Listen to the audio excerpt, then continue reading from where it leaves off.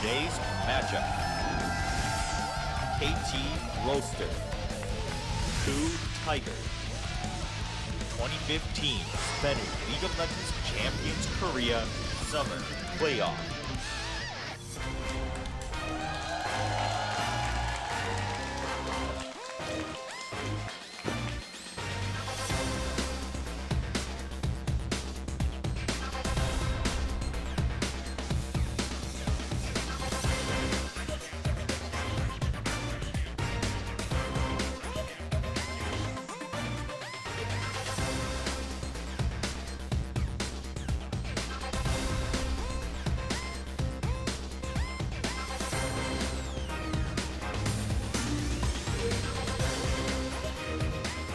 Hey guys, welcome to Champion Summer. I'm Doa, that's Monty Cristo, and that's Papa Smithy, and it is semi-finals time today. We get to see if the Coup Tigers or KT Roaster go on to face SK Telecom in the summer finals. It is going to be an awesome best of five, am I right, or what? Absolutely, especially because when we saw the last match between these two teams, it produced probably the best regular season game.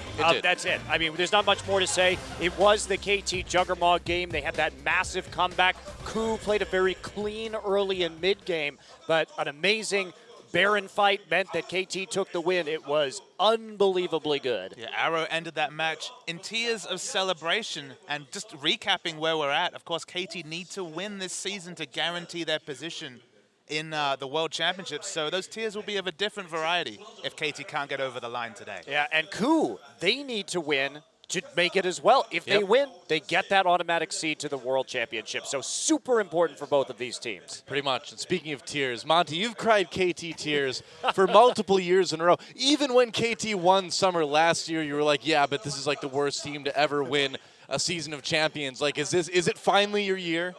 I don't know. Will all the curses be broken? Will CLG win NA? Will KT finally get to go to Worlds? I don't know. I'm scared. Hold me. You should be.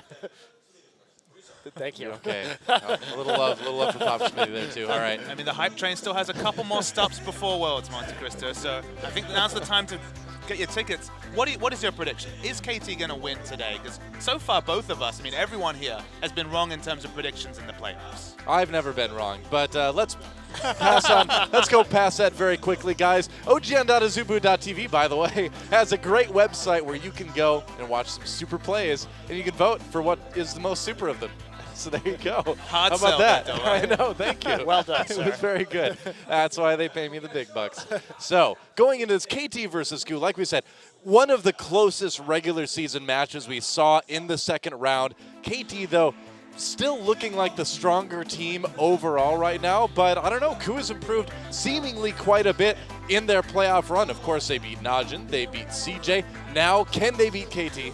Well, we mentioned the close game, but what we didn't talk about is the first game of that series, which was a really dominating KT win. They weren't afraid of playing against Kuro's Victor. They just played Cassiopeia into it, played Leona, played some more unconventional picks. Now, what has changed is the fact that Hojin will be jungling tonight, at least starting out. Meanwhile, Wisdom played both games in that last series. He moves to a much more vision-focused jungler. Hojin, excellent for the defensive vision, highest amount of average wards of any jungler, but we're going to start off with the introductions, and this is the KT side. That's right. KT Roaster, a combination of roller and coaster, and what a roller coaster year it has been for this squad. And man, after Peekaboo, it has been straight up for these guys. It has been a completely different team since they switched over from Fixer to him. And these guys, I think they're certainly looking ready, more ready to go to Worlds than we've really seen since 2013. Well, they've gone 8-1 since the addition of Peekaboo, only losing to SK Telecom. Yeah, and on the other side of the arena, of course, is the recently resurgent, I should say, Coup Tigers. There they are, really looking hot in the playoffs, and I gotta say, a team that nobody really expected this from, but they've certainly earned their spot in the semifinals. Yeah, they came in the big underdogs against both Najin and CJ, but they're on a 5-game winning streak against those teams ever since dropping Game 1 against Najin. Very important point, and Smab, we take a look at him.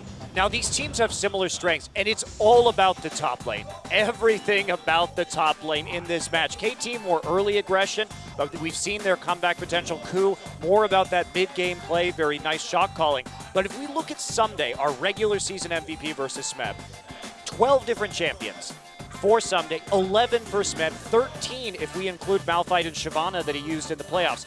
Expansive champion pools. And even though we're talking about 12, 13, there's only one for the blind pick Monte Cristo. Everyone around the world is hoping and praying for the Riven mirror match. And that's it. These two guys both have Riven pentakills this season. So such an interesting top lane matchup. Whoever gets ahead should be able, I think, to really carry their team to the victory. Both players played more Maokai than anything else this season, but the differences kind of stop there. Someday likes to play Shen. Meanwhile, Smeb likes to play Rumble. So a little bit of a mix-up. And meanwhile, in the jungle, Score versus Hojin should be a really interesting matchup. Now, in the postseason, in the playoffs, Hojin has stepped up his warding a little bit, but I think he might struggle a little bit against what Score can do. It's always the warding duo as we talk about. I feel like Peekaboo and Score have a great rapport. Hojin and Gorilla, they're not on the same page necessarily as much as those two, but they've had less time to do so. As in the mid lane, Nagne playing a lot of the Victor, but Kuro, man, he impressed us, showing just the different gears he can pull off, even as far as you can see in these last 5 picks. Well, coming in with his first professional Fizz game, did a lot of work onto the back line. Of course, when they played in their last game. It was still slow early on, though. I mean, but that's Kuro. You know, he usually picks up later.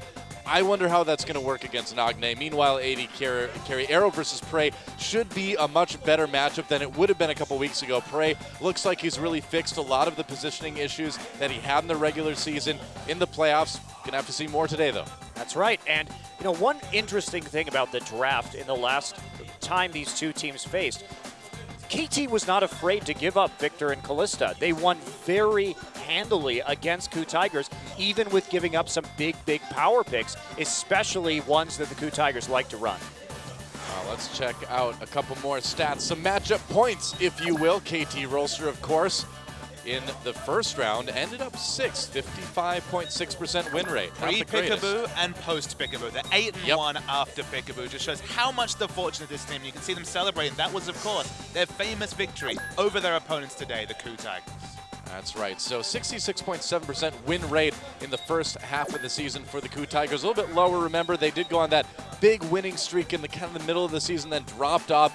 They've come back for the playoffs, though. And I got to say, man, I really don't know what to expect. Great draft from Peekaboo. His thresh has been absolutely incredible. Yeah, and it's been such a heavily targeted ban against him. Yeah. We've seen his playmaking abilities even at level 1, no hesitation, 5-2 in the summer season, but banned in 10 games. Wow. 10 out of 23, it's almost 50% ban rate. It's going to be so interesting to see the likes of Thresh, the likes of the support Kennen on the other side. Dude. Will these be important contested picks? And yep, here comes the Kennen. 3-0 on the season for Gorilla.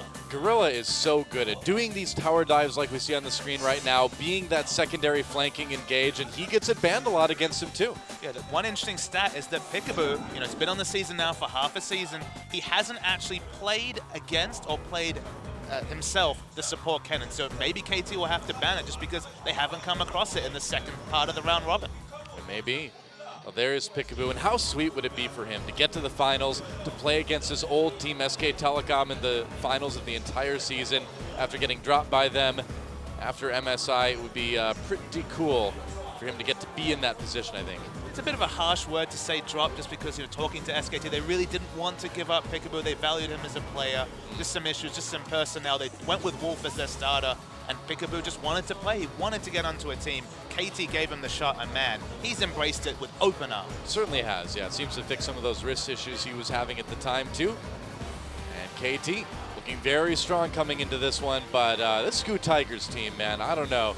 They just seem to find ways to beat people. They've done it with some really interesting picks, too, courtesy of Nagne. Nofe. Nofe. Yeah, and Nofe really did well against TJ. We saw their plan against the Twisted Fate, pulling out that support Morgana, which we really don't see in a lot of Korean games, and also having the Shen counterpick in the Shyvana. But I don't think they can really attack the champion pools of KT as aggressively. They're going to have to come in with a really razor sharp idea of how to play against KT, but KT is just so much more versatile. That's right. So here we go. Picks and bans for game number 1 between Ku and KT, and Azir banned out against Nagne immediately. No big surprise. Yeah, this is one of the big problems for the Ku Tigers is they can't play Azir. They're 0-6 on Azir this season, so we saw it banned out against Coco, and Nagne's a pretty good Azir player too, and that's going to fall by the wayside. Cass banned as well. What do you think about that Vayne ban versus the Ku Tigers versus Prey? It's just something different from Prey. Of course, Prey's been playing a lot of the Ashe. He's been mixing in the Lucian. His Sivir Corki days, I imagine we might see Corki today, but it feels like they're mostly behind him. This must just be something he's practicing solo queue, and man, they're really attacking the champion for the Prey. A Kalista ban as well. Yeah, Shen ban against Someday now, so Ku not wanting to go for a first pick or anything like that. Do you think maybe we're gearing up for a first pick Victor? It's been a surprising ban phase. These are not a lot of the picks I expected to see. Well, remember that last time Nagne did pick Cassiopeia into the Victor, and he did quite well. So Nagne, that has been a bit of a comfort pick for him. I would say we're almost certainly going to see a first pick Victor here, just how the bans have fallen through. Fizz will be banned. Feels like Fizz is a bit of a filler ban. It's obviously something that Kuroshoni can play. Smeb can mix in. Whoa. Oh, wow, okay, insta-lock on the Lulu. Okay, so I mean, it is a bit of a flex pick, I suppose, but you give up so much for that. I mean, is Ku saying, hey, we want to go Juggermaw, go ahead and pick whatever you want against it? I think you have to imagine that they're going to do some sort of Juggermaw composition here, especially because the pick comp where you run Lulu Sivir has been nerfed on 5.15. We are on that patch. Fiora is enabled today too. And 2 carry top laners. There is the dream that Fiora might come up. Probably not in game 1, but it's a carry top laner, and someday in Smeb, if you chose any of the top 10 top laners in the league, these would be players we'd expect to try and mix it in. And the Fizz ban may be because of a Rise pick from Someday. They flashed over it for just a second there. Yep, that Lucian Kennen lane still available for Ku, depending on what KT picks up. They might take the Kog'Maw away just to prevent the option of Juggermaw. It looks like they will, and of course the Elise, a strong pickup for score. Arrow is 7-1 on Kog'Maw this season, over a 10 KDA. This is definitely right in his wheelhouse. The Sivir and the Kog'Maw have been landslide his best champions in terms of KDA. It mixes in Corki whenever those are not available.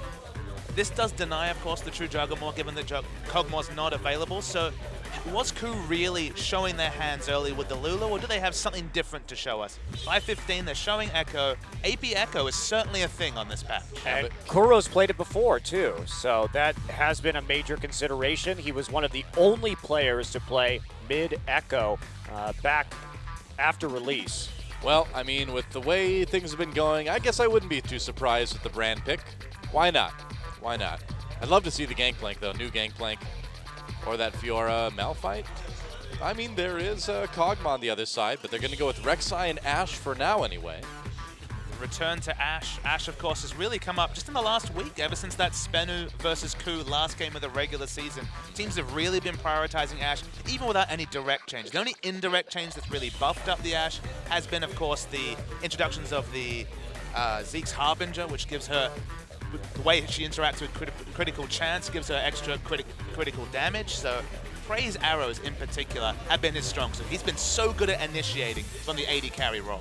I think the Yasuo that KT hovered over may be on point as far as what Ku's trying to set up. I mean, if you go Lulu, Rek'Sai with the Yasuo in the mid lane, or the top lane for that matter, that's a pretty big knock-up comp. Yeah, he has teleport though, so he's probably going Diana or Twisted Fate. I meant Ku wants to go Yasuo, and KT's showing they know that. Yeah, it's definitely a possibility coming in. Diana. The top Lulu being played would be a little bit different for Korea. What if it was a top Yasuo and a mid Lulu? He only plays top Yasuo into Gnar. That's the only time we've ever seen it. Leaving that top pick for last is KT, just to make sure they know most of what they're going up against anyway. It's fascinating to see in the Korean scene the rapid ascendance of both Diana as a must-pick, must-ban. Remember, Coco ate 3 Diana bans in the last series. We never saw that Diana. Nagne seems to have picked that champion up. Same thing with the Ashe, which has seen a lot of ascendancy despite no real changes. If I was to guess, it's probably going to be the Lulu mid, and yep, it's definitely going to be that with the Rise locked in. Okay, well, At Ash Arrow. I suppose Ash Arrow, Braum Stun, they've got a lot of CC on this team. I mean, we don't really know where the Rise and the Lulu are going. Yeah. To be fair, it could be something else, but Smeb more of the carry player on Ku, but they had to get some damage in there. This is a nice single target pick composition, and Rise is really going to be able to get in there with the help of the Whimsy from the Lulu after the arrow setup. So very interesting composition for the Ku Tigers. And they have enough wave clear early that they should be okay. Gnar will be hovered over right here, possibly dealing with that Rise. Now, the last time we saw these two teams play, Rise was picked by Someday, and Smeb tried to play Mundo into it, but it was unsuccessful. We'll see if the Gnar is more successful for Someday versus Smeb's Lulu this time, as it looks like that's what's going to be locked in. It will indeed. I'm really curious to see just what Nagne can do on this Diana. I mean, we've heard rumors, we've seen a lot of mid laners here in Korea playing it in solo queue, but this is the first time we've seen it in competitive play in Korea for quite a while. Yeah, but it's been rampant. GodV on LGD in China really making that pick work, and he's pretty much responsible, I think, for a lot of what's been going on in Korean solo queue with the professional players. Watching LGD beat EDG with that champion, using it twice in a best of 5, was probably pretty encouraging. Such a strong laner as well. You can take the teleport. Okay, it takes away a little bit from your kill potential, but never needs to take the defensive summoner. And it turns into an excellent split pusher, which of course can rotate with the summoner teleport. Very strong champion, both defensively and especially offensively after that level 6. Arrow's Kog'Maw, they're certainly going to need to do a lot of work to keep him safe. That arrow from Prey, Well, it's could going be a bit worrisome. It's going to be a big test of Kog'Maw and Arrow's ability to stay safe, because the rest of his team is going all in. He's actually not going to have very much peel in the backline, especially with the selection of Alistar as a support, so he's a little bit on his own. Fortunately for him, there's not a lot of backline threat from the Ku Tigers, so he should be able to stay alive if he plays carefully. We will see. I'm so excited about this match, man. I mean, a lot of people have been writing Ku Tigers off, us included, throughout the playoffs. I'm done doing that now. Let's see what KT can do against this strong Ku Tigers team. Time to get into game 1 and find out.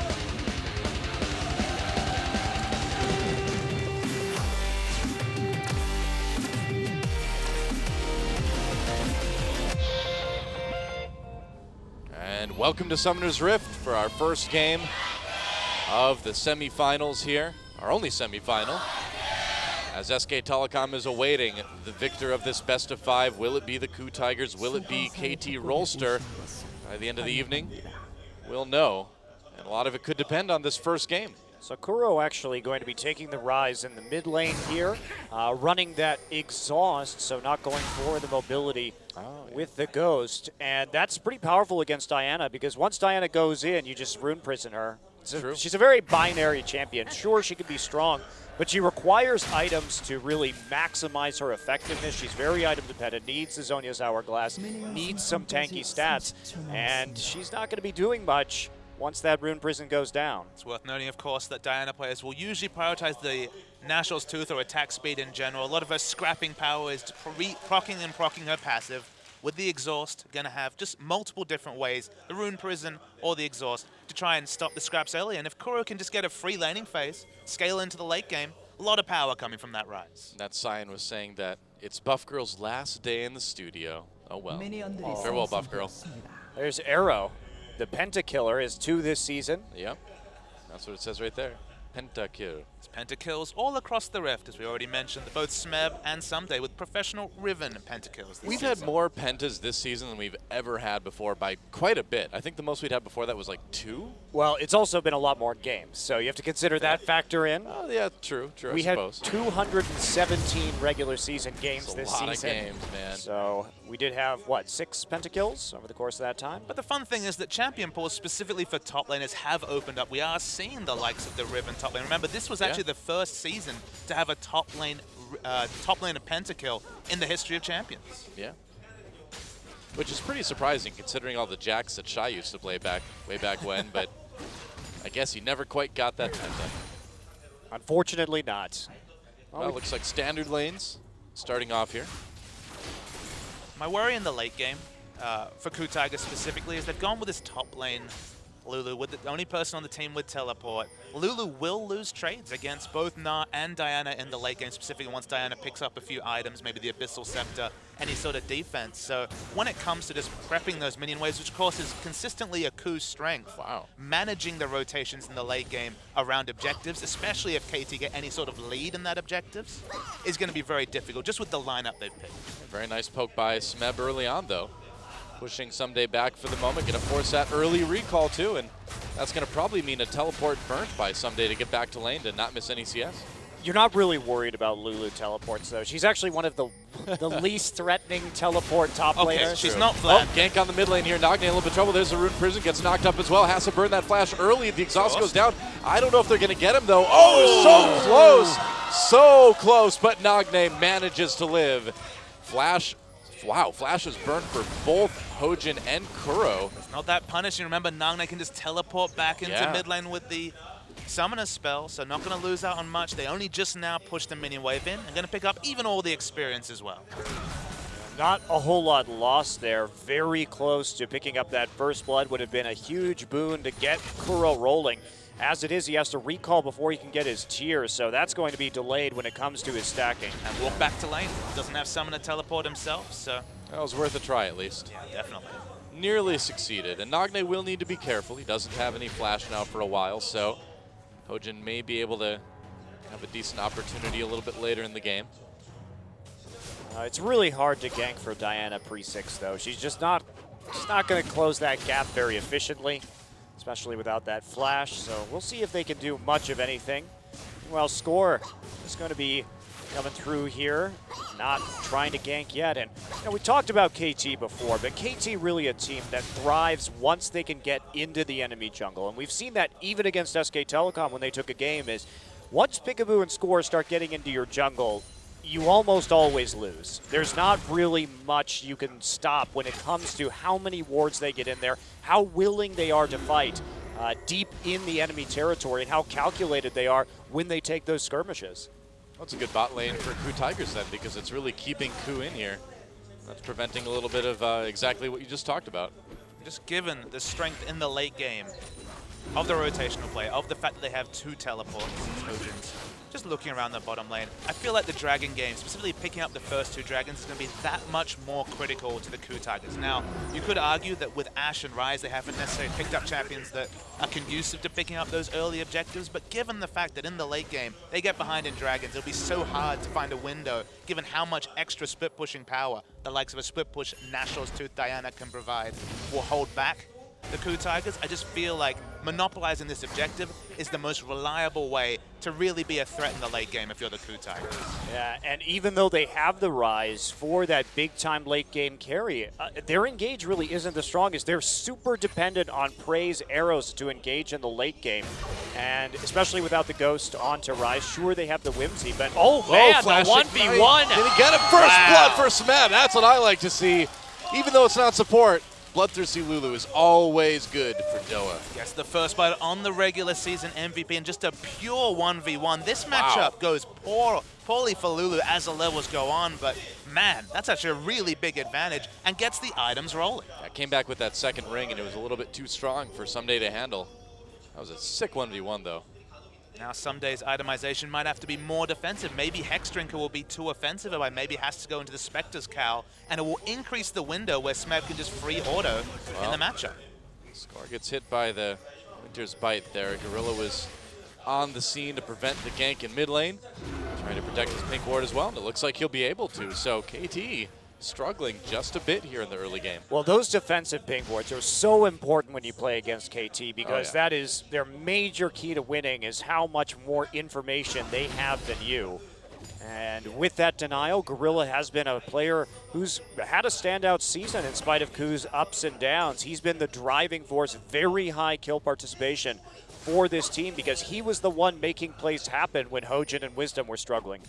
It's going to be a Rod of Ages early for Lulu, it looks like. And with a little bit more AP on that item now, I suppose it is a bit stronger for that top lane Lulu than it used to be. I'm still shocked we saw Someday die in a 1v1 versus a Lulu. Just had all the pressure. Something else. Just had all the pressure in the lane. Surprising to see them pick up the kill. The other surprise, remember, Gorilla, Peekaboo, traditionally in the regular season, packing up and leaving lane was their game, but now with hyper carries next to Ash and Cogmore respectively, they've been shackled into the lane. And the one big thing this has done for Ku in their 6th postseason matches. Oh, Arrow comes in. They get the flash. Arrow onto Arrow, flashed That's away. right. The Arrow gets a flash from Arrow. That's not going to be confusing at Arrow. all. No, that's going to be easy to play-by-play. Well, you know what? Great. We officially avoided the meta where when Arrow was on KT Arrows, we could have had KT Arrows had he played Ash. So we dodged that bullet. Now we just have to talk about Arrows if he chooses the match, the Ash later in this best of 5. The Arrow. Double A. At least we, like you said, we didn't have to deal with the triple A. Yeah, just coming back to the big shift in the Ku Tigers, Gorilla hasn't been packing up and leaving. He was actually the one who was snowballing Smeb, who was the only member of the Ku Tigers who would consistently get, say, 100 gold ahead of his opponent 10 minutes into the game. Prey, someone who's always been dealing with scraps, just playing Corki and Sivir, hanging back in the lane while his support roamed. Big difference in the playoffs, in the 6 games Ku have played. He's actually 220 gold ahead of his opponent, picking champions like Lucian, or if it's the Ashe, Gorilla is staying there with him. And just putting the power onto Prey has actually empowered some really big carry performances for this player, and it hasn't hurt Smeb. We just saw a solo kill. His Malphite play, his Shen play, Shyvana has all been on form, despite the fact that Gorilla hasn't been visiting top lane. Yeah, and we've seen, too, that Prey's arrows have been very accurate, very good, despite long distances. Hasn't been too many Ashe players so far in Champions, but handedly the best has been Prey. Yeah. Best out of, like, what, 2 we've seen so far? I believe Fury's played. Fury's was pretty good. Okay, we've got 3. All right. Fury's was definitely pretty good. Fury started the train. Yeah. Man, Peekaboo really has been just, like, trapped here in the bottom lane. All the aggression. Of course, if he gets unshackled from the bottom lane, easy to go ward up the enemy red side, start to get that control over Dragon. It's been denied, and Ku's been pushed up the whole time. So Ashe with lane control, you don't say that very often, but it's been that way so far, and he's even felt confident enough to get just a Avarice Blade to go along with the BF sword. Curl doing okay in the mid lane, keeping even with Nagne's Diana at least. I'm a little bit worried here. Of course, we know that the Rise scales well, but Diana is no slouch at 6 items either. Just an absolute monster to deal with when it comes to the late game. They have so much crowd control too. A Moonfall into Pulverize could be absolutely devastating if KT manages to land it. And KT definitely with the engage advantage in this particular game. Blue Tigers will be struggling to get onto them. Oh, Nagne getting locked up, taking some damage. But Kuro, of course, with the rest of the KT members there, can't push ahead too far. Whoa, they're going in on a Prey. There's that Pulverized Prey in a lot of trouble, taking a ton of damage. Teleport coming in for both teams. Prey's going to escape for now. Teleport canceled for KT. But here comes Hojin. Can they make anything happen here? Flash. There's the slow on the Arrow. There's a knockup from Smeb as well. Great Lulu play. There's a Bramall coming down. Arrow's going to go down as well. Prey with a kill there. Peekaboo in a little bit of trouble. Has to burn that flash as well. His ultimate is finished as well. Oh boy, Nagne coming in. Ku needs to be a little bit careful here. Nagne still getting a bit low. There goes Score. Kuro with the kill. Peekaboo tries to come in for another knockup, but they can't even get a turret kill. 3 for 0, a huge fight for Ku. Oh man, and that fight started because Someday canceled his TP. He thought Arrow and Peekaboo were in the clear. They tried to use the Summoner heal just for the speed boost to get back to the turret, but the reaction was so fast. Kuro made it down to that bottom lane, and once Diana came in, it was pretty darn bad for KT. So Arrow going to try and get out of this particular situation, but he manages to, Smeb here will flash for the Glitterlands. Arrows flash already down, and it's just them trying to play defense from that point. Just watch the minimap. Rise walked all the way to bot and matched the timing of the teleport on Nagne. Nagne didn't want to teleport. Someday canceled his teleport. The exhaust was clutch. Absolutely clutch. I believe it was from Gorilla this time. It was from Gorilla.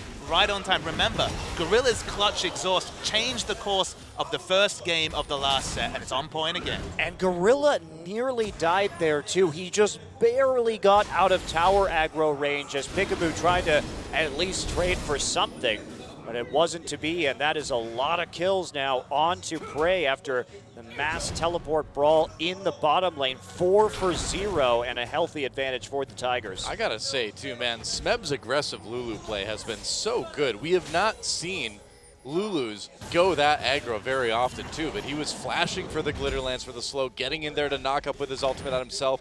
That's awesome. And let's just take a step back. Remember, Ku Tigers, they had the aggressive rotation. They had the lane control in both top and bot to make that happen. That's never been the story about the Ku Tigers. These are defensive laners, but both had pushed up their lane, both Ryze and Lulu, and rotated bot first. This is a new Ku Tigers. This is a playoff Ku Tigers. It really and is. This is a team that could really go on to face SKT in the final. Yeah, now the thing about KT though is that they've shown such incredible comeback potential this season. You really can't count them out. In Game 2 of this last series, I thought Ku had it all sewn up. It looked very decisive for the Tigers, but yet KT has the mettle just to get the farm onto the right people to make a comeback in some tough games. Well, I don't disagree with you. It's very soon to be 2 Rod of Ages. Despite the fact they're still scaling up, they're winning these skirmishes, they're rotating fastest. Okay, they haven't got the dragon, and I feel like giving up the dragon, given the double teleport, might be a headache come this late game, regardless of the Rod of Ages stacking, but Ku is making the most of what is a difficult team comp to navigate in the early game. True. It is a best of 5, and I'm sure this is not going to be a 3-0. Although now that I've said that, inevitably it probably will be, but I think we're going to 4 games today. That's my official prediction. Don't know who's going to win it, but I think it's going to be 4 games. I think that it's really hard to see a situation where KT doesn't take at least 1 game because they are so decisive when they get any kind of lead, and they're really good at closing out with an early game advantage. So thinking that they fall behind in 3 consecutive games against Ku would be certainly a big statement from the Tigers, but I just don't think it's likely to happen. You know what's crazy too is that we're about 14:30 in and still no dragons taken by either side yet. Ku doesn't really have a team to scrap for dragons. They're really scaling up. They've gone a lot better than expected in this early time. Speaking of timings, 24 minutes, that will be when both Rod of Ages are fully stacked. That's when the power's really going to be looking great for Ku. And I mean, just talking about this particular game, obviously it's a long best of 5. Diana in the late game, we don't have many data points on champions Diana, just how strong this champion can be in the late game. When you take a step back, whenever she's in the meta, you remember she's an assassin, she's very, very tanky, of course double scales with resist because ability power gives her more shield, and shields effectively acting as health, scale with resists, and she's an awesome split pusher. She scales so well with attack speed, her passive works on turrets. This champion does a lot of things. She's the backline threat onto Ashe. So if Nagne hits a certain item cap, there's no guarantee that Prey will be able to navigate the fights, however defensive, however improved his positioning is. Well, I would say you're right. I mean, I think that does seem like KT's ticket to victory in this first game. Very comfortable 3,000 gold lead, though, established by the Ku Tigers early on, and now they're looking to start knocking down those turrets. Top one down. Where do you go next? Prey, you know, of course, using those hot shots to keep track of people. It's the issue with Ku is, again, that late game situation where they don't have the reliable engage. It's a scary prospect. You can see the potential for a combo coming out of KT. You can see a situation where a Cocoon turns into a giant Diana engage. They have big potential, but there's also the Gnar into Moonfall into a pulverized combo that could be really devastating from definitely. KT. And Ku may have some issues with that if they're caught out incorrectly. They're going for this tier 1 in mid lane now. 4 members of the Ku Tigers there. Looks like all 5 as Prey joins in. Will KT try to engage this? They've got everybody there but Someday, and Someday does have his teleport. They can't save the turret though. 2-0 now. Looks like they might trade their top lane turret for it. Crazy to think, but this game has all been Smeb. Solo kill up top, rotating bottom first, pushing out top to make it safe to pick up this mid turret. Smeb has been super on point. Will he be able to stop the turret going down? Doesn't look like it. Nope, someday should get it, but he might pay for it with his life here. He's about to go Mega Gnar, though, so Smeb needs to be careful. Okay, yeah, just using that to escape. That was pretty out. bold, considering that he didn't have any wards in the top side, and his mid lane had just been taken out, but he liked what he saw. Meanwhile, Ku making a solid call to just 5-man the mid lane right now, force this Diana, who has very few escapes, to extend dangerously into the mid lane. They have deep wards on both sides of the enemy jungle. Ku really playing this one by the book after getting an early advantage. Use the keyword wards. This has been something that KT, Score, and Peekaboo, by far the dominant vision invading support and jungle duo. They have no aggressive wards in this map whatsoever because they've never had the lane control to be able to free up Peekaboo or even just invade if you're Score. Yeah, very true. Looks like Hojin's going for Dragon by himself now. A couple other members, Grill and Trey, coming up to help. And we'll see if they're able to get it. Nagne coming down. There's the teleport. This is going to be the big fight we talked about. Knock up on the Gorilla. Peekaboo loses a lot of health already. They're going to need to burn that out. They catch Nagne in the back lines. Kuro holding him out. Arrow misses after the flash from Nagne. KT still looking strong. Oh, big Gnar out, but who's going to support him? Peekaboo comes in. Kuro gets exhausted, but still doing damage. There's some knock-up Moonfall as Nagne re-engages so many low-health KT members. 2 kills for Prey already, and there goes Score. Score manages to pick one up before he goes down, eventually to Smeb. A 1 for 3. Man, these fights have been close, but so far, Ku's been able to take every one. Ku is fighting on the razor's edge, low health, flashing. Their summoner spell used to be so on point. And because they have these 4 members, they have very good turret damage with the likes of Lulu and Ashe. They're picking up the objectives every time they win these skirmishes. Yeah. One more mid tower down, and you know, that little team fight, it was close to going either way. It really was. Not the greatest gnarl from Someday as he popped in, but you had to go for that if you're KT because you had the Gnar bar in a good place. They're still trying to scale. This is your chance to be successful. And Kuro, of course, that was so huge too. It missed, but keeping Score out of this fight made it effectively a 5v4 for the entirety of the engagement. And KT couldn't really deal with that. Had Score been there earlier, this fight probably goes the other way. And when Nagne flashes over the wall, had to wait for his ultimate cooldown to come back, so wasn't involved for the majority of the fight. Was effectively a 5v3 for large another swaths. Dragon fight, it looks like. Dragon getting low already. KT wants to take it. Someday coming in from behind. He's got the Gnar bar ready. Ku needs to be very careful here despite winning the previous 2 fights. Dragon going back to full health as it leashes back to the Dragon Dome. They're waiting for Someday's ult. It's back up right now. It wasn't up at the start, even though the Gnar bar was in a good place, so they need to just wait for that one to go on through. Poke damage, doing some work here. No flash for Someday right now either, so he doesn't quite have all the engage tools for this Gnar. KT's still being aggressive around this Dragon, but they need to. It's a bit of desperation now. Well, Mega's gone now. Yep, or it Someday is ticking down. It's running away. They got to go for it. Nope, they can't. They didn't find the engage. And now Ku just going to push in. Arrow goes through. Gets a stun onto Peekaboo. He gets out of it with his ultimate immediately, though. But it's enough. It's enough scariness that Ku's going to be able to get in on this Dragon and take it. Ku's patience around this objective was super impressive. First Prey would not walk past the choke until he saw Smeb reveal himself. Someday reveal himself on the Gnar, so was safe there. Then they waited out the cooldown from Gnar, started up the fight.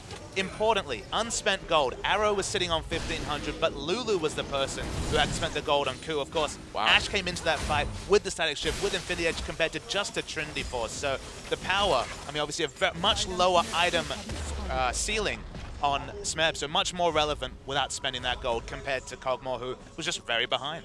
This is such a much better Ku Tigers team than we saw in the second round of the tournament. I continue to be impressed. It's flabbergasting seeing their surprised a bit. improvement. In 3 series, they have been night and day. Really has been.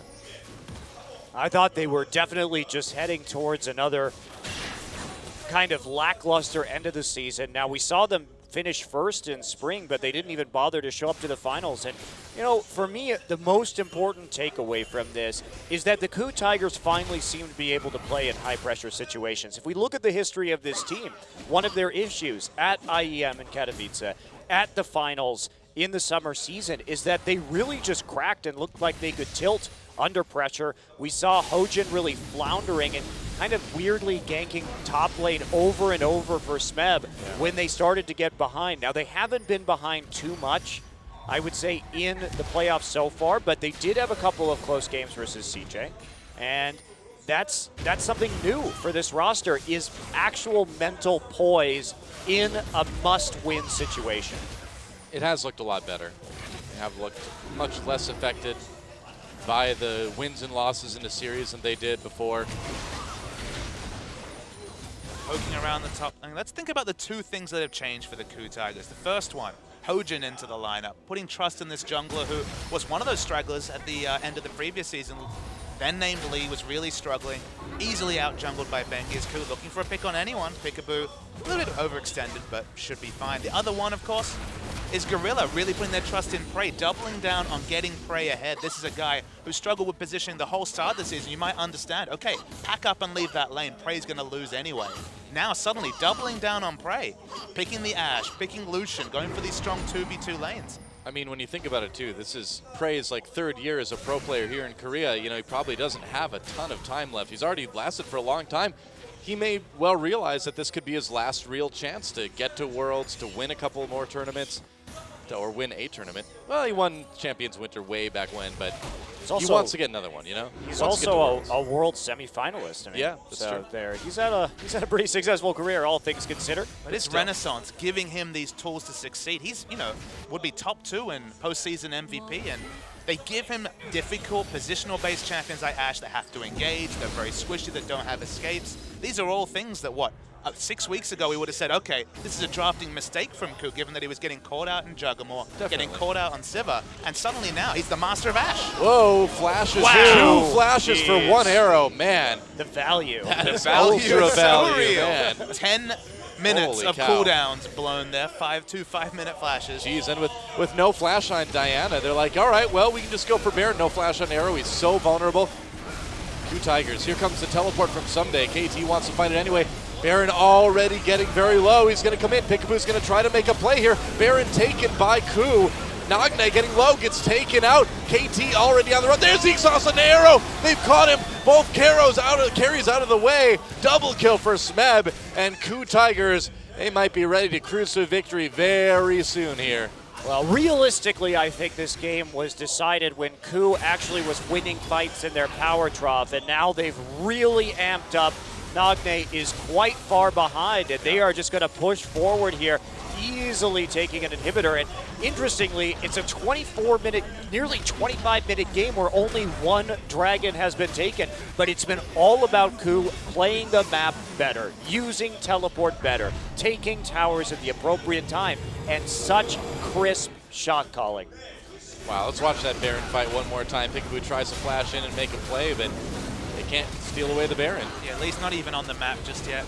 You see Hojin in the backline, flashes straight onto Arrow. There's nothing Arrow can do. Score not relevant whatsoever in this fight. The KOO Tigers were always wonderful team fighters. It's just that their play in the early game, specifically their individual laning, held them back to the point where they were only on equal goal. They were only on equal scaling 30, 40 minutes into the game. Suddenly, with much smarter early rotations, with doubling down to standard lanes, not looking for Gorilla to roam, just playing things out standard League of Legends, man, they look a whole new team. They do. Oh, there's a slow on the Peekaboo. Runs in, knocks away the blue buff. Arrow comes through, hits Score. There's more damage. Score repelling. Gonna go over to the Grump. He got to the Grump, and he got away because of it. Cocoon on the Gorilla. KT, an interesting spot here. Prey separated a little bit.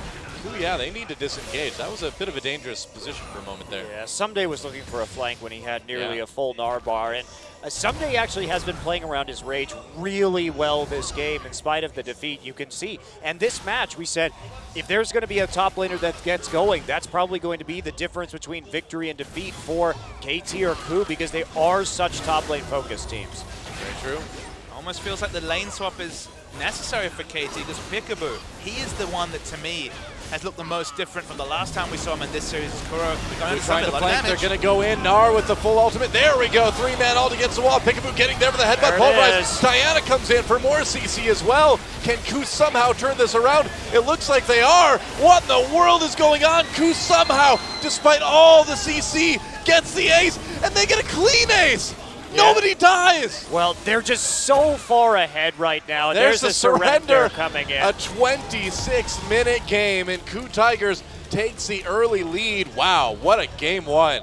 And that's the combo that they were trying to set up that entire game. Was really well executed, but with a 10K gold deficit and Baron buff, really, what can you do? Smart itemization as well, Monty, because remember, it's 2 fully stacked Rod of Ages just completed a couple of minutes ago. It's a sick burst combo from the Coup Tigers. So from the KT Arrows, KT Rollster, but it doesn't matter because they're just so damn tanky, and with the Lula ult as well. Prey free hit the entire fight, full items AD carry, an easy win for the Coup Tigers. Yeah, a beautiful game from the Coup Tigers from minute 1 until minute 26 when they got a rare surrender out of a team here in Champions. And man, if anything's going to tilt KT, it's going to be that. But I think we're still in for a good series. I don't think so. I think that they played the late game as well as they could, given how far behind they were. Right. And you can really chalk that up to some misplays around the teleports on that bottom lane gang. You know why you lost that one. You still have a lot of strength left in you. So just say, chalk it up, say, hey, we'll get it next time. We just don't need to commit or undercommit that hard to the gank, and I think we can do it. And that last fight was such a shooting gallery for Prey and Smeb. We're watching the replay on our other monitor here, and KT just absolutely destroyed. Wow. Speaking of shooting gallery, can you leave that Ash up? Because, man, those arrows did so much work. Yeah, that's right. So, when we come back, guys, Game 2, KT versus Coup. Can KT tie it up, or will Coup jump out to an even bigger lead? Don't go anywhere. We'll be back for that game.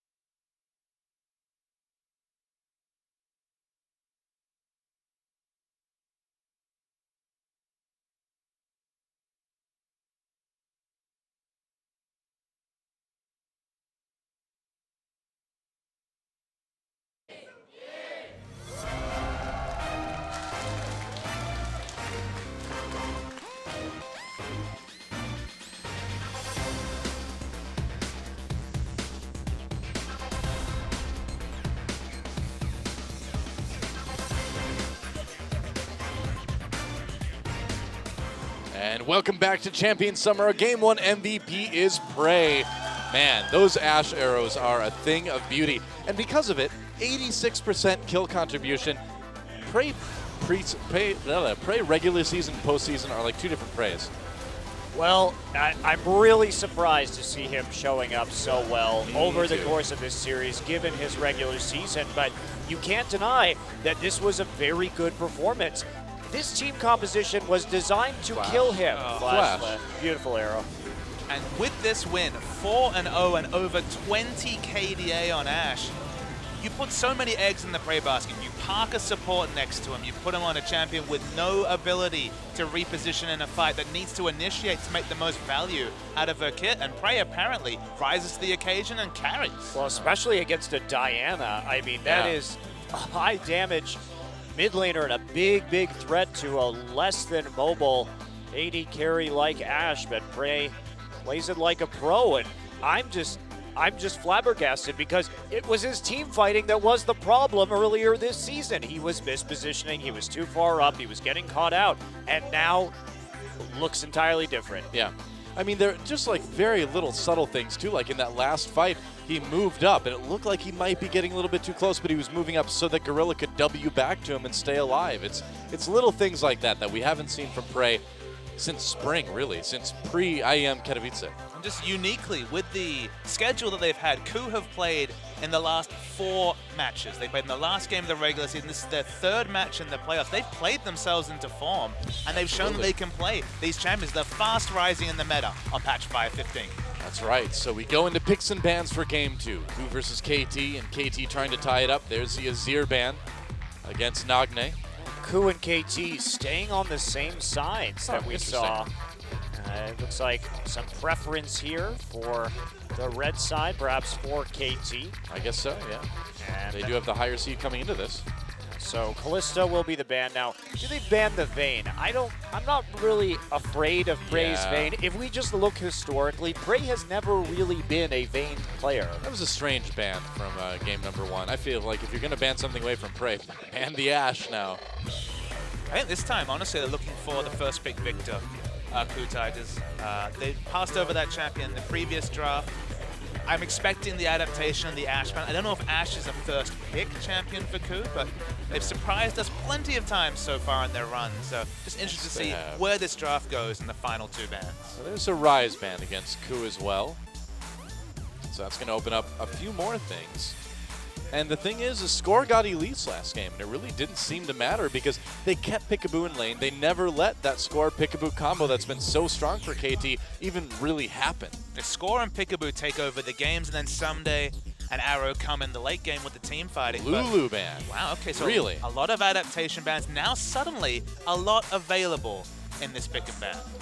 Well, the Vayne, I don't really see why that was banned in the first game anyway. The Fizz going out, it is a flex pick for the KU Tigers. Now we know that they can play it in that mid lane, and the mind game's doing a little bit of work. We wondered why they were playing that Fizz, showing it in the last one, but after that flex pick comes through, all of a sudden KT uses a ban on it in game 1. The mind games have been so real, just from the fact that we've seen so much KU Tigers. Suddenly you're KT. They're a good Shen team. Some days not going to be looking to that Shen because of the performance from Smeb on the Shyvana. Suddenly, Fizz just ringing through the heads. Is this going to be something that this team's going to use against us?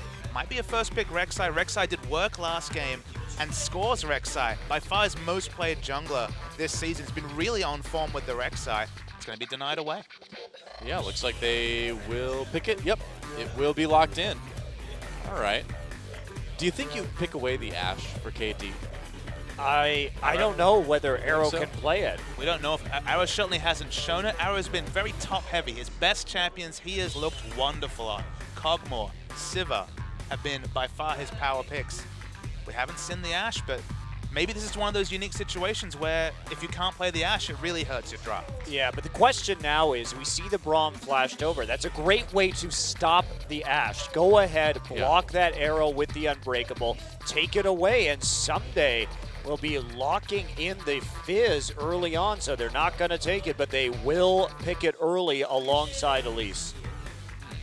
Okay. Man, picks and bans have just changed so drastically, it seems like, across the board here in Korea since 5.14 came out. 5.15 certainly adding to that as well, too. KT were in a unique spot where they could lock in either Fizz or Yasuo and be flexing both those picks. They've committed to the Fizz. Suddenly makes it difficult. Fizz is considered a lane counter to mid lane Yasuo, so maybe it's just to dissuade any Yasuo picks from Kuro. Could be.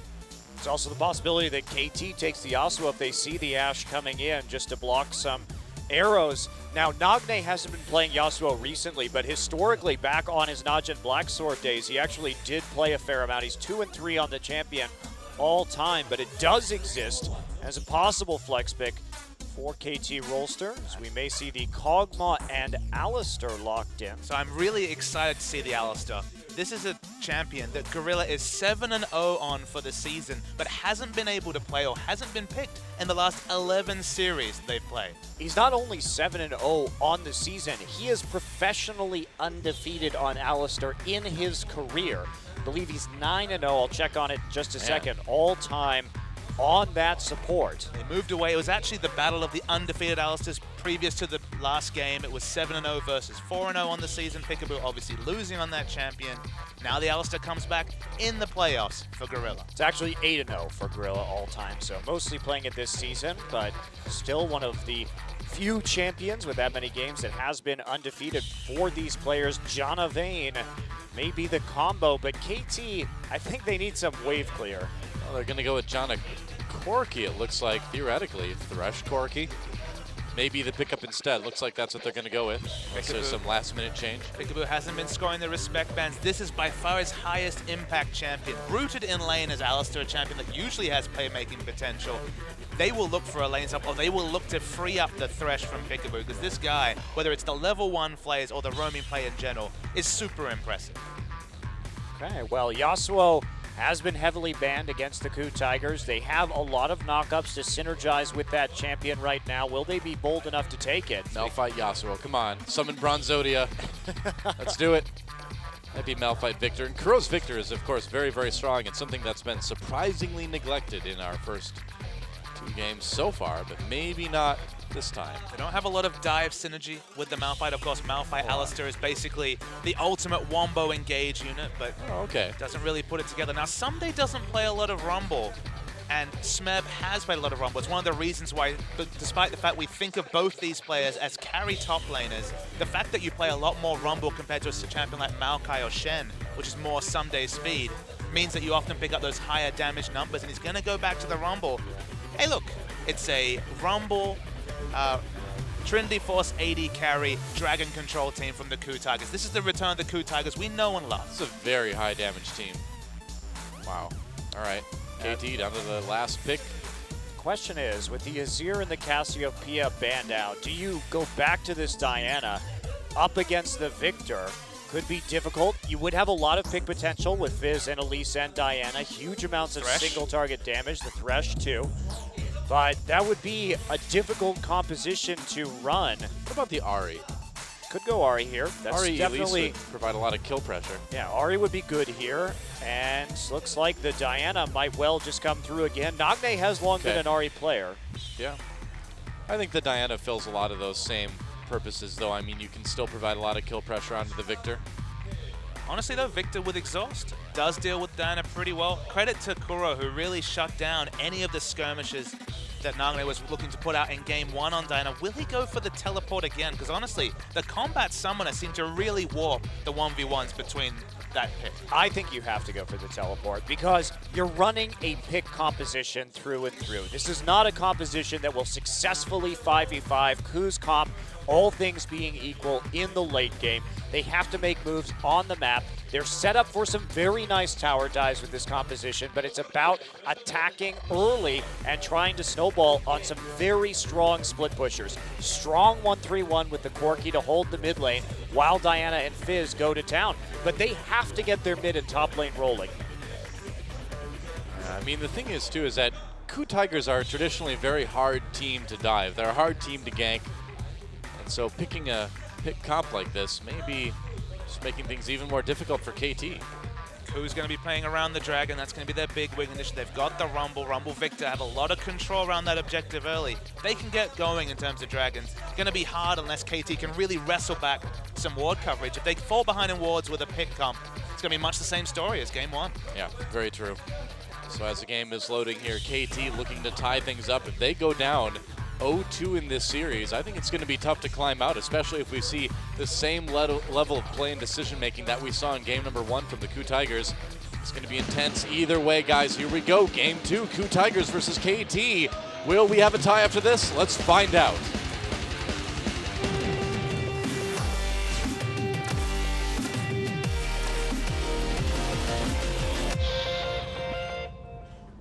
All right, welcome back to Summoner's Rift. KT Rolster versus the KOO Tigers. The fans, of course, showing up in force today because they know the team that moves on will move on to the grand finals and have a very good shot at getting to Worlds. Or just getting to In Worlds fact, if they you're just, KOO. they just get to Worlds. Yeah, that's true. Yeah, they will lock in their space, and we won't know who's going to be first and second seed, but regardless, we will see both KOO and SK Telecom there. KT without very many points, only getting 10 circuit points in the first season due to their poor performance and the fact that they didn't make playoffs. They really need these points because even if they don't win the finals, even if they don't lock in that first seed, you want points so you don't have to play as many best of fives in the gauntlet. Of course. Isn't it fun to be optimistic after these last, 6 or so games of the KOO Tigers about watching KOO Tigers at an international event? I remember when I came over for the spring finals, people were saying, we really want to see SKT win this match just because we don't know if KOO can really represent on the world stage after their IAM Katowice struggles. And then partway through this season, we were hoping, okay, don't really want KOO to make it because it feels like they'll get found out. They've only really got one winning strategy. Don't really want to see them at Worlds. Suddenly, though, 6-game winning streak. Okay, it's only 6 matches. But this team that we're seeing that's comfortably dispatched, CJ Entus, Najin, and now taking a game off KT, does look like a team that's ready to make it on the international scene and play in a high-pressure environment. Yeah, absolutely. One other reason why we're talking about KOO is they just didn't look very strong coming in. And Peekaboo doing his little tricks, walking into lane at level 1, but this means he will abandon Corki. No lane swap, duos in the top side. Peekaboo now here gets a ward down. They actually do something. He needs to get back up into the top side. Yeah, it's getting a little bit too tough for Arrow up there, and yeah, you're not going to be able to do too much against Rek'Sai Rumble. I think that's a dangerous duo to try to 1v2 against at that blue buff.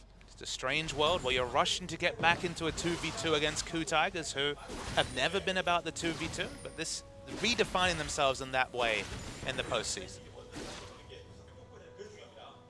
I'm really curious to see if Peekaboo can make a difference here, because we talked about already. The big problem, one of the big problems anyway, for KT last game is that Peekaboo never really got to get out of lane and never got to kind of become that vision-controlling duo with Score, but maybe on Thresh, maybe on his best champion here, you can do it. We know what KT look like, how they play when they get deep vision and they play around anybody else. They contest smartly. Score and Peekaboo are both very smart, both about placing vision and playing around it.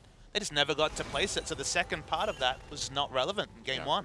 Yeah, and there's that huge win rate for Gorilla on that Alistar, undefeated 8-0. But Peekaboo on that Thresh is certainly no slouch as well, too. So really, it's cool because we have both of these supports on their best champions here in this game. You have the choice between the Janna, which is the best 2v2 laning matchup, and the Thresh that can provide the roam threat. He picked the Thresh. Oh, hi. Score turns around onto Hojin. Hojin, that was a bit odd. They ran right into each other, and he's in a lot of trouble. Where's the flash? There it is. Can he get away, though? One more Cocoon will do it. Hojin trying to get away. Where's that cooldown? Can he burrow back into the Dragon Pit? Smeb, there's the Cocoon. It lands, and first blood goes to Nagne. Someday taking a bit of damage on the way out, but Smeb can't push this. Not with 3 members of the KT Rolster team right there. Flash from Kuro. Peekaboo flashes, gets a flay. There's the death sentence as well. And now Kuro in a lot of trouble. It's going to be a double kill for Nagne out of that fight. 2 kills in total. And Peekaboo already helping make plays. And KT already in a bit of, or Ku already in a bit of trouble. And now we're going to see what happens when KT gets ahead. Smeb playing a little bit aggressively right here. There's a high possibility this will be a dive. Well, good flash from Smeb to avoid it. Wow, he avoids both CCs. Now, Someday was baiting pretty hard. Smeb had to burn the flash, but he was kind of ready for that. Peekaboo went on a massive journey across the map, made his impact felt, though splashing over to the Raptor camp to pick up the kill, or help pick up the kill onto Kuro, but that was all started by Hojin going for the aggressive move, face checking an Elise on level 3 Elise. Patch 515, the damage is real. Well, just didn't see him because he was standing bizarre. still in the fog of war, so he was quite surprised, but that Elise damage cannot be underestimated. Easily winning the duel against Rek'Sai and Score catching up with the help of that red buff. It almost looked like he wasn't looking at his monitor or something, or looking at his position on the map at the time when he went in. I mean, how often at level 3 with the Tremor Sense do you not see someone when they're around? It's just one of those things where Very true. He was invisible literally because he was burrowed and then was surprised to find the cocoon and almost certainly imminent death. It's a bit of bad luck. Don't know how much credit Score gets for that one, but he worked out. Yep. And look at this. Here's where it starts to go right for KT in a lot of their games. Get the kills, the wards start to go in. And now this Corki able to play more aggressively. It's opening up the map for Peekaboo as that vision starts to be placed more aggressively for KT Rolster. They're going to try and dive. Yeah, Someday could be in a little bit of trouble here. He's got no flash. He took Ignite this time, goes back under turret. There's the exhaust. Nagne coming in. Kill, though, already for Someday. They're turning it around. Smeb and Hojin on the run. Someday backs off. He is low health. Going to need to be careful. Never mind. He's going back in. Forget being careful. He wants the kills. Hojin gets low, but it doesn't look like KT is going to get anything else out of this. Not with Kuro coming down. Now, they saw him running down from the pink ward, so smart disengage from KT. Someday nearly dies, but they had to pull back. They don't get greedy, but Ku trying to make a play when there's a teleport on the mid laner. It's not really a viable option, but this might be. Nagne, they managed to catch him. Gravity Field, he comes back in for the kill. Hojin doesn't quite get it, though. Or does he? No, Peekaboo gets one. And Nagne, is he going to escape? He actually is. Equalizer goes down, and Someday barely gets caught by Smeb's Equalizer. The fight goes on, though. Kuro and Gorilla are going to be safe under that turret for the moment, it looks like. I don't think you can really dive that. No. So kills on both sides, but still goes much, much better for KT. And this series so far has been dictated off of teleport ganks. I mean, that's all there is to it. And KT now with a 1.5k advantage and a 7-minute dragon look like they may be in a healthy place. They can't really do this right now, though. Just going to have to yank out on the lantern. That's right. And meanwhile, wow, Arrow gets really low. Prey nearly picks him off. Already used his flash and heal, so couldn't follow the flash from Arrow. Prey is winning the 1v1, but not in any big sense. It's only a couple of CS ahead, but the things that weren't working for KT, specifically the teleports, as you mentioned, Monty, coming up a plum, and whenever Ku has made the aggressive move, they've been punished. This looks so good for Ku at the beginning moments of this, but then the teleport came in for Fizz. Yeah, and that's it, right? Fizz had a chance to get back and then use the TP. Ku was not actually counting on having to deal with the Fizz in that situation, but Ku making a blunder right there. They didn't account for the mid TP, then they didn't account for Smeb's TP after he barely escaped from their dive. Peekaboo trying his best to freeze the wave as much as possible, literally yanking it out of the top lane just to try and help Prey out. Of course, he wants to back, pick up his items, got the components of a Phage and Sheen. Will there be any semblance of normalcy? Because Ku was definitely on the accelerator the moment they got ahead in game one, and KT, they have to do the same thing here. Yeah, well, they've got a good start to it already. I think the crucial thing is that Dragon wasn't able to be taken by KT. Peekaboo has been unleashed on the map and already made his presence felt. Pretty much. That's what he does. Remember, this guy, Peekaboo, is the original roaming support here in Korea. He was really doing that style of play before anyone else was here in competitive play. Kuro's CS is super, super low. He was only level 4 when the top laners were level 5 in the engage and didn't have enough gold to finish his first Hex Core upgrade. So doesn't even have the wave clear to match a Diana of all champions. So he's actually in a bit of a world of hurt in the mid lane. Has to be so worried about getting all in. Sure has the exhaust and has the flash, but with how much crowd control is on this KT team. You know, he took the exhaust, but that means there's no cleanse for Thresh Hooks. There's no cleanse for Cocoons. Could be problematic at Peekaboo. He is trolling with the Lantern. Yep. Just without the wave clear, you're already going to get out-rotated when you're against a summoner teleport mid lane, and now you can't even control the wave. One of the reasons Victor is such a priority pick in Champions is that from level 7 onwards, with an 1,000 gold investment in the Hex Core, you have that instant backline wave clear. Not being able to afford that in multiple ways, being out-roamed, out-pressured by a Diana, a melee champion with questionable wave clear early, it's a big problem for the Coup Tigers. Score is lurking. The jungle. Looks like he's going to move in a little bit here. Peekaboo, there's a Lantern for Score. This time there's no joke. Whoa, it didn't work though. Couldn't take it in. Teleport coming for Coup as well. KT could be in a bit of trouble. They're going to teleport Nagne up to that top lane as well. Peekaboo trying to escape. They're going to jump on to Smeb, and he will nearly go down. Can Score catch him? Meanwhile, more action on the top lane. Prey tries to get the kill on the arrow. Can't get it. And that's 2 kills now for KT. Coup just cannot seem to get any traction in game 2. And Kuro finally gets that item shop in awkwardly as Nagne is teleporting top and making the difference in the skirmish. So really punished for his bad item timings. And KT win another skirmish crucially and jump out to an over 2,500 gold lead at 10 minutes. And here's where it gets really scary too.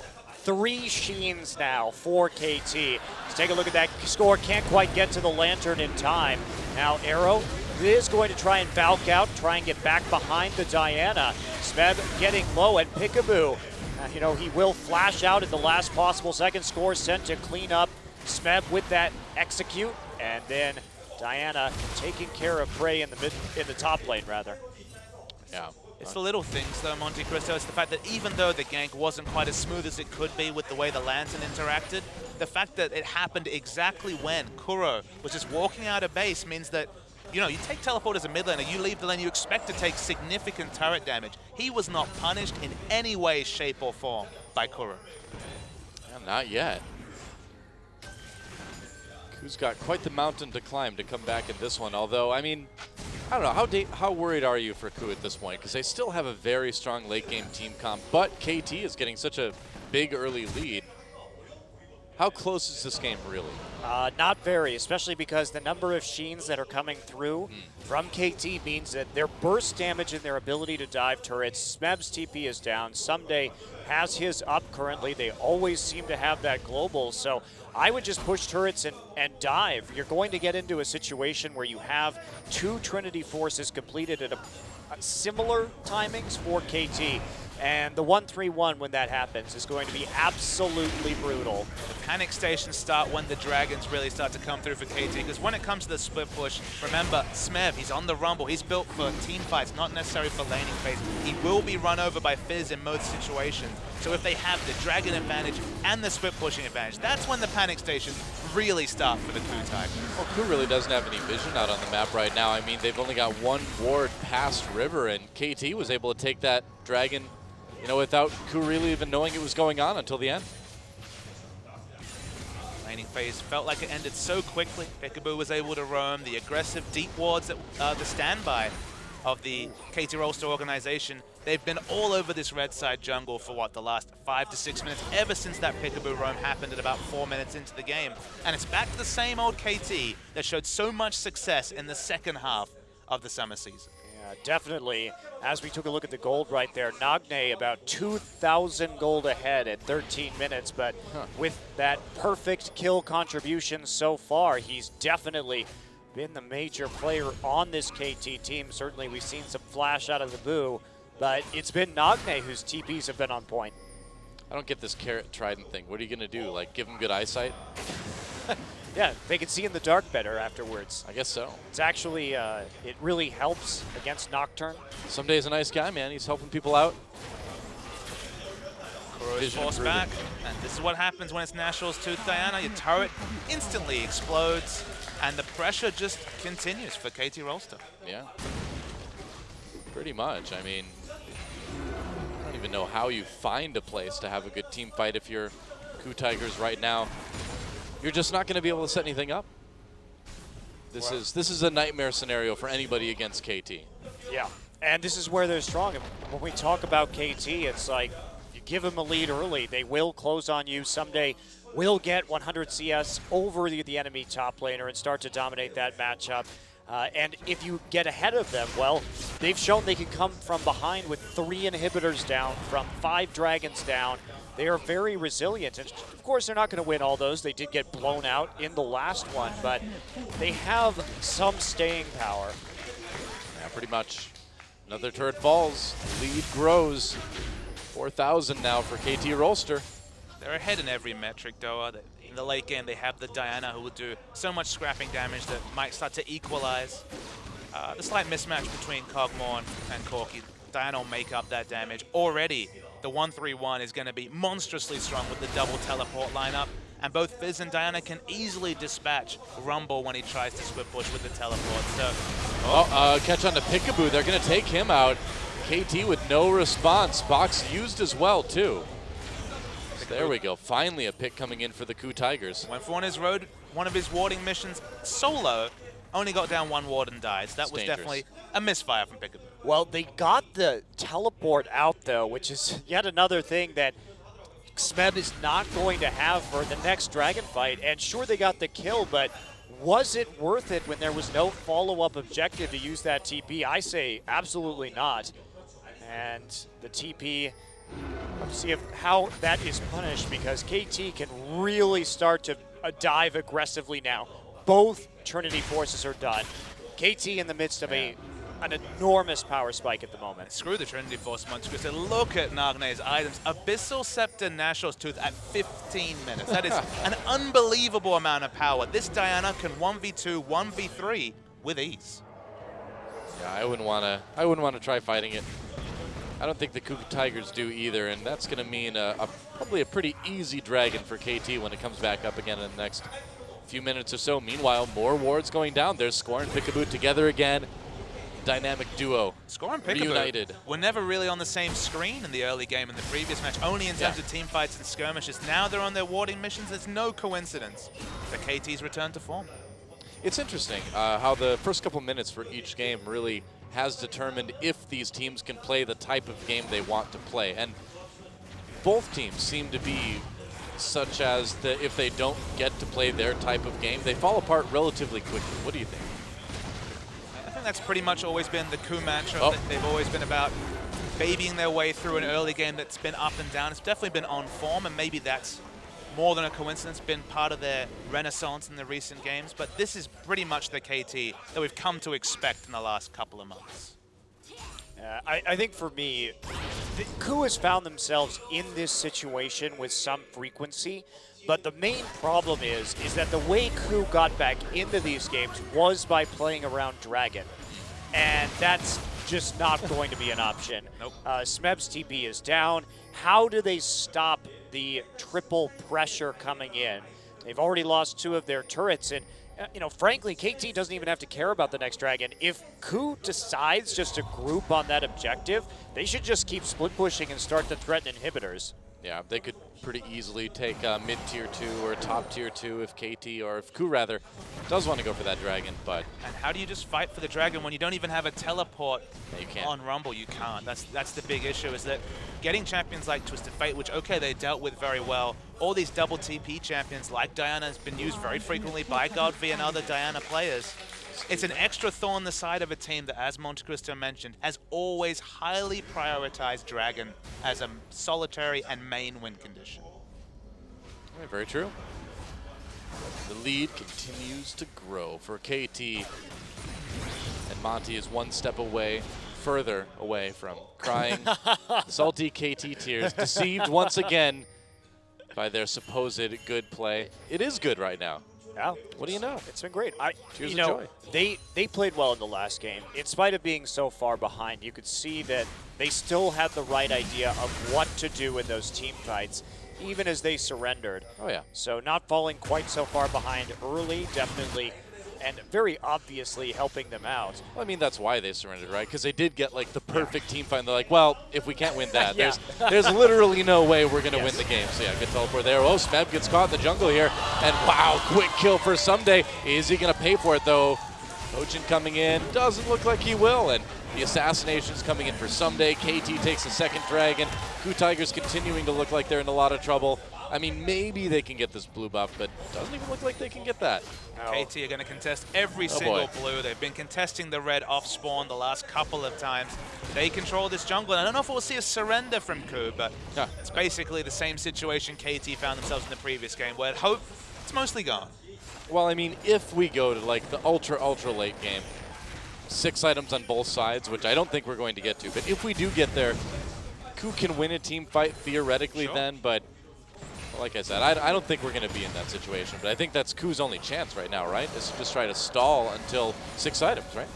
Even then, it's not good because 2 teleports are extremely strong in the late game. You can just always play the map better than your opponents, and there's no answers on Coup. Yeah. They have no answer to stop even one split push. Rumble's not going to do it, and they have to deal with both Rumble, or both Diana and Fizz.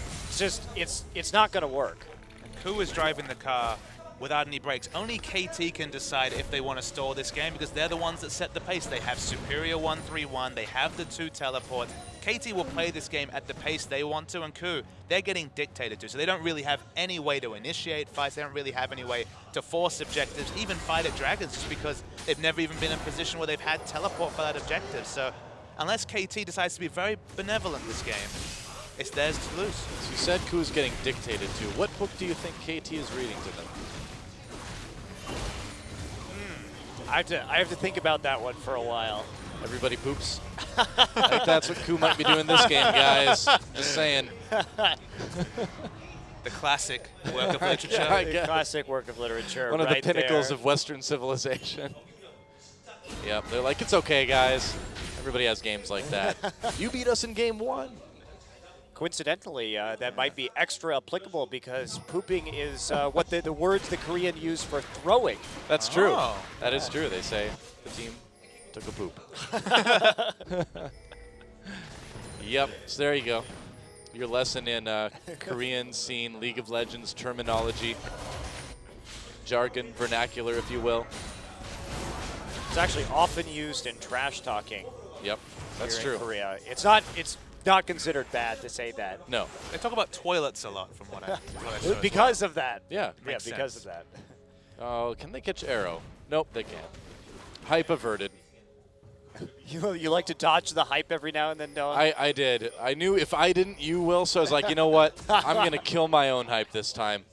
I'm not gonna let Monty do it every single time. Great. Because normally if I would say, we're working our way to a thoroughly hype-free cast now. I'm excited for this myself. I'm developing my solo casting skills here. All right, it's Baron time for KT, and what's Coup gonna do? Well, they're gonna take a turret in bot lane. I mean, this is a really good 3-man unit to take the Baron because they have % health damage coming in from a couple targets right there, and now Nagne going to try and zone this out. They'll easily get this. Yeah, they will get the dragon, but they're very low health. Gorilla slowed up by the box. Nagne going to flash away there. Oh, this could be bad. Kills coming in. Baron was taken by KT.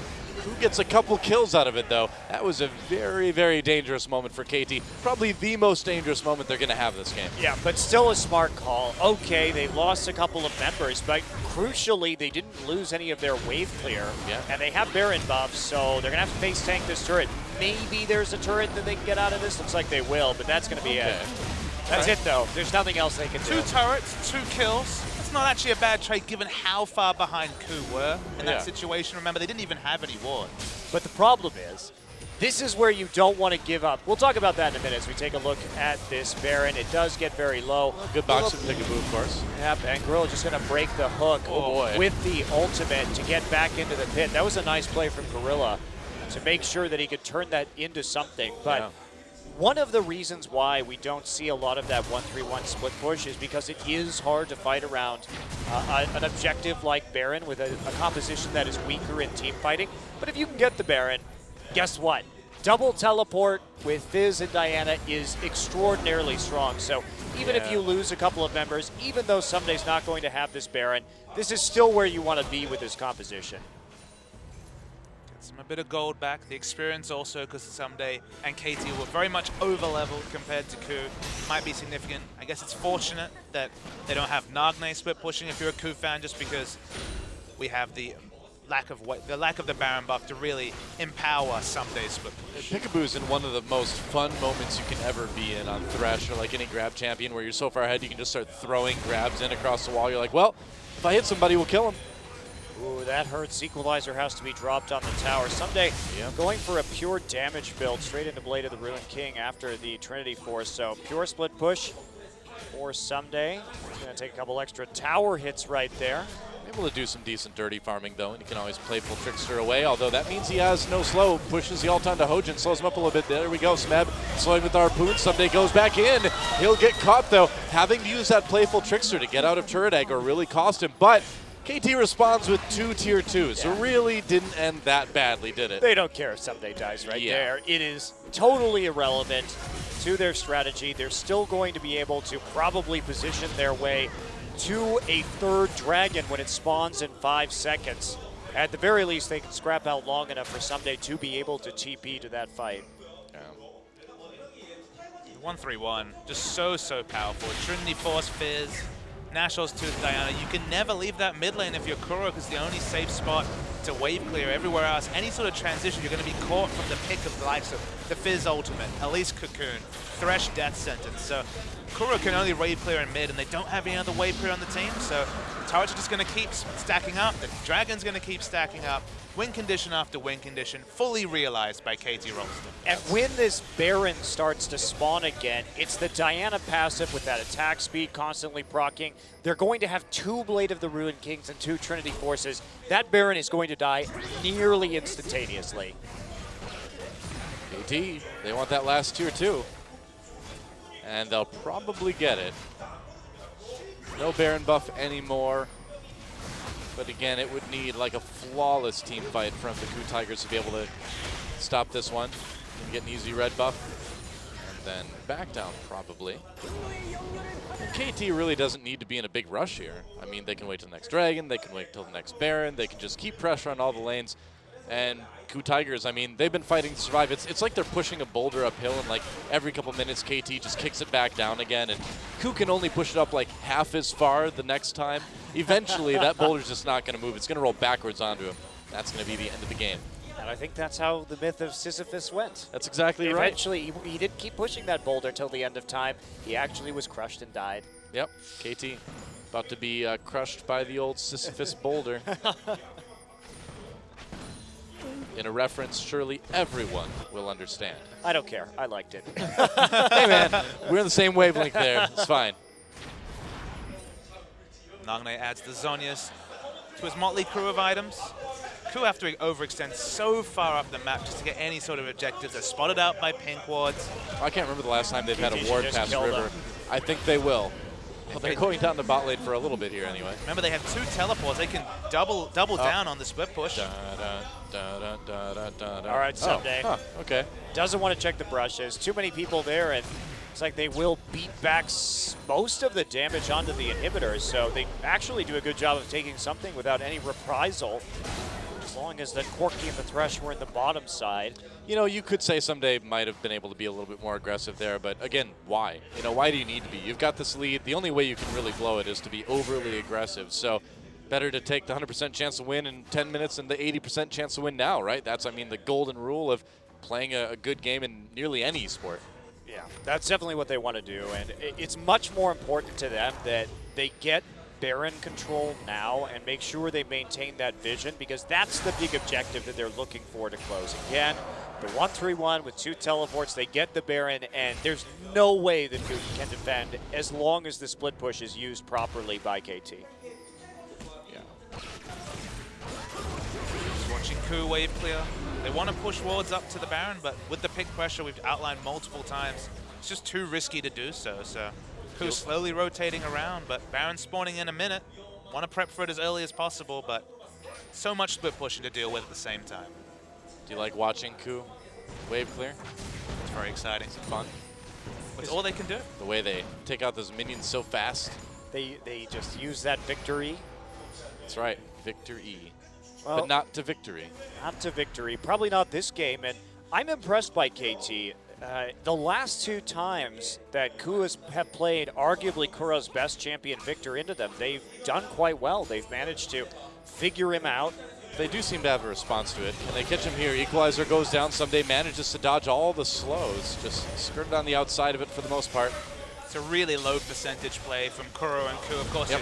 so many members down the bottom lane. Nagne, instant burst, about a quarter of the health of Ku. And remember, 10 seconds till Baron spawns, and we've still never seen a ward pushed up towards that area from Ku. It's not going to happen when you're sending multiple members without teleport to gank a Fizz. Yeah, it's like the slow strangulation of the Ku Tigers by KT Arrow.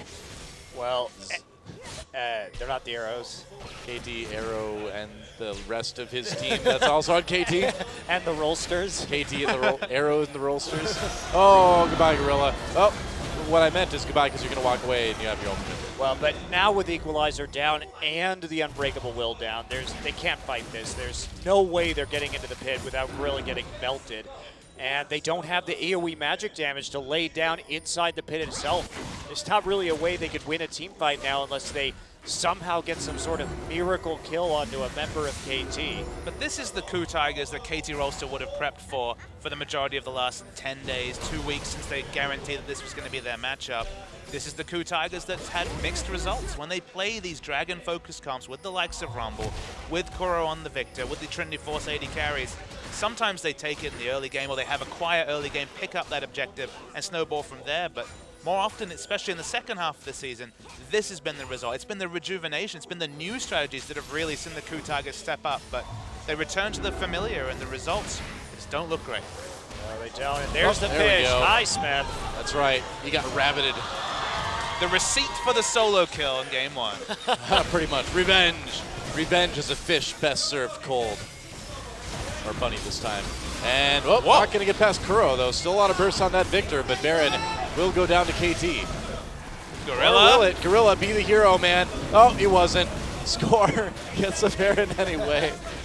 Kind of depressing for the Ku Tigers, but what do you do? I mean, KT got everything they wanted this game, right? They got the picks, they got the map control. They've been able to push that very effectively to what is a longer game. Well, really not even that long of a game, but a very easy win for KT. Well, they did, and also with the kill on Smeb and the fact that Kuro was seen on the bottom side of the map meant that there was really no damage threat at that Baron. It was basically Prey just trying to throw out some living artilleries, but not having too much of an effect. Yep. Every 5 minutes, Someday dies for his team to pick up a Baron.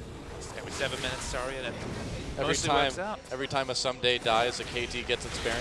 Is that what you're trying to say? That seems to be what I'm weaving in this particular story. It's the old adage. It's actually a fish sacrifice that they offer up to the League of Legends gods in order to secure the might of the purple worm.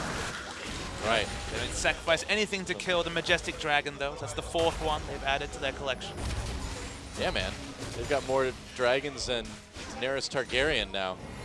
She only had 3. What a noob. Yeah, who is she? Having the only 3 dragons in the world. She loses them all the time. Where are my dragons? You need to look out keep better track of them. You need to look out for when she finally acquires the aspect of the dragon. That's when her rage will really I don't know be if it's powerful. ever going to happen No? at this point. I'm not. She caps out at 3. I'm not going to get my hopes up. Someday, slowed down by the equalizer, but Krill's just going to recall. He's like, nice ult, bro. I'm going to go back to base. They're having some problems holding this wave, quite obviously, and that's going to be the first inhibitor down. Oh, Fish Hughes, Someday hopping over the wall. How in the world did he get over that wall? Did not look like he was going to make it, but he did. Thank you, Grump. And there goes the inhibitor in the bot lane now. Peekaboo taking the long way around, realized he couldn't go through the base gate. Well, this has been a longer game than the last one, even though we're only 33 minutes in, but Yeah. no less dominating. KT just playing out the composition properly. They weren't going for, I think, any unnecessary risks in this game. They're affecting the split push in a way they wanted to, just slowly working their way into the enemy base. I mean, we know how much damage Kuro has, but it would just need to be the absolute perfect team fight for him to really get to use it. I mean, and with the Zhonya's on Nagne, it's unlikely that they'll be able to blow him up, you know, maybe someday, but really, who's your target going to be? And for all Kuro's damage, Nagne's an item ahead. Remember, he's 5 item. Diana. Look on the Gorilla. Get back in by punting away that melee minion. Diana does incredible damage. We've just never been forced to see a team fight because, I mean, this far ahead, it doesn't really matter. They can opt into team fights. They're over 10,000 gold ahead, but team fighting was never what they picked for. So it's good to see them sticking with their win conditions, even though, realistically, 5v5s would be just fine for KT Rolls. Yeah, but why even give him that Nagde. chance? Because that's their only way back in this game, and Yeah. Someday can just be annoying on the side. He can 1v1 the Victor quite easily and continues to threaten at least some of these Nexus turret. No more Baron for KT now, so that will make it a little bit more difficult to break the base further. Oh, equalizer used again. They get the flash out of Nagne that time. Flash won't be available for the 5th Dragon fight, which Ku invariably are going to have to try and force something around. Still waiting for them to push a ward anywhere. They have one pink ward on their blue, and apart from that, anything outside their base gates is just too far away, apparently, for the Ku Tigers. So why Cottontail Fizz? Why not Cottontail Olaf? I don't know. That's what you want to see? He throws Sure. axes. What about Cottontail Braum? All the burly Cottontail. all He the hops. He does hop. Yeah, so does Callista. I guess Fizz sort of hops too, but not as often. Well, you can't have the Cottontail because it's not sexy enough for Riot Games. It'd have to be like Battle Bunny Callista or something like that. But Oh, I don't know. the Cottontail Braum would be pretty awesome, I have to say. Just a giant muscular man in a Cottontail uniform hopping around. That'd be great, his man. AD carry. I'm surprised it's not already a Taric skin. But we gotta wait. We gotta hold off on the Taric skins until the rework, right? When its charm is in full effect. That's right. I can't wait. If they change Tarek's voice, I'm going to be really mad. They I'm just can't. going to put that out there. Yeah. They give him a charm and change the voice. That just... How can you possibly improve on perfection, guys? Exactly. There's no way to change Tarek's voice and have it be a good thing. I state for the record. Let it be known. They did it with Nasus, and that made me sad, so... Yeah, well, they also completely changed Nasus' character. He's not like a space dude anymore. Now he's like a dude that was just in the desert for a while. I still lock in my Stargate SG-1 skin. Yeah, of course. That was way cooler. He's not a space guy. He's a desert guy. That's right. Space guys are way cooler because they're from outer space. Exactly. Yeah, but I don't know about space guys in OGN. I don't think space guys have been playing very well recently. Well, I mean, he has his up and downs, that's for sure, but I don't know, space. He'll never be gone, though. He's always going to be on CJ, even like long after League of Legends is gone. He's going to be like sleeping on the coach's couch or something like that. Who will last longer, Space or Lilac? Ooh. Oh, that's a tough question, actually. Well, Space has a while to go. Probably Space. He has a while to go to beat Lilac at That's this true. stage. Season 1 of OGN was represented, been there since. I think Space is ready to, or Lilac is ready to move into like a coaching role, probably in China. But You say I that, don't but know. he's still playing top lane. I know. And Jungle. I don't know how that happens. He plays pretty much anything. Is he still the only player that's played every role? He hasn't played every competitively? role I thought he did. I No. thought he actually did have one No. game at least. He's never played mid, right? 80. 80? I thought he did play 80. And that's once. why he can't retire. Okay, I guess so. You solved it. You I think- get it now. You think with Sunstar, Raw, and Paragon that he wouldn't be No. needed in the AD carry role, We got to but put Lilac in there. they got to find a way. Sub in Lilac. That's right. Well, Ku pushing up. They know this 5th Dragon is happening for KT, and this is it, the moment of truth. Either Ku wins a massive team fight here or it's over. Uh-oh.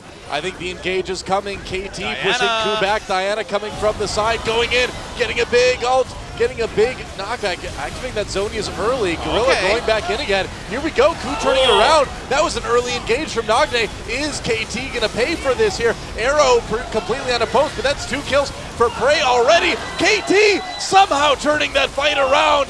Nagne went in a little bit too early, and man, KT paid for it. Oops.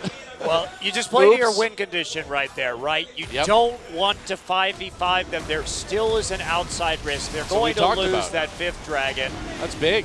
And with the inhibitor back up right now, maybe a little bit problematic, but even though Nagne got into the middle and hit a nice moonfall, there really wasn't any follow-up damage. You go right for Baron here Yeah, because it's still some time until KT's back up again. There's no way for Score to react to it.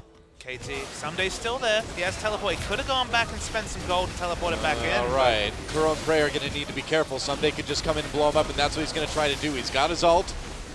Ray trying to slow him down. There we go. Alt push in onto Gorilla. Nice block there. Okay, Baron getting lower. Someday kills Gorilla. Rek'Sai takes Baron. Coup gets it. They win the team fight. They take the Dragon. They take the Baron. But they are still so far behind. Can they possibly come back? Let's watch that team fight. Nagne goes in very early, it seems like. You see the value of 2 exhausts. Oh, Gorilla's so good. The double exhaust just shut down Nagne, lived through the Zhonya's, died instantly. The equalizer was on point as well. Yeah, the turnaround, Gorilla just preventing Smeb to get in there while they chained the exhausts back to back. Wow, Gorilla was just Someday's worst nightmare in that team fight. He kept him out the entire time. Did the same thing around Baron, sacrificed himself just to stop Someday from getting into the back line. Yeah. Or onto Prey as well. Heroic stuff from Gorilla. Remember, still professionally undefeated on Alistar. He's been the hero so far in the later stages of this game, but Coup still has quite a ways to go if they want to win this one. Coup needs to stay this far behind or improve their situation and get that Infinity Edge onto Prey. That's the kind of big timing we're waiting for. Picked up a BF sword out of that team fight. If he turns that into an Infinity Edge, Arrow will remember the solo carry performance he could do the last time these two teams faced in Game 2 when he carried as the big Kog'Maw and the Juggernaut comp. So that's the item timing Coup really need to extend this game and find an even team fight with Prey with an Infinity Edge on top of the items he's already assembled. Man, this would be such an incredible comeback because if they're able to come back, this would be as big as when KT came back against Coup in their last match. Yeah, would be pretty devastating. They've got a long ways to go. Oh, yeah. And the cusp of 5th Dragon is going to make it very difficult. There's a turret. There's a back door as well. Someday taking out the inhibitor down in bot. Oh boy, Coup needs to do something. Will they push in the mid lane because they know they've got the 5v4? They have Alistar, they could look for a dive if he tanks it up. Could. They're going to go for it. They want to trade inhibitor for inhibitor. Fizz recalling right now. KT might try to fight this. Will they lose their inhibitor though? Ojin a bit low in health. Inhibitor so low. Peekaboo comes in for the flay. Gets a couple of people. Nagne comes in as well. Kuro blows him up though. Doesn't even get to use his Zhonya's. And there goes the inhibitor. Nagne done for a minute. Coup pushing ahead. I think they're going to try to win this one right here. I don't know if they can, man. Arrow still does some damage. Someday still a big problem as well. Coup needs to win it here. I think it's now or never. Peekaboo throws a hook out. Doesn't get it, but here comes the Baron minions. Coup, can they possibly win this one? There goes one Nexus turret. Someday slowed down, locked up. Good zoning from Smeb. Score trying to keep Coup away. They're getting low health. Ult used onto Smeb without a lot of recovery. Nagne, 28 seconds until he comes back. They have to back away. They're getting too low. Peekaboo could come in with a big play here. Misses his death sentence, so Score trying to get a cocoon. Misses that as well. Oh, gets so low, but blocks a lot of the damage from Peekaboo's shield. Someday back in action now. Looks like Coup's going to get away. Man, that was close. 3 Baroned up cannon minions were doing so much work onto those turrets. They get down one, the other one's going to heal up. That's fine. Some very nice casual sidestepping from Prey. Ensures he's not caught on the back end. But this game, it was one side to the point where we were talking about all manner of things, and suddenly Coup have found that they're very much way into this game. Oh, we knew this series was going to be close. It is going to be very close to the degree that Peekaboo has now picked up a Banshee's Veil. Wow. Now remember that a lot of the damage coming in from Coup is magic. That's why Arrow has a Hex Drinker here too. So with some more itemization, but just taking a look at this right now, I mean, Peekaboo has to flash out of that little engagement, but Nagne just dies instantly. The focus from Coup, so quick. Well, Kuro can just turn and just insta-give him, and that's exactly what we saw. And look, if they don't hit a skill shot, that's their initiation. It's Nagne, very, very tanky, has the Zhonya's, initiating, trying to buy time for the other threats to find an angle. But if he gets interrupted and dies instantly, I mean, KT 4v5 almost had to watch their Nexus was taken after being ahead for, what, 35 minutes of this game? Something like that. The inhibitor trade was really important for KT, though, that back door, because it was the super minions coming out of the Nexus that probably made it so that Coup couldn't just outright win that game. Yeah, I think you're right. All right, Dragon in less than a minute. This would still be the 5th Dragon now for KT if they can take it, but Coup in a much better position to fight this than they were. Infinity Edge is completed. Suddenly Prey, if he lives, Coup Tigers should win a fight. That's huge. All right, they're going to push up the mid lane. They want KT to be occupied there rather than go for that Dragon. I mean, really anyone on KT could solo it, but that leaves a 4v5. Coup could just push ahead and maybe win. Yeah, there's no threat though, and the super minions coming into that bottom lane are a big question mark. We're gonna see Smeb try to, or someday rather, try and flank right here. Will, if they catch wind of this though, they left a ward behind them. Very smart. They did not spot him, though. There was no vision on him. It was smart of them to leave a ward, as you mentioned. They're going to back away towards the dragon. This is dragon denial rather than dragon acquisition for the Ku Tiger. That's right. They finally see someday with the tremor sense. Yep, that's right. Ray's zoning him out. They get the position onto the dragon. Dragon come up. There's a teleport for Someday. He's going to try for the back door. Actually, that was Nagne that teleported in. They grab Gorilla. Is there going to be a fight? Big knockup. Someday trying to get the back lines, gets exhausted. They will take him out. Nagne going towards the Nexus right now, though. Oh, Smeb goes back. He fights Nagne. There's the Zonius, but it doesn't matter. Nagne cannot. Oh, Zonius from Smeb. Who's going to win it? Nagne comes back in. He gets the kill. And now the base vulnerable for Ku Tigers. Can Nagne end it? Right now, they tried to recall. Recall from Gorilla was successful. Can he stop Nagne? I don't know. Pulverizes his headbutts away. There's the other ability to use. Gorilla trying to stop him. Can he do it? Nagne hacking away at the Nexus. A grab onto Prey mixes. Nagne's still so low. He's got that shield. The Nexus, he gets it. KT ties it up. What a backdoor. What a game from KT. That game. Man, that was so close. KT ends it with 3 players flashing red as they try to just split push the victory. Man. And that was only game 2, guys. That was just game 2. Credit to Nagne for understanding that the 5v5 was just not working for them. Teleported away.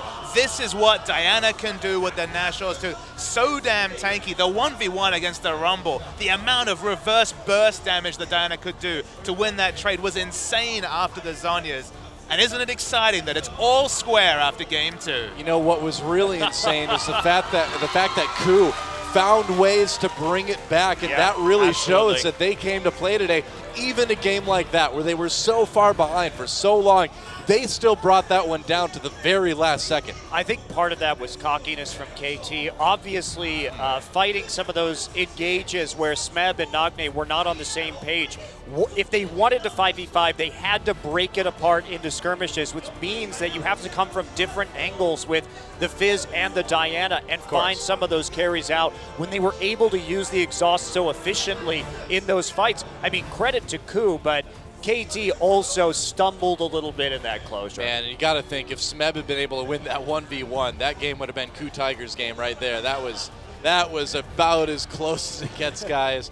Man, and we are all tied up. I have no idea what to expect. The only thing I know is that this game is going to be amazing. Let's watch that backdoor from Nagne one more time. Now, keep in mind, he starts this off 1/4 health, and he has to 1v1 Smeb. He's full health, but wait for the reverse burst coming through. It is disgusting. He's got the onto minions, Smeb. too. But he has the super minions, like you say, that do a lot of the work here.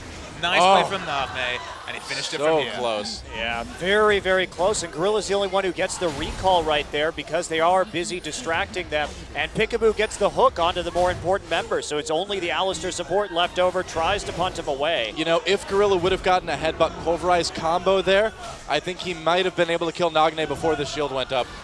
I wonder, because it was the shields from Nagne, the W's, that really kept him in the fight. Craziest thing about that, he never actually aggroed onto the Alistar, just died to the AoE from the passive. That wasn't doing damage to the Alistar. That was just an incidental kill in the end of this game for the KT roster. Yeah. Man. Well, I hope the fans are as giddy as we are, Monty and Doa, because this is going to be some sort of best of 5. They've got to be. What a great series. And man, if the level of play keeps up like it has, I'm really excited for whoever makes it to the finals against SKT. I think we're in for another pretty competitive grand final. Whether it's KT or Ku, come back for game 3, guys. We'll be back right after this.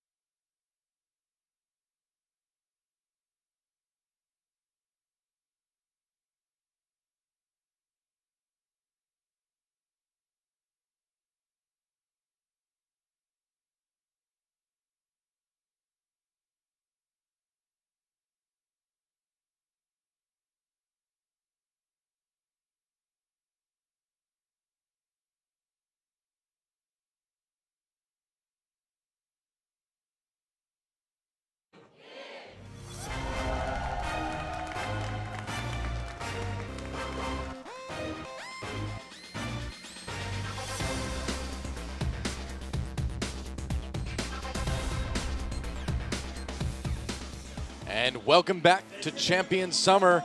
Nagne, of course, gets the MVP for that game too. What a great backdoor. Had to beat 2 people on the KOO Tigers to do it.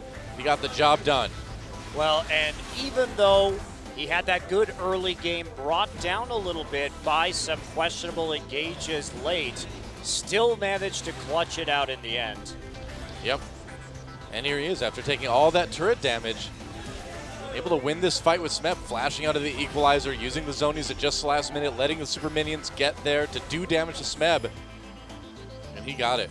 It wasn't teamfight Diana that really was the important factor for KT. It was definitely the split push. They understood their win conditions. The shield and just incidental damage to take down Gorilla is absurd. And this is what you bring on 5-6 item Diana is absurd tankiness, and damage not half bad either. Not at all. And you know, maybe there could have been a Rek'Sai moved back there to stop that back door, but they didn't try it. Perhaps they thought that Gorilla would be able to handle that situation. Didn't work out. Well, Nagne was so low.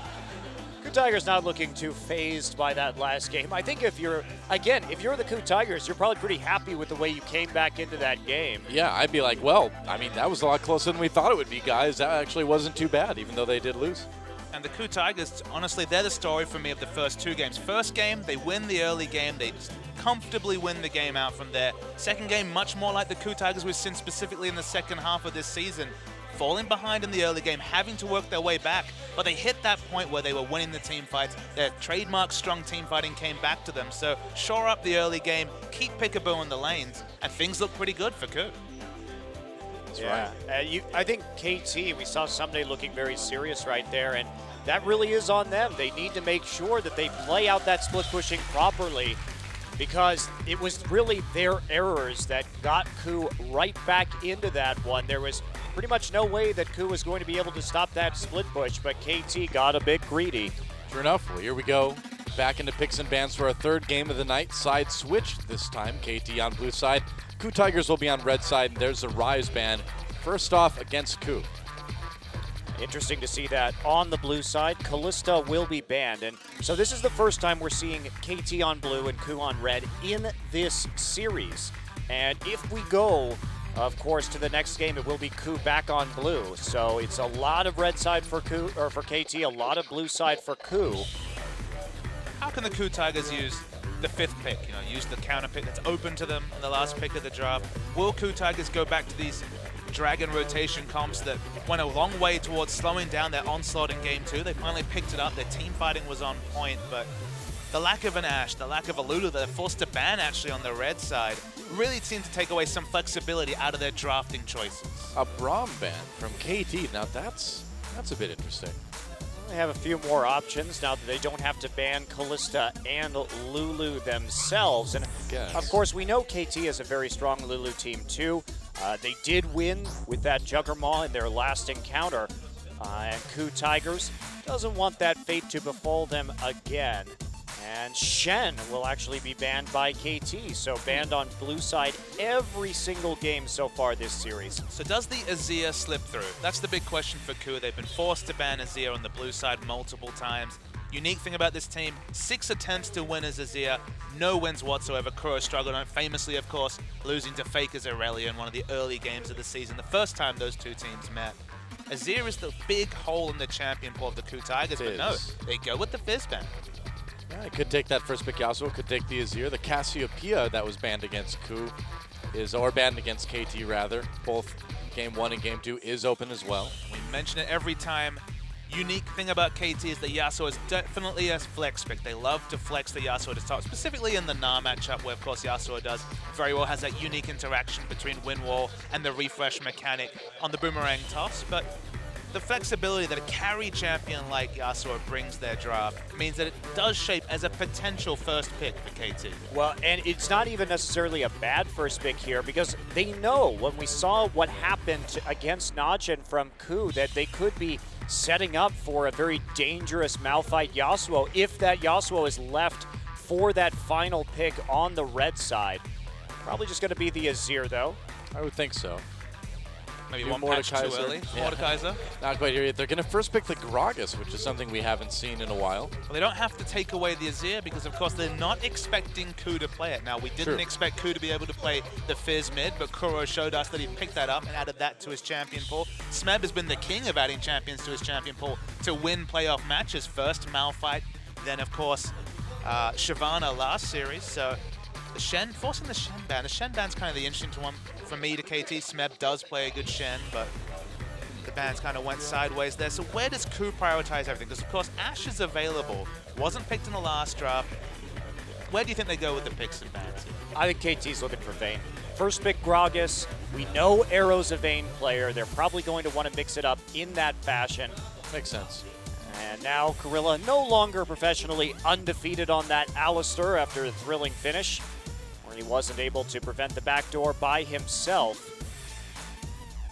Looks like the Kog'Maw and the Alistar will be the picks. Remember, though, the Thresh, the Vayne, still up for KT Rolster, champions that they certainly like to pick as a team. We'll see what they go with. Don't give away a lot about your draft, locking in the Alistar Kog'Maw. Of course, these were 2 of the 5 champions that lost in the previous game, but certainly weren't the big perpetrators. They did their role. He picked up his power spikes where he could, but it was kind of the sins of the other lanes that really spilled over into the duo lane of the Ku Tigers. And with that Fizz ban, if you're Someday right now, do you just go for the Maokai? The counter pick isn't there. You might feel pretty confident in it, and Vayne Maokai could be a very nice draft. Setting up that front line, getting the isolated targets from the Gragas for the Vayne. Pretty classic combination between AD carry and jungler. Yeah, wouldn't be surprised if that was locked in. The Janna for a little bit of peel as well. Again, not too surprising. They will lock in the Vayne and the Janna. Okay. So we saw Vayne versus Kog'Maw in the first game yesterday between CJ. 2 days ago between CJ and Ku. Vayne can do great things against a Juggernaut comp, or just an AD carry Kog'Maw comp, specifically in the 1v1s during the laning phase. But the big issue for Vayne is she's so severely outranged that if you pick up any sort of space control ultimates, the likes of Orianna, anything that controls space, there's always a situation where Vayne will get a lot of items, but not be able to put out damage in a team fight. So that's the concern for KT Rolster. It's just navigating team fights with Vayne can be a bit hairy when we're talking about one of the longest range AD carries and a Vayne who suffers from that mid-range. Yeah, So I'm curious if we're going to see the first lane swap in this game too, because that is something that we actually haven't seen from either team this series. An attempt, but the duos ended up in the top side. In the last game, Rumble could be coming in. Now, this is a bit dangerous because it could set up a Riven pick from Someday. well, Hojin didn't used to be called Lee for nothing, man. He is a great Lee Sin player, and if he can get in there, you know that Vayne is going to get kicked right into your team. The Riven would be a masterstroke. They've already got the Gragas ultimate. They've already got Janna. Both of these champions can, of course, force a fight into multiple skirmishes, and that's where Riven shines. Riven is here. It's just a super strong draft from KT. They'll have more protection, and they will be able to set up a 1-3-1 again with the Vayne and the Riven and KT. They showed that they had some issues. Could just go for the Maokai and the Victor, also strong picks. Another Diana. I don't know. I think that this is fine. The Diana's still going to be doing well in some of these skirmish situations. There we go. This is what we want to see. Yep, makes sense. Locked in. Riven and Azir. Oh boy. Whether it's the terrain from Azir, whether it's the Gragas barrel, whether it's Janna with all her disengaged CC, you can reset these fights in so many ways. And if that means Riven is on top of one of your carries, if that means Vayne is dueling someone 1v1 or able to keep her distance, things look good for KT Rolster. And I think that the Yasuo here does make a lot of sense. They've been slowly setting this up with Lee Sin and Alistar. I think it was smart of KT to take away a couple of disruption champions, though, especially that Gragas, to prevent them from getting too many ultra-reliable knockups. Is harder to get that, and it will be Varus, actually. Wow. Interesting. Yeah, I mean, the Yasuo seemed to make a lot of sense, and I mean, after we saw the Azir and the Riven locked in, the Ku Tigers players were nodding. They were like, okay, we expected this, but oh, the Varus. So Ku, they have a very strong mid-game composition. This is what they're going for again. They have a lot of backline threat. Piercing Arrow, Living Artillery, of course, the Rumble ult. So if they can manage to group and take down the towers, that's going to be their big thing in this game. But KT, I mean, this is a super powerful late game composition from KT. They have a lot of tools to succeed, and I'd be very worried about playing a Varus into a Gragas here. I mean, the one thing you can say about KT, a squishy team. Riven's not going to build any semblance of health. Obviously, Gragas is tanky, but everyone else is squishy. The mid-game damage from the likes of Varus, how do you itemize against both the heavy damage poke and just early magic damage from the likes of Cogmore, Trinity Force picked up, and the Rumble? It's going to be very hard for KT to not lose out on, say, Dragons and just a snowball to open up. But in the late game, as you mentioned, KT have all the answers. I mean, Ku's not too tanky either. They're going to be really reliant on Gorilla and his ultimate if they want to play into some of these team fights. Because if that ult is down, and again, someday with a flank on the back line of Kog'Maw and Varus could be quite deadly. That's right. Time for game 3. Let's see who takes the lead.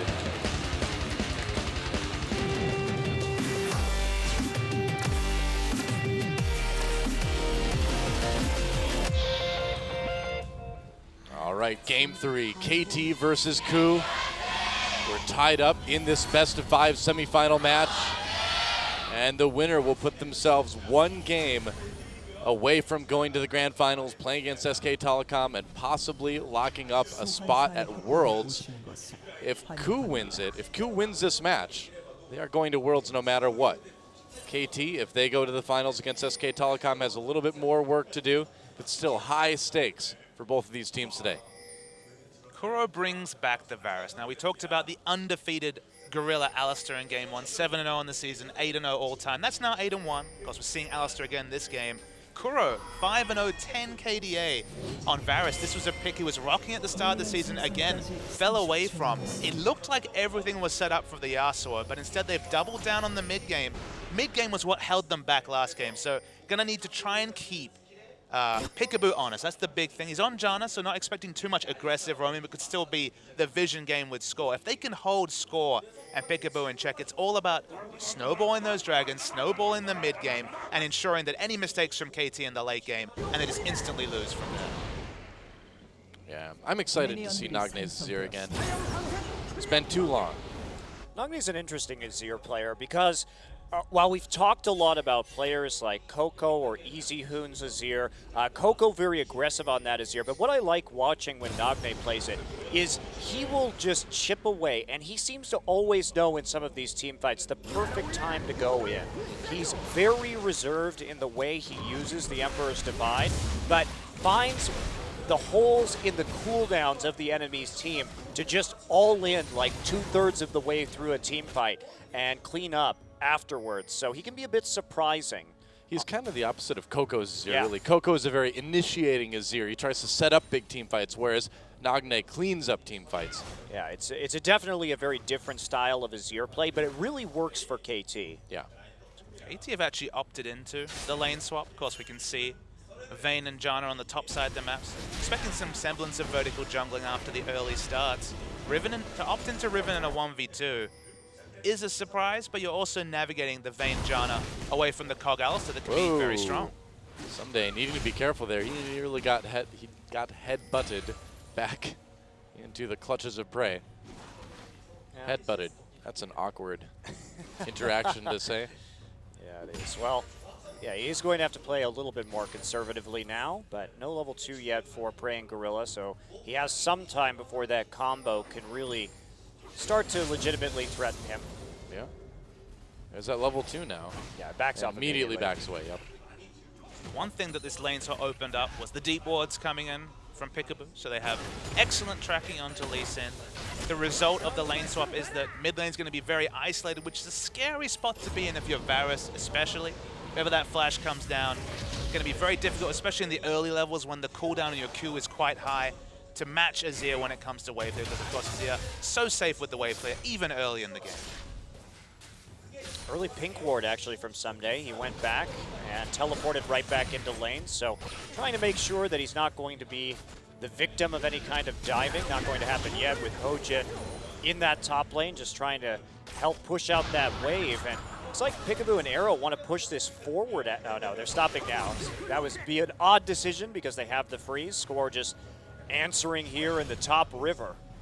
They've got a ward for Score and Tribrush, so KT, or Ku rather, will be able to see him come in if he tries anything, such as now. And so Smeb shouldn't have any trouble playing safe here. See that Gorilla's been forced to rotate to force the effective 2v2 up top now. I say effective, but it is going to be Rumble Alistair, so 2 melee champions dealing with 2 range champions. It's not ideal lane assignments for the Ku Tigers.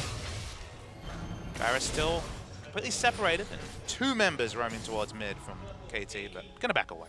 Now, KT just playing this lane swap a little bit better right now. We can see that Riven starting to come ahead when it comes to CS, and they forced Gorilla to move out of that lane, not threatening the Riven any longer, just by putting the presence up here on the top side and denying the freeze break from Smeb and Hojin. So they have to answer this with 4 players in the top side of the map just to see if they can start to get some minions for Smeb. And that gives this Riven a rather scary amount of time to farm in the bottom side. Specifically experience as well, Montrose. Remember, he was level 3 when the duo lane hit 2. The all-in potential at 6 is real. Prey has to be defensive. You know, when his W is available, can get a bit of harassing, but you can see being zoned from experience in CS in fits and spurts in the bot lane in a 1v1. It's a large CS deficit already for Prey, and that's not going to be turned around. They want to try and make a gank onto Someday to make him pay for his aggressive positioning. They'll make him pray. Make him pray. Pray for death when the gank comes in. But nope, it won't. So Prey will continue to play very carefully. Someday can be so aggressive because he has 5 health potions. Didn't look for any sort of a long sword, just investing in potions, has the shield to block a bit of damage. Smart. I mean, you know you're going to be getting poked quite a bit in this lane, so might as well sustain and just make sure you can keep up on CS. Yeah, the pots and wards doing work. Gets that green ward in the river as he pushes forward and pushes out the freeze. Pink ward preventing the dive early on. So somebody really setting up for many contingencies in this particular lane swap situation, and KT comes out with a 300 gold lead in 6 minutes. That's pretty damn nice. Well, this guy's so solid. I mean, there's a reason why Someday is a regular season MVP, and he's so adaptable. You know, he doesn't seem to really get phased no matter what sort of situation he's put in. Ku are really being dictated to. We already saw Alistair start bot lane, roam up to the top. Now he's on the bottom side of the map again. They're playing reactionarily to this KT team that initiated the lane swap. It looked like a bit of a questionable lane swap early, but it's evolved in a really nice way for KT. And they try and get through that Tribrush. Someday falls back, though. Score did see a little bit of invade there on the bottom side jungle, so no real threat to Someday. May get that pink ward immediately. Yeah, it looks like, oh wow, I thought he was going to get it, but nope, Grill and Hojin got there just in time. Still a very vulnerable pink ward in the future. Yeah, they got the information they needed to keep this Riven safe, but Ku made it so Prey was able to get back with a few more CS, but and here's are they the going to dive. dive this? Yeah, well, Score sees Hojin. Hojin sees the pink ward, so they're going to have to Peekaboo's here too. second guess that dive here too. Wow, they're going to go in onto Hojin. Gorilla there to provide an escape with the safeguard. And so KT not really in any trouble, like you mentioned. Peekaboo is there as well. This has really been an interesting fencing match in the opening minutes of this game because you can see how good both of these teams are at reacting to the moves of their opponents. Yeah. Ku, trying to trade blow for blow against KT, but those wards from Someday ended up doing a lot of work, as well as just the pathing from Score being down on that bottom side, made sure that the gank definitely wasn't going to come through. Blue buff handed over to Varus in that mid lane, but Kuro having quite a few CSing problems early in this game, zoned out by Nagnez's ear. Yeah, not too surprising, I suppose, but I guess speaking of fencing matches too, Fiora is available today, guys, but I'd like to see her get picked, but I don't think we're going to. I don't know. I don't I know hope about you're right. that. I hope that Blind- I'm wrong and you're right. Blind pick double Fiora hype. The dream. Blind pick double Riven is what it's going to be, man. I mean, KT have dictated to Ku in so many different ways. I outlined how Alistair's been reactionarily going between lane to lane. Think about all the advantages that KT have been able to pick up. Riven's been ahead in CS for a lot of this laning phase. Now it's equaled up, but it was a lot larger. Varus only gets his first shot off after picking up blue buff at 8 minutes, so his tier is actually relatively late. Comes along with a Brutalizer, but still want to get that stacking done a lot earlier. And Vayne's been consistently 15 CS up over Prey, so early laning rotation advantage certainly goes to KT Rolster. It's a long way to go for that win, though, considering that Ku trying to hit some sort of 20-25 minute power spike, and see how well KT is faring in terms of their scaling. But winning early game, certainly a nice feather in the cap, at least for the moment. Was that a pun because Azir was on the screen? No. Feather in the cap? Nope. He doesn't have, he just has a head full of feathers, no cap. No cap. If he did, and he like shed some feathers, do you think he'd put them in his cap? Would I'm that going to be make a kinda bet. morbid? Azir will have a cap later in this game. Really? I I think Smeb is going to get capped right here as there goes first blood onto Someday. Wow. That was abrupt. But the awkward thing about that is that Smeb actually built for lane with the Seeker's Arm Guard, and of course, that arm is not going to help him. He doesn't have the penetration for the team fights, so building for lane and losing out for a Rumble, super awkward. He did go up there, but you can see Someday and Score really making the most of that, because Score went up there right as Someday swapped into the top side. Knew that Someday already with that level 6 would be able to make that play. No really even time for Smeb to flash as he got hit by the flash body slam. And that is the last thing that you want if you're the Ku Tigers. You do not want that Riven to get first blood. No.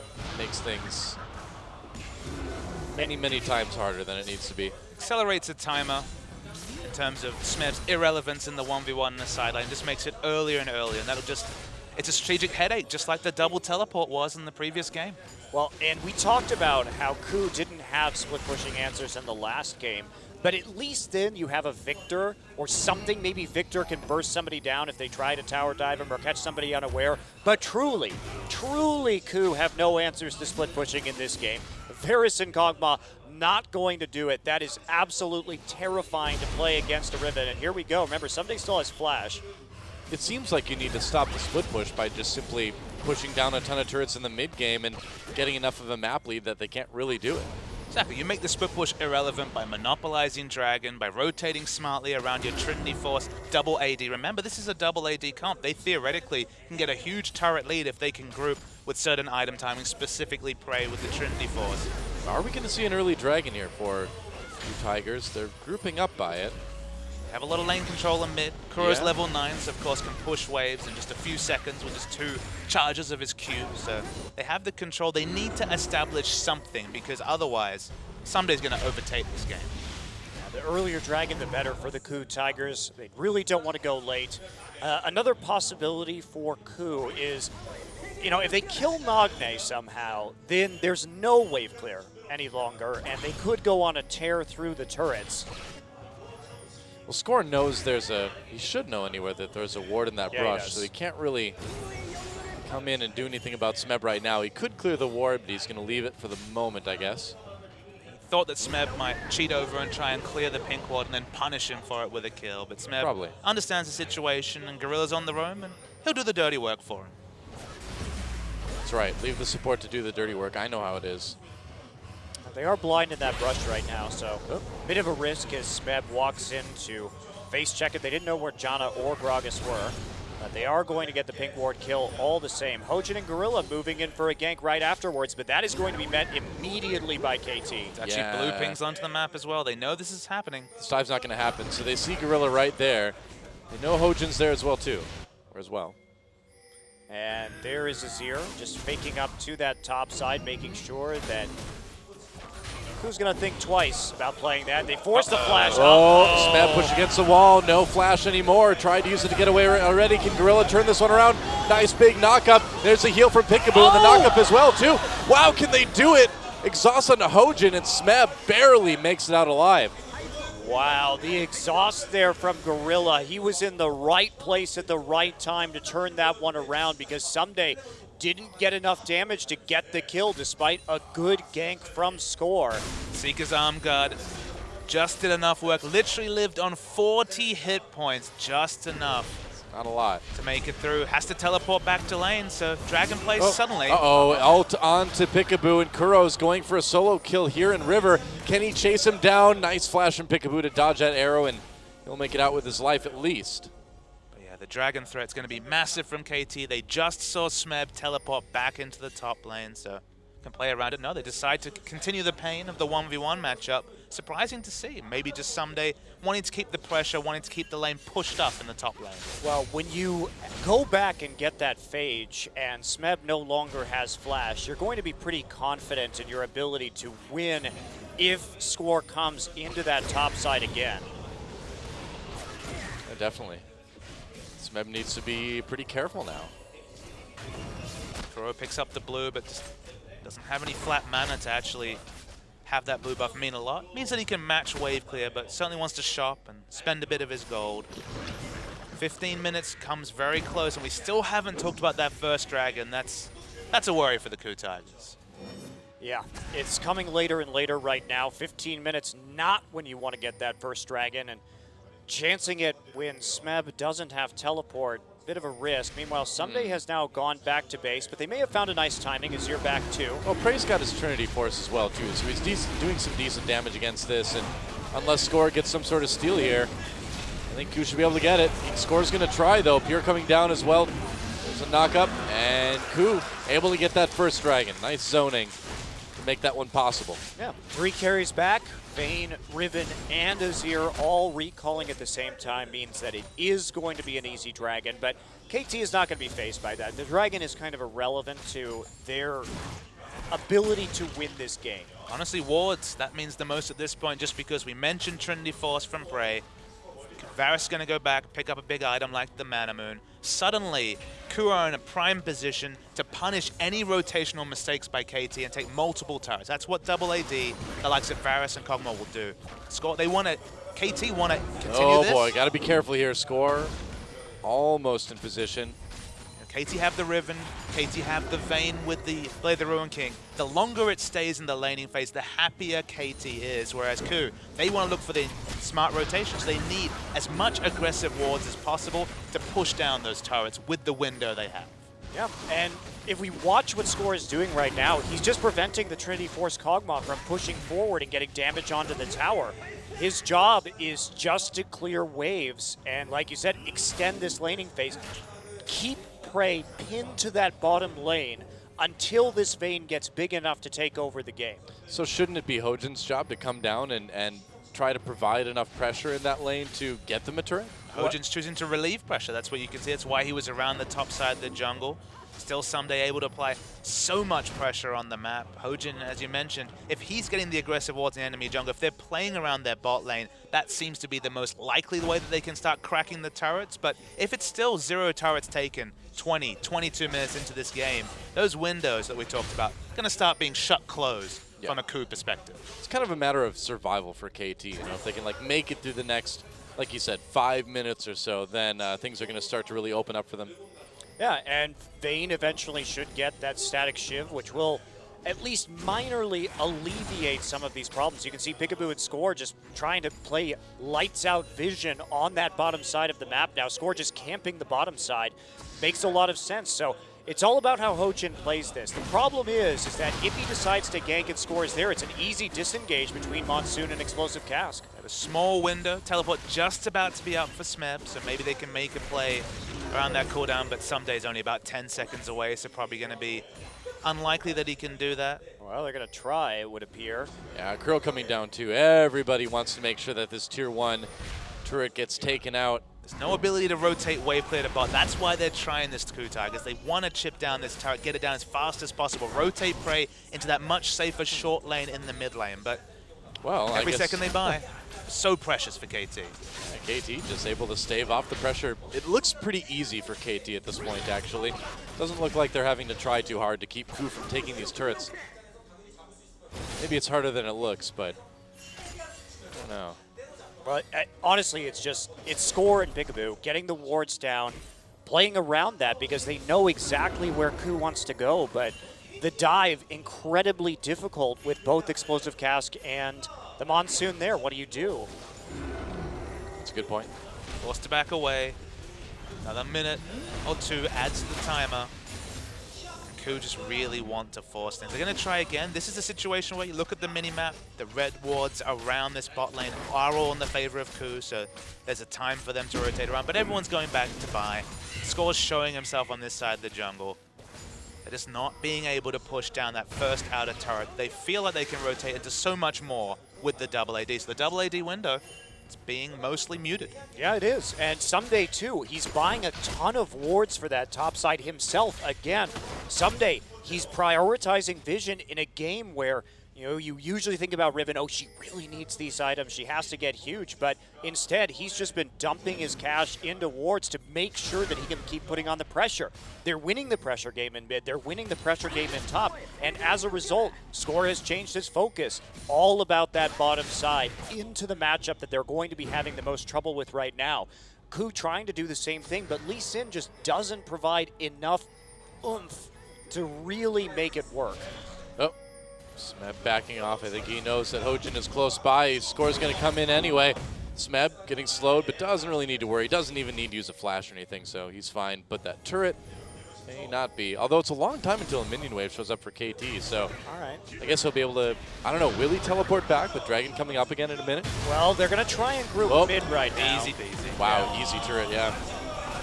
They get it. Ku Tigers with the first turret of the game, and huge. that's going to let them rotate down to this Dragon, maybe take the tier 1 first, but this is exactly what Ku needs right now. And I don't think that was worth it for KT. They were playing it right before, but as soon as we see that, we're going to see a TP, though. Yeah, they're going to try to get down to Kuro. Nice explosive cask, and they're going to maybe be able to take him out quickly. Smeb comes down with the teleport, but he runs right into a 1v4, flashes over the wall, dodges the Riven ult, and Gorilla comes in. Can they keep them alive?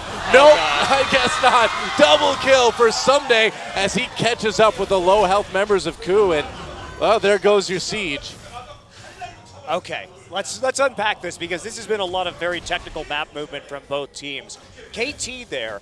Now, they realized that they had overcommitted to that top turret. They didn't get it. They saw the mid tower fall. So instead of just allowing Ku to chain that into a dragon and perhaps another turret, they decided just to make the play immediately. They pull the trigger. Someday gets down into that bottom side and starts to use that advantage that he's got. Has nice items at this current time just to go ahead and try and make something of that edge. And KT is going to pick up a very important dragon as a result. This is the first part of the disaster for the Ku Tigers. Picking up that mid turret could have meant so much if they could have turned it into a second dragon. Now, with the teleport coming in, Kuro had so few options. Credit to both these members, of course. Rumble teleporting into what should have been immediate death.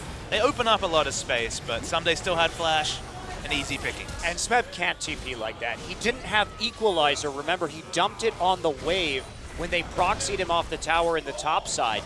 So coming in, and then he got immediately bounced by the Azir ult. So just a very poor decision. Wow, Ku Tigers able to get that bottom tier 1 anyway. So at least they're able to start taking these turrets. They lost their top tier. The bigger problem, though, is look at the items that Riven has put together with those 2 kills. Black Cleaver into most of a Last Whisper. Reason why I say it's a disaster, Dragon taken by KT. Now we're looking at, you know, even if we're super optimistic, 24 minutes until the 5th Dragon can be achieved. That's 46 minutes into this game. This game will end before then, and Prey could be in a little bit of trouble. Yeah, they throw the explosive cask. Prey has to use that flash to avoid death.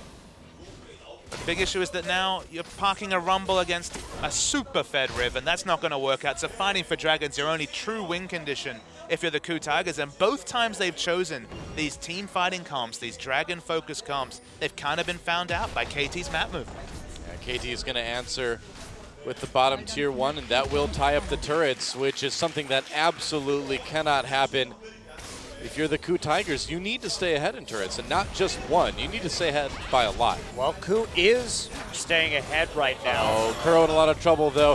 Throws that ultimate in, actually dodges Peekaboo's ultimate. Still gets caught, though. Nagne with a kill there, and KT is going to take their last tier 1 here.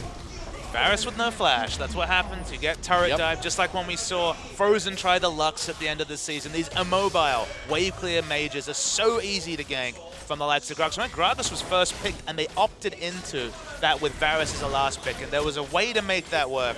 But just as we talked about all the delaying at 23 minutes, Varus can't be the solo wave clear. He needs friends around mid, or you'll get punished to the extent that we're seeing here. You got to wonder what would have been different with the Yasuo pick. I mean, Ku went with a good plan, but they just haven't been able to execute on it yet.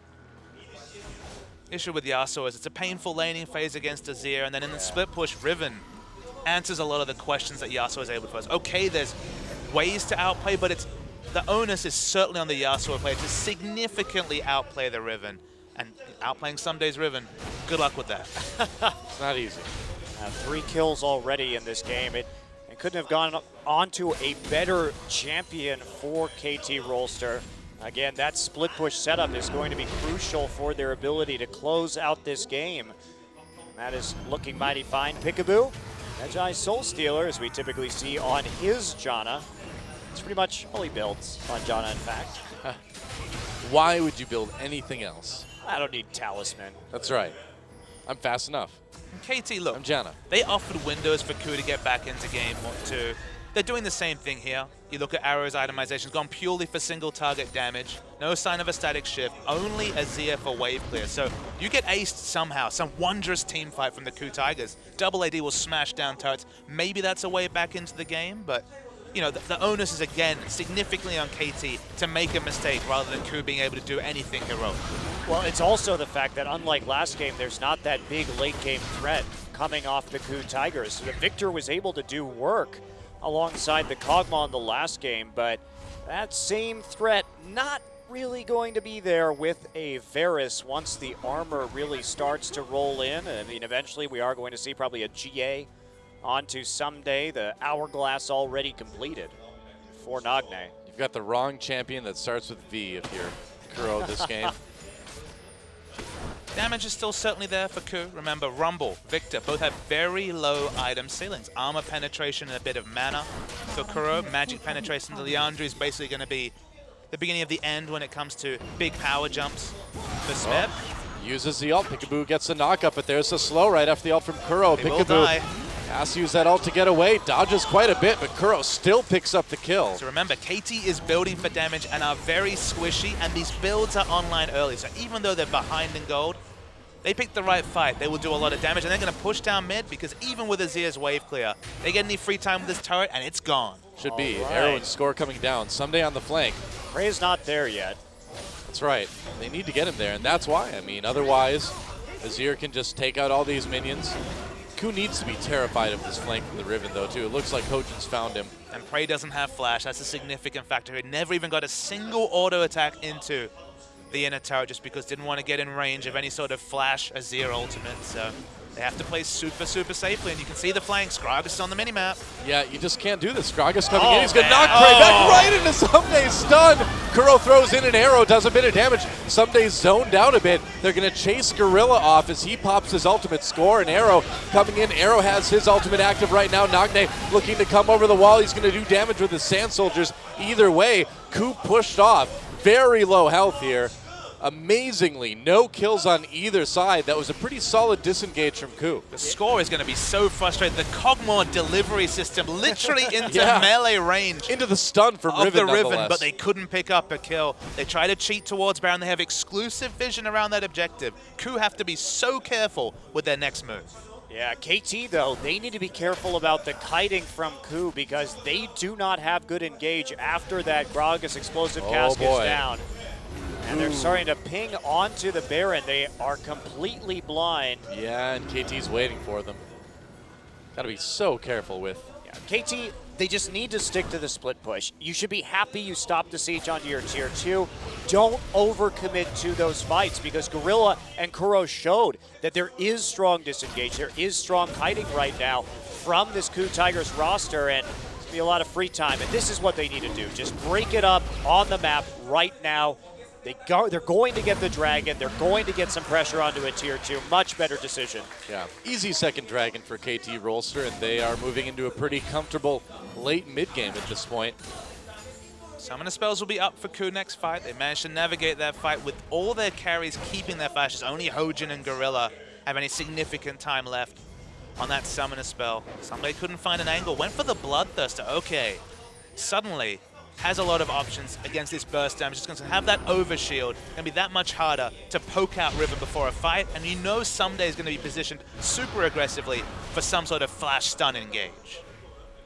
KT setting up this position around there. Oh, they catch Score as he tries to come in. There's the ult from Varus. They're going to try something. Hojin kicks Score out. Can they get the pick? Score flashing away. There's the ult from Peekaboo for a bit of healing. Gorilla pushing against the wall with the Condemn. Getting very low. Still alive with that ultimate. Kuro gets the kill onto Janna. Peekaboo goes down, and now here comes Smeb onto Someday, roasting him, but Someday turns around. Could be a lot of damage as Smeb flashes away. And Ku managed to get a pick. That could prevent the Baron for a little while at least, but still a tenuous situation. Ku is playing this composition very well. Yeah, they are. And that's what they should be doing. They should be trying to force the 5v5s right now because it's really their last big hope. They can't deal with Someday, so they need to play aggressively and then hope that KT over-engages while they kite out an advantage. Ooh. But KT, they intelligently just back away from that one. Only losing Peekaboo isn't a big deal. I mean, it's a big deal to Peekaboo because he's losing all his Magi stacks. That's true. I gotta say, Kuro's been really accurate with his Qs and with his ultimates this game as well, too. He's forced a lot of summoners out of his opponent, specifically Peekaboo. It's the only way to justify the last pick Varus. Remember, this was the overall True. last pick, picked into the likes of Riven and Gragas, who already present plenty of headaches. Well, Kuro's a good Varus player, and seeing more of that this game as Nagne gets poked out by that piercing arrow yet again.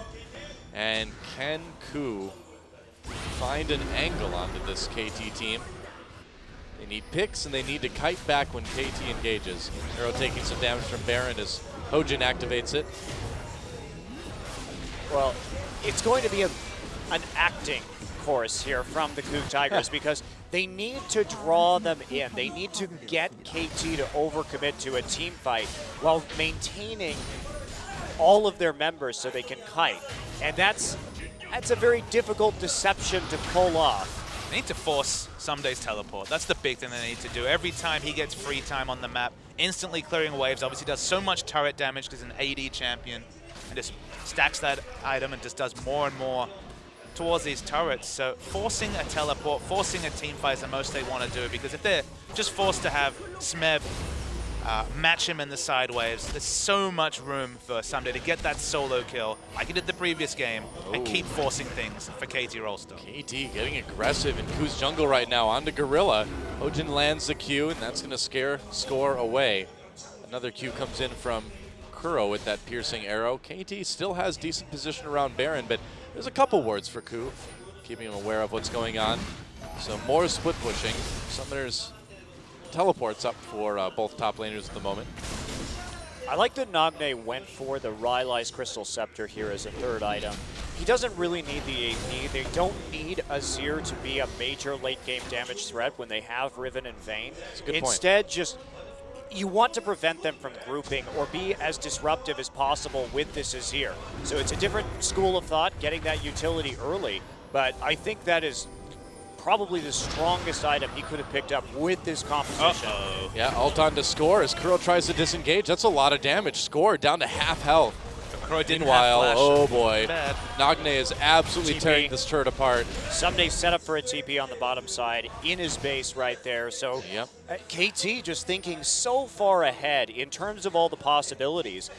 They do get some damage onto the mid turret. They're already prepared in case there is a fight for a TP flank from Someday. Let's talk about what this Nagne build can do. You mentioned utility, Zhonya's and Rylai's. You got flat health to be able to take a couple of those spears coming through. Oh, Gorilla taking a lot of That's damage what as it he gets does. caught. That's an ultimate. It was kind of out of position there, and he paid for The it. defensive stats of the armor and health are important, but also has the Zhonya's over, say, a death cap, for example, can make that initiation play onto Kuro. He was lucky to come out of face-checking a Gragas alive with no flash available. So the slow into this build that really opens up diving is Hojin. Whoa, Hojin just caught, has to flash into the red buff pit to get away. And applying pressure is at the cost of consecutive summoner spells for the Ku Tigers. That pink ward didn't make it into the brush for KT, so that'll be cleared easily. I watched Someday try and put that over the wall. Didn't quite work out for him there. It's a tough ward. No, it's not a tough ward. Just kidding. Just a misclick. We'll say it's a tough ward just to preserve his pride. It's a really hard ward, guys. Throwing that ward over the wall, man. It's difficult. Dragon up in 25 seconds. KT getting some vision around that as well. And Ku, you know, they're threatening, but it just doesn't seem like they've been able to get quite enough. And, you know, we know that from last game, Ku has the ability to win crazy team fights. Maybe less so with this comp, but it's still out there. And KT's certainly been playing a little bit more carefully than we've seen them play in this position in previous games. And I think after the last game too, KT, they want to go back to that split pushing. It was so successful for them until they made the errors. And I think the coaches just come into the booth and say, okay, just continue to split push into the late game. Don't worry about those team fights. It won't be a nail biter like the last time around. Yeah. Style it back, play it calm, play it patient. Big minion wave from KT Rolster, propped in the top lane. That's going to push in. There's no real answer for Ku Tigers. They don't want to rotate Rumble there. Rumble teleports in late. More likely the equalizer will be off position. Good. Piku has an elixir right now. He has a blue pot on him. Yeah, man. Got to get that damage. That's right. Everyone's seen Janna and ARAM. You know what you can do with those tornadoes. I like it. Having the extra AP for the shield is nice, but that's a bit of an odd pickup, certainly for a support. Hey, got to make up for losing those Magi stacks, right? Someday hasn't been spotted in a really nice flank position. They're moving as 5. Minions This in pushing could away on get this turret. interesting here. Riven and Gragas on the bottom. All right, they're going to let Ku into the mid lane. And Looks this like is they might try to trade that Dragon for Baron. Yeah, this is an adaptation. Oh, flash, barrel, and Kuro gets out of it. Couple flashes used by KT there. Tried to make an engage. And Smeb takes a lot of damage out of it. 2 flashes for each team. But getting Kuro's flash is incredibly important. Side waves really doing work for KT Rolster right now. Yep, KT pushing down the mid lane, but that Azir turret's going to slow them up as Someday takes down the tier 2 in bot lane. Ku's just going to go for the Baron. Dragon taken by KT. Now, Someday has teleport. Does this really prevent anything? I don't know. We'll find out. Ku going for the Baron here. Score is in position. Someday there as well. I mean, they have to try, right? That's all they got left. It's a desperation. Teleport coming in. Now for Someday. And Ku backing off immediately. Smeb coming from the side. Have they found an angle? There goes the equalizer. Good knockup from Peekaboo. As he tries to disengage, he's very low though. There's the heal to bring KT back into the health they need to fight a team fight. And Ku Tigers just not getting anything out of it. Now we're in an awkward position, each team on the wrong side. There's going to be an apocalyptic fight here, man. Gorilla getting low. He might have to pop that ultimate. Gets knocked up. Gets pushed back by the explosive cast. There's the ult. He's so low, though. Gorilla turns around. Smeb poked out by the Sand Soldiers. Here we go. Oh, Someday going in. Gets kicked back by Hojin, though. Arrow coming in. Such a tenuous position for both of these teams. A lot of damage coming in, though, from this Riven. Oh, Kuro answers with a bit from that piercing arrow. Ku Tigers trying to get closer. KT, this is like the longest game of chicken I think I've ever seen in a team fight here. KT rotating back around to their side of the map at least. Score over the wall, needs to be a bit careful. Oh, Someday on his own. Goes in onto Hojin. Hojin goes back in onto him. Someday forced to flash away, excuse me. To be very careful here, Ku Tigers. Kuro's super low on mana, just been chugging those potions. That flask to staying up.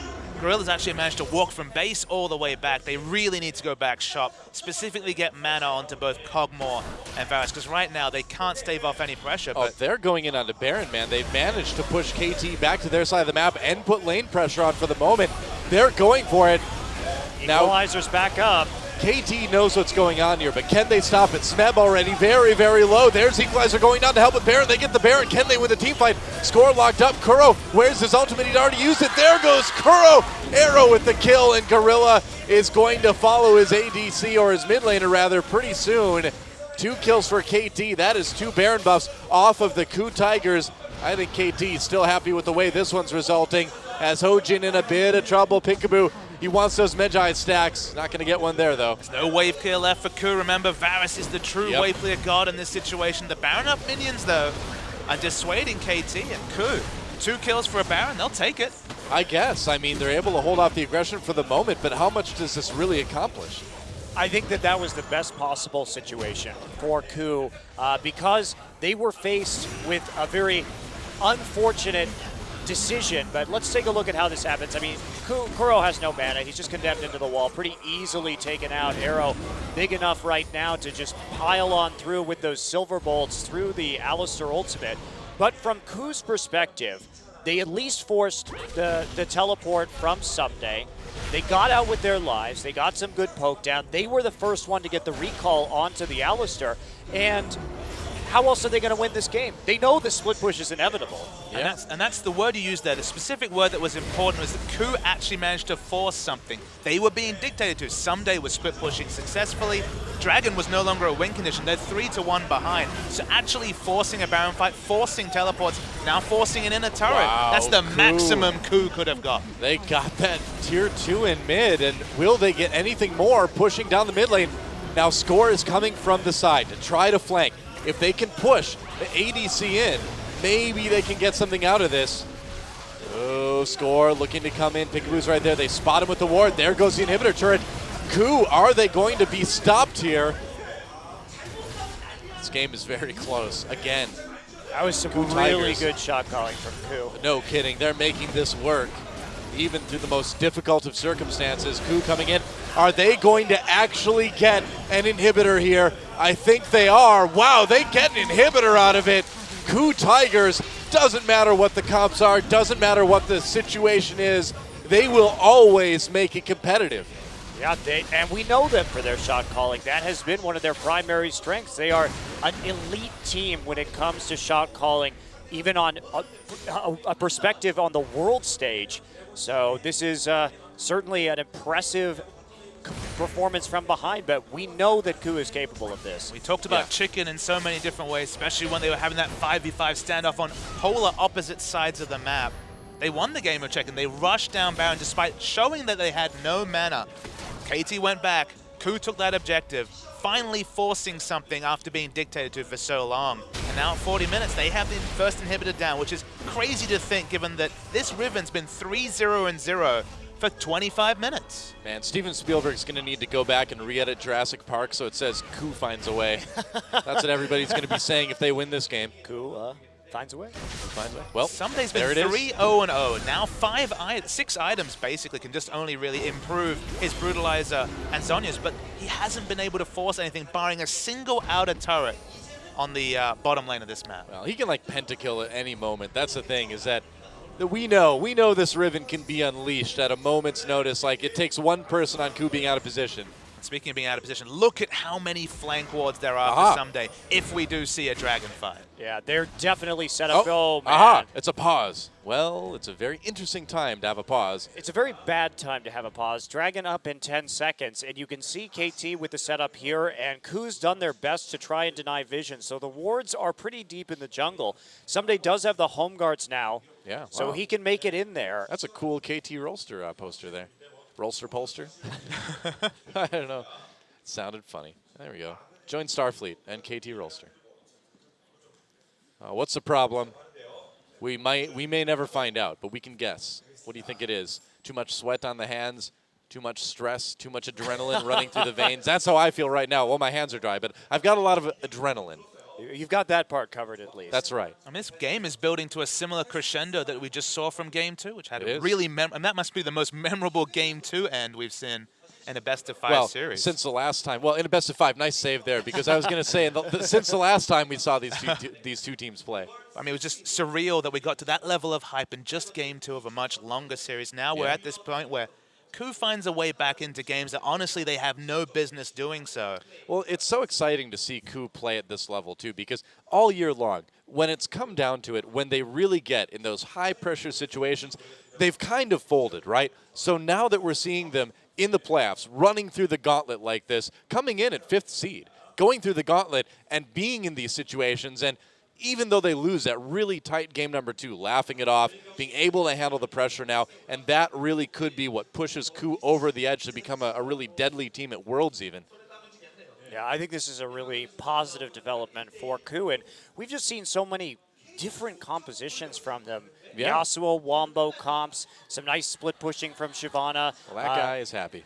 And even Prey moving away from Corki. I mean, that's his by far most played AD carry in his career. He's played like 60 Corki games in his career.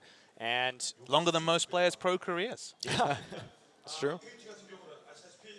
But my worry is that the last 2 games have basically been Dragon-focused rotational comps from KOO. They've struggled in both. They've lost the early game in both. And they've come back with smart team fighting the late game. That's the KOO Tigers of spring. That's the KOO Tigers that was successful in the past. There's a couple of famous supports right there. It's Hart and Mata.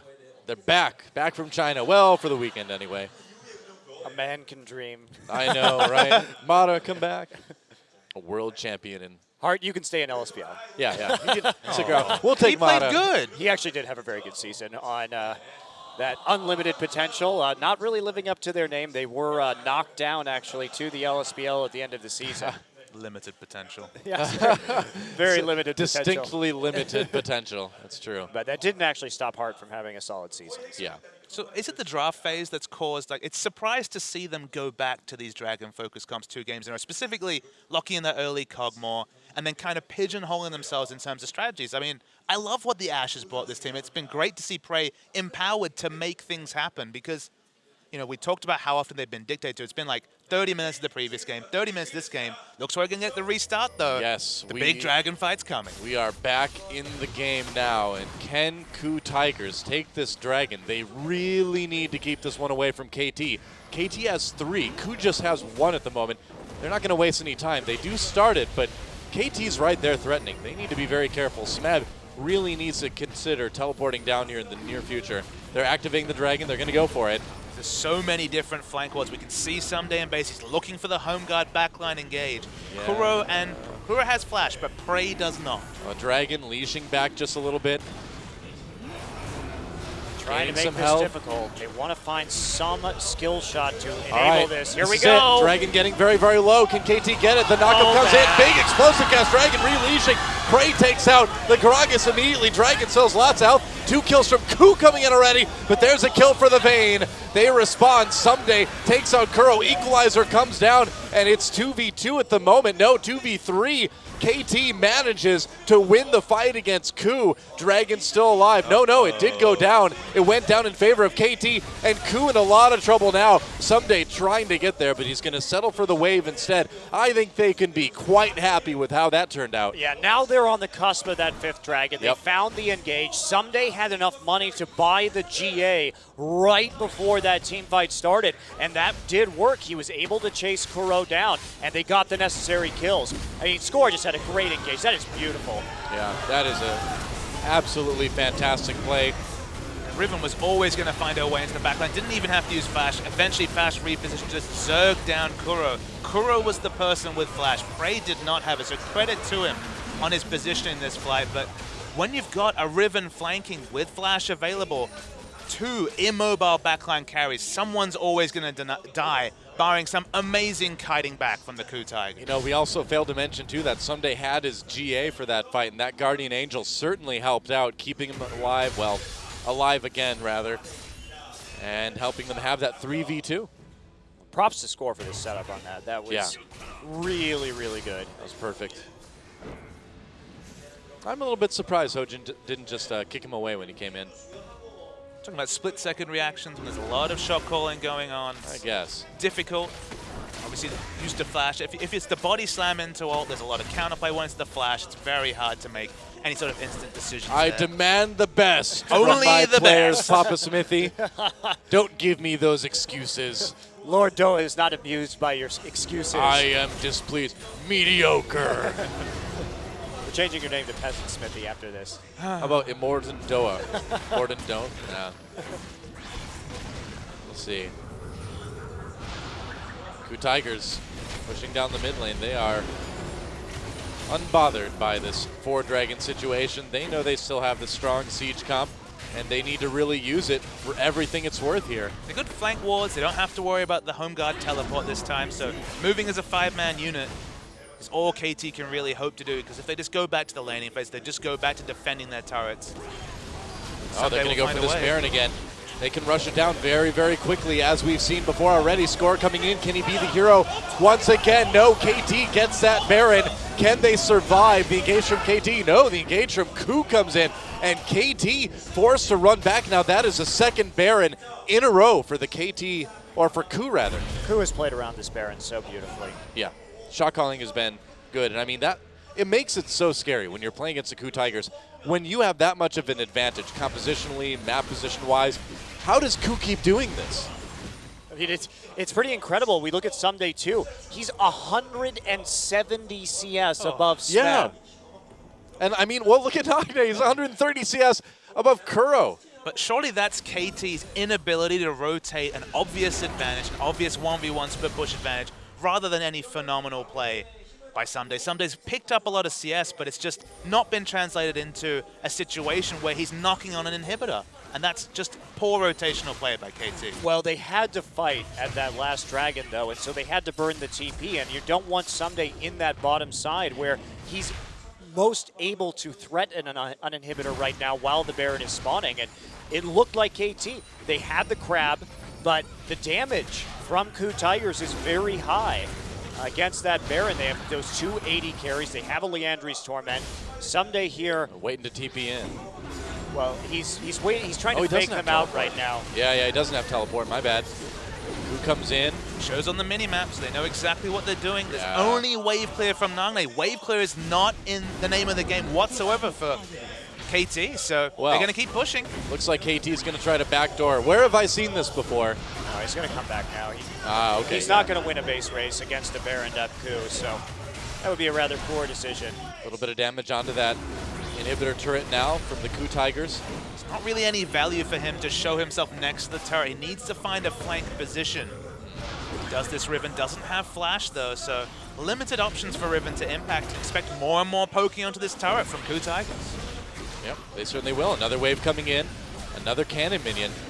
Score takes a pretty decent poke actually from Kuro, and they may actually do a lot of damage to this inhibitor turret. And they're actually going to take it out. Wow, Ku Tigers gets it. Moving in for another inhibitor. They already got mid earlier this game. It is back now. Both their carries have flash as well, so they have options against Score. Score's flash is back up. Peekaboo is flanking right now. He's coming from the side. All right, they're going for the second inhibitor. Peekaboo has to run back into his own jungle there, and the Ku Tigers just setting up for another inhibitor now. They put so much pressure on with these two Barons. It really has been those two Barons that have let Ku stay in this game and even take a little bit of an edge despite being down in gold. Wow, Peekaboo going full bloodthirst, man. He's like, I'm going to flank 1v5. Do it, man. You've got Magi's. You have nothing to be afraid of. Okay, maybe you have a little bit to be afraid of. TB's back up, and now we're on the cusp of 5th Dragon for KT Rolster. They don't have a lot of vision. They just popped one ward down. Teleport's here coming it comes. in. Teleport, here comes they're Someday. split up. Peekaboo is right there, gets a knock up onto Smeb. Peekaboo is going to force Someday away. Smeb way out of position here. Hojin comes in. Oh, right into the stun. But there's Gorilla for the knockup. A kill comes in for Azir right away, though. Peekaboo getting forced away. KT, they've got this fight. That is 3 unanswered kills. And now KT pushing down this bot lane. Look at the death time as Doa, 65 seconds huge. plus for 3 members. KT are looking for the finish. I think it's over, man. I mean, they've only got Kuro and Prey left. Yeah, that's all the damage, but you're just not safe. You can't fight 2v5 against this KT team. And after all of this, it looks like KT is going to be able to take the 2-1 lead here. Oh, Prey caught, flashes away. That's a lot of damage from Kuro, though. Oh, they managed to get Gragas, but there goes the first Nexus turret. Can they delay? It would be a miracle if they could. Prey cleansing his way out of it. There goes Someday very low. Kill onto Arrow, and there goes, kill into Prey, though, and there goes Kuro. Second Nexus turret goes down, and KT takes the game and the lead. GG. That was a beautiful game. I really liked watching that one. Just the play and counterplay from both teams. Ku's ability to stall it out through some very nice Baron pressure. And then KT playing around the Dragon. You see what a high level both of these teams are shot calling at in this series. The fencing metaphor was just so on point, Munch, because of the parries, the plays, the aggressive moves around Baron. Ku were the best. Just the the place to get 2 inhibitors down for the Coup Tigers with how far behind they were at 30 minutes was incredible, but it all came down to one teleport play, and the teleport was the real ace in the hole as Someday getting onto the immobile backline won them the game. Man, I think this is already the best series we've had all season, and we're still maybe 2 games away from the end. Now, Coup Tigers have to come back and try to tie it up 2-2.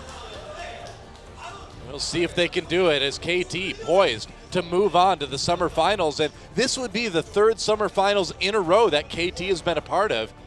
And what a finals it would be to have a repeat of the telecom war in what could be one of our most competitive finals since summer 2013, which was also between SKT and KT. Well, I don't know. Last year's final was pretty damn close, too, Well, between it Blue was. and Arrows. But, yeah, and it's the same stakes, too. If KT Bullets had won that, they would have gone to Worlds. Yeah.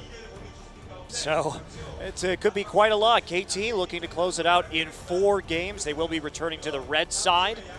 And we'll see if Coup can push it to that Game 5. That's right. Don't go anywhere, guys. We'll be back for Game 4 right after this. I don't know where you're going, but do you got room for one more troubled soul? I don't know where I'm going, but I don't think I'm coming home. And I said I'll check in tomorrow if I don't wake up dead. This is the road to ruin, and we're starting at the end. Say yeah, let's be alone together. We can stay up forever.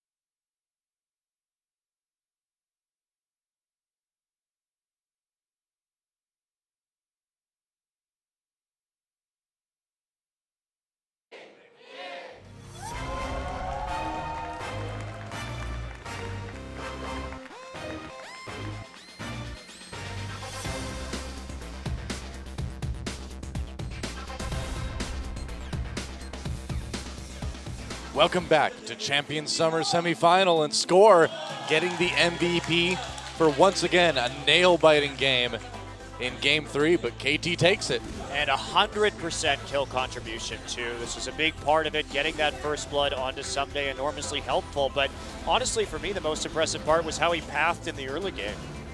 His pathing was solid, but in the team fights, whenever he split the threats, whenever he was able to flash body slam and separate threats, just open up Someday to do massive damage on the Riven. Well, right this fight here, in particular. This was it, man. I mean, big explosive cask secures the dragon for his team, and even though he goes down, he sets up what would be the game-winning fight for KT. Now he's powering on through. Someday will live. Virtue of that Guardian Angel. Bit late on the equalizer, not really going to do a whole lot, nor help them turn it around. That's right. And Yanni's like, ain't no thing. It's like, oh, was that a game that might get my team one step closer to the finals and maybe Worlds? No biggie. Well, he's been in the booth for a long time. He's had many an MVP over the years. This certainly isn't his first rodeo, so it's hard to get excited, I think. I'm excited, because this series has been totally awesome. And Nofe and the Coup Tigers coaching staff coming into the booth as we move into game number 4. Picks and bans. KT could win it all right here. But the way this series is going, man, I would not be surprised to see us go to blind pick. And Coup, what are they going to do in this pick and ban? Are they going to keep the Azir, Cassiopeia, Shen bans that they've used in both of their blue game sides so far this series, or will they mix it up? Well, Azir, so starting off like they have been. Kalista banned out by KT. And I very much want to see a draft reminiscent of Game 1. 2 games in a row, Ooh. they've gone for these disengage comps, they've gone for kiting back. They haven't really had reliable primary engage. Specifically, the Rumble pick seems to open them up to Rumble Cogmore. And they've just fallen behind on Dragons and just really lacked a reliable way to win the game. They've been very smart in their map movements, but a reliable initiate, whether it's Ashe or just primary initiation from somewhere, is what I want to see from the Coup Tigers. So Coup deciding they don't need to worry about the Cassiopeia, banning the Riven, but still banning the Shen. Meanwhile, that Lulu banned out again by KT. Do you give him the Rise? Coup won game 1 of this series with that Rise. It was banned in the next game by KT. Thinking long and hard about this one.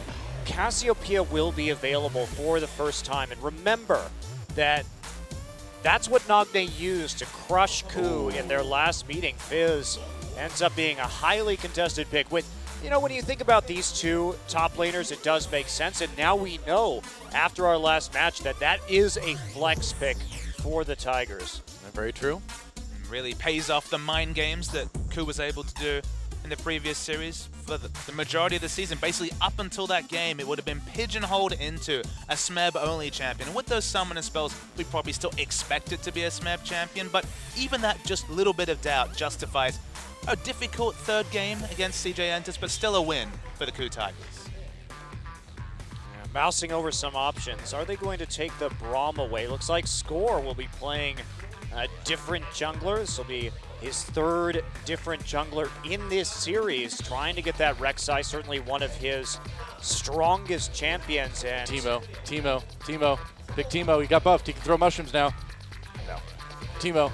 Oh, it's going to be Braum Rek'Sai. All right. The Rek'Sai 12-5 for the season, by far his most played, 6.6 KDA as well. Has been kept away from Score all series, so finally jumps on that. The Gragas saw a surprise jump in priority to first pick status in the previous game, and might be right up there for Hojin. But it made sense. They obviously wanted to build around Vayne in that last game and decided the synergy with Riven at the last second would make it work. Now, KT, I like that they took the Braum early, because Coup, what game did they win in this series? It was with Ashe. And so you think if you're KT, all right, this is match point for us. Are you going to go back to that Ashe strategy? And do we have a way to deal with it? And the Unbreakable is a very good answer to praise Ashe initiations. Now, what about Lucian Kennen here? We're not going to see it, I guess. Gragas, and there's a Kennen, so maybe that Lucian pick will be coming in. It's the first time that Peekaboo has seen this support Kennen in a competitive game, and Gorilla going to lock it in, and we saw in the match point 3-0 on this champion. It does suggest the likes of Illusion. Of course, Kalista not available. We saw the Kalista Kennen in the previous series. Expecting lane bullies, so we might see Arrow adjust accordingly. still, this Sivir would be a very passive choice for KT, wouldn't it? Also a terrible pick into Lucian, Yeah. especially with the nerfs on 5.5, but maybe they try and play for it anyway. They could just go for an all-in backline threat. With the Fizz on the table, they know that the 5v5 likely from KOO is not going to be that strong, so maybe they change out their strategy, try and play for a very team fight centric composition, which is not how they've won a game this series. They went with split push comps the last 2 games. They do cement these 2 picks, the Maokai and Sivir. It'll be team fighting and team fighting only because we're expecting the likes of a Diana with the last pick, especially if that's locked in. We're talking about 4 melee champions and a short-range AD carry in Sivir. So they've already picked a Fizz. They've already gone for Kennen, definitely a laning AD carry. Where will KOO go from here? I mean, the Victor would not be a surprise, but what does Prey have for us from AD carry? Well, I like the Vayne better than the Twitch.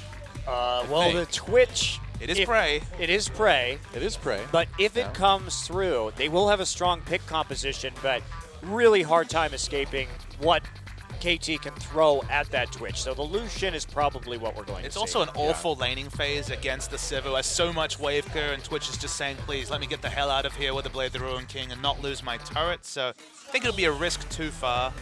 Yeah, I like that. Oh, they are going to switch it back over to the Vayne. All right, but the Victor is good for Kuro. Put him on that comfort pick. Again, their season is on the line this game.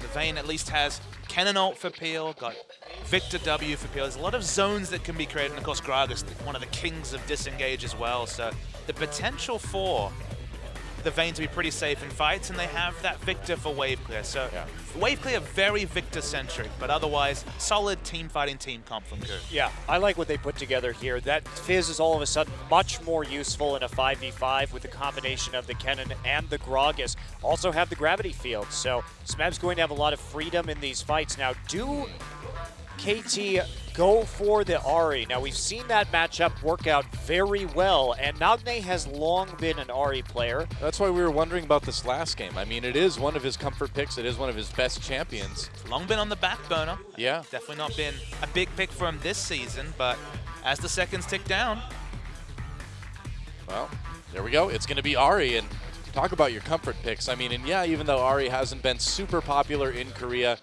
lately, if you think back throughout Nagne's career, you know, he made a name for himself early on with Gragas, but after that, it was a lot of Ahri that people really knew him for. Yeah, he's a pretty versatile player, so he shouldn't have any issues. And this is just all in from KT. Everyone is just assaulting the back line from the KOO Tigers. It's going to be up to Gorilla and Hochin to really place their ults well, because that's what they've got to save these very squishy and carries. Smeb's got the Fizz versus Maokai matchup. Marin, of course, flourished in this matchup multiple times. It's been Sid as a hard counter. Last few times we've seen it, the Fizz has struggled. But for once, Smeb has the 1v1 lane advantage. So how will KT play around the fact that we expect Fizz to really run wild over this Maokai? Man, this is going to be an action-packed game. I predict. Safe Hopefully I'm right. prediction. Good. Given how this series Good. is shaped up, it's hard to argue with you, Noah. Yeah. So KOO Tigers, we've seen how good their shot calling can be. Now that they've got a team that can team fight into the late game, will that push them over the edge? You know, will that send them to the blind pick game 5? The game is loading up, guys. The season on the line right now for the KOO Tigers. KT Rolster, a win here will send them to the grand finals. To face SK Telecom, a win from KOO will send us a blind pick. Which is it going to be? Let's get in the game and find out.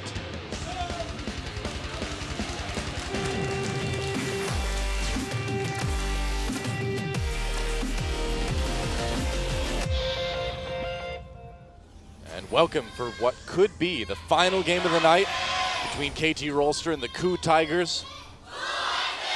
KT on match point. KOO Tigers desperate to tie things up and save their season. And they've got a good comp to do it with. Well, all is not lost for KOO. If they do, in fact, bow out here before the finals, the onus is still on KT to win, or else KOO will just go to Worlds anyway. So they do have a lot of cushion. That's true. That KOO's is true. unlikely run over Najin and CJ gives them this effective double chance to get a guaranteed seed into Worlds. So Yeah. very much be praying for the Telecom War to be won by SKT. So just to be clear, if KT goes to the finals, Ku goes to Worlds based on points? Is If that they right? lose the finals. If KT loses the finals, Yes, okay, yeah. they will be Korea's see. number 2 That's why it's seed. the double chance. Okay. They either win this series or SKT wins the finals to get through. Just wanted to make sure. I mean, I looked at the numbers earlier, but really I should not be allowed within like 100 yards of numbers. It just doesn't go well. He's actually like a vampire with numbers. I can just write some on a paper, and he hisses and runs away. That's right. Someone like holds up their calculates homework in front of me, like I like hide. Yep.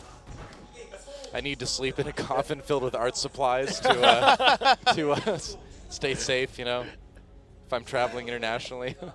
How do you operate a phone? Huh? How do you operate a phone? With, Text only. With favorites and with a speed dial. Siri Duh. helps you out. Oh, really? Well, I don't have an iPhone though. Uh-oh. I just use voice commands. Like phone, call my foes and tell them I'm coming for them. That's what I often do. Well, should be a quiet early game until things get rolling as we see Nagne and Curl in the mid lane. And I'm really curious to see how Curl's going to do on this Ahri. We talked a lot about it in picks and bans, but this really is an exciting pick if you're a Nagne fan. He's had a lot of great games on this champion. It's his 3rd most played champion of all time. Peekaboo. Peekaboo, here we go. Kuro, gotta watch out. Peekaboo coming early. Will they get the stun? Doesn't look like, barely dodging that charm, or outrunning it, I guess you could say. Had to use that cleanse, though. He was 1 creep away from level 2, so that was that level 2 ping. That was the charm, so drawing out a summoner. Successful roam from Peekaboo. Unlikely to need that cleanse, though, before it comes back up on that shorter cooldown. So Could have been worse. yeah, I think cleansing the slow there, definitely a good idea. You have the Q shield on you already, so you'll be pretty safe. Nice move, though, from Peekaboo and his typical level 1 ganking, and now he's going to be very annoying here at the red buff, and ping's coming down. Looks like Score wants to join the fun. Yeah, he's going to come a little bit late to the party. Peekaboo really going all in. Smeb and Hojin chasing him down a little bit. Smeb's got to be careful. Yeah, they have to get back. Ahri Yeah. was moving towards that side. Someday also here. So wise of the Ku Tigers just to take the objective and back out.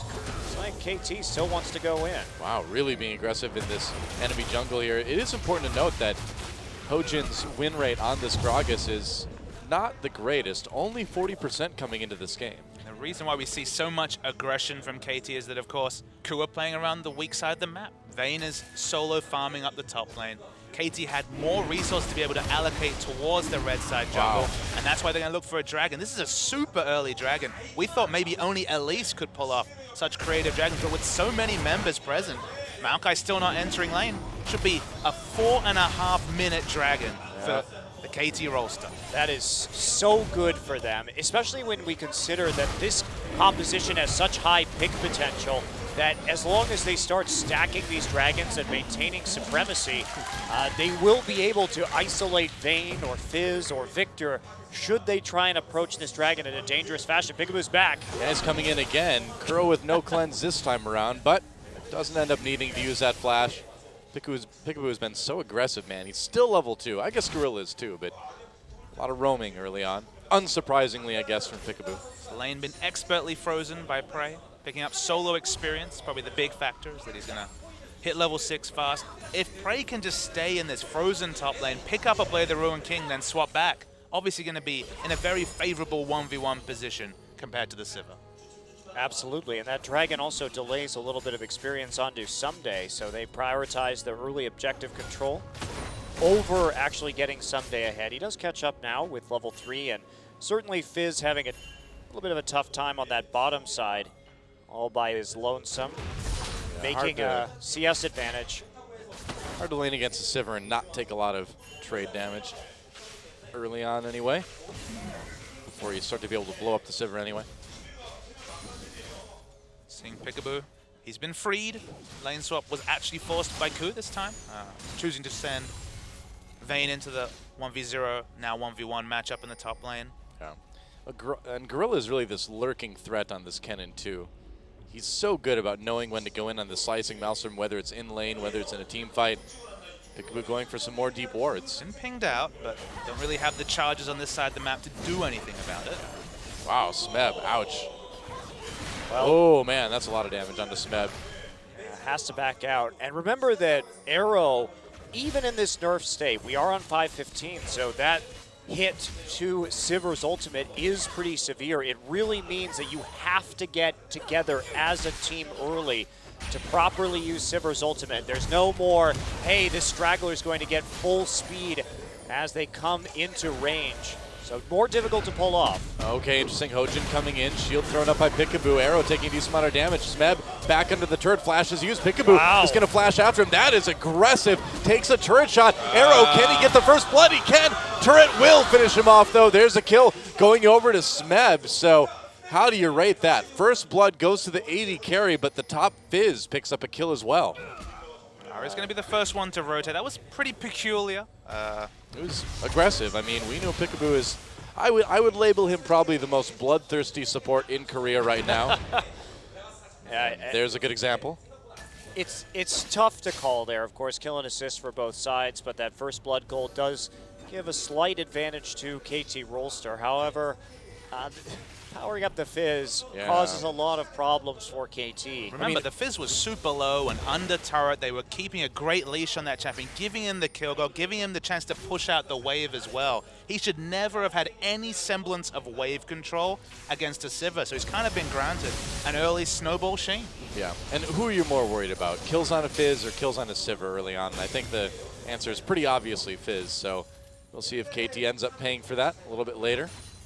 Well, at the very least, the BF Sword for Arrow will help with the wave clear and getting some more turret damage down. So if, when the dust settles in a couple of minutes, we do see that tower going down faster, as a result, perhaps there is some value to that.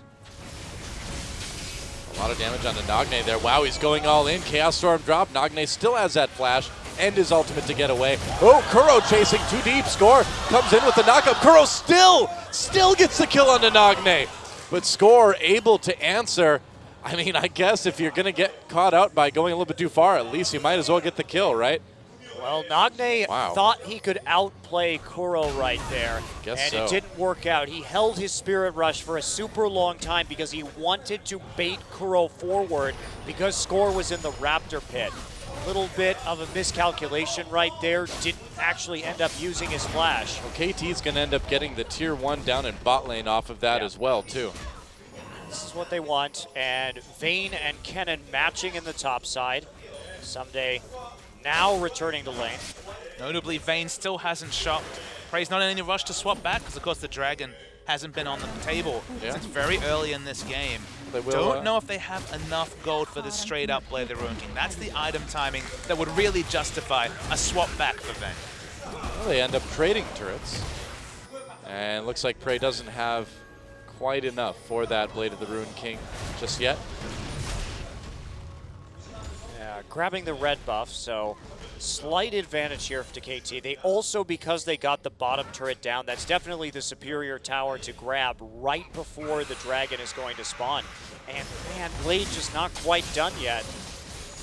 Or Prey. The difference between the parts of a Blade and the completed recipe, specifically the solo kill pressure onto Arrow. Definitely. Oh, they're right there. A pick attempted by KT, but they're going to end up taking a lot of damage in return. Charm on the Gorilla, though. Gorilla still doesn't have 6. Yeah, and that's going to make it very hard for Ku to contest this dragon. Peekaboo doesn't have 6 either, but you really do need that secondary engage from the slicing Maelstrom on Kennen. Maybe.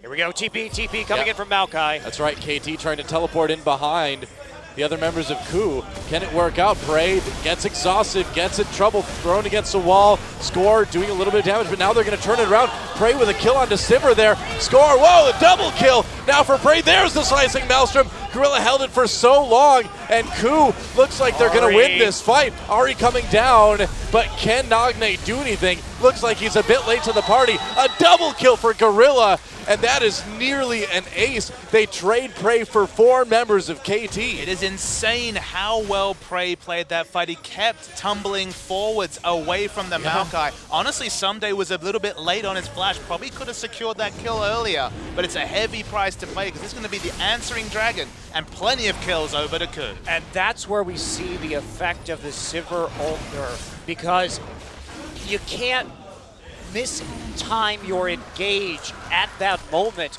because the speed buff, if you come in late, just isn't there, because look how early this is popped. Gorilla and Prey already doing work. Just and watch Sunday's Prey. so slow on the He never flank. chose to flash. He could have flashed onto Prey. They would have picked the kill up earlier. It probably would have been a better choice of trade for the KT. Gorilla also got 6 in the middle of that team fight for the Slicing Maelstrom. Peekaboo's roaming has meant that he actually is a couple levels down, and a very important team fight won by the Ku Tigers. They'll equalize Dragons off of it too. The last thing you really need is for this Kennen to get a couple extra items and be, a little bit more tanky when he comes in too. And the crazy thing for the Sivir nerf is, okay, the speed is nerf, but the duration nerf means that if you show up late, you're only getting maybe a second's worth of speed up. So it was elapsing so early that, again, almost a non-factor. So you're going to need to be smarter around that particular cooldown if you're out. It's not press R and win like it was before. The windows of counterplay are certainly there. Well, there's a reason we haven't seen Sivir picked a lot since the nerf, and I think we're already seeing a little bit of a reason why. I mean, the surprising thing was that she was kind of falling off invariably. We weren't seeing a lot of Sivir even on patch 5.14. Now with the more heavy-handed nerf, it's just the upside. It's kind of like when Sejuani was in the meta and then she really wasn't. It feels like we're pretty much in the same situation with Sivir. Oh yeah, I mean, people are figuring out how to go all in onto Sivirs, and that was reducing the amount of picks, but now I don't know if she's so great anymore. And now Sivir's looking to enter a lane against a Blade the Ruin King Vayne with just the parts of Infinity Edge. That's optimistic if you're Arrow, and that's why he kind of has to just group with his team or wait for Vayne to push out in the top lane. Some very finite edges for Arrow right now. Nothing infinite about the damage coming out of that Sivir. No, not quite yet, and he did go for the Avarice Blade second, so he's got to keep farming this one up, but he just can't go for that red buff right now. Prey and Gorilla have that camp on lockdown with the lane pressure and the wards they've managed to get in. KT, they're falling further and further behind. It's still only 1,500 gold, so it's not the end of the world for them yet. Well, they're going to steal the red buff as Kuro just forces back Nagne. Let's just, take the temperature of what's happening here. Sivir can't enter lane against Vayne. Fizz versus Maokai, we know about that matchup, and Fizz getting closer and closer to a big power spike. For now, it's pretty muted, but we know the direction it's going to go as Nagne. He knows exactly what's coming. Yep. Charm thrown in there. Nice. Gorilla actually getting nearly taken out, but Kuro able to get a lot of chip damage done to that turret. And that's the final point, is that Victor's had lane control over the Ahri the whole time. Got a kill in a 1v2. Has basically been bossing around the Ahri, even though he's a few CS behind. Ku are winning 3 lanes. They've just had multiple games in a row where they've been dictated to. Finally, they have the advantage in the early game, and it's unleashed Gorilla. And we know what he can do with his flank engages on Ken. Those tower dives that we saw in the last series that Ku played were very impressive. KT going to answer, though, with a lot of turret damage during the blue transfer. Unbreakable actually cancels the wave clear, so they get a little bit of extra damage, but not quite enough to take it down.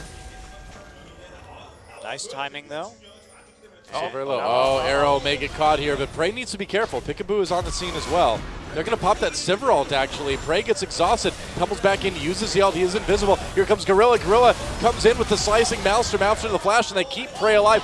Meanwhile, Ahri, Nagne actually able to get a kill onto Hojin, and Ku needs to get out of there. Flash from Arrow, more damage onto Kuro. Nice charm, and that's a double for Nagne now. Hello. Score coming in. Goodbye, Prey, as Score picks up a kill of his own as they go 3 for 0 in that fight. Now, the reason why that was able to happen is because Prey didn't have his summoners up. He had his heal, but not his flash. And so that matchup that looked so poor was able to be evened out, but Nagne making the play onto Hojin on the backside meant that they cut off the reinforcements. Well, Smeb's going to try to come in to save this turret, but Score's right there. He's going to ult Someday, get very low, get the kill. They're going to trade top laners, but Gorilla may not be able to save this turret. Turret damage, not enough to kill Score. And KT with another couple, a 1 for 2 there, and They nearly take down that top lane turret. In fact, they'll get it with minions. This was all started by Prey making an aggressive move in the enemy jungle. They were always going to get rotated to first.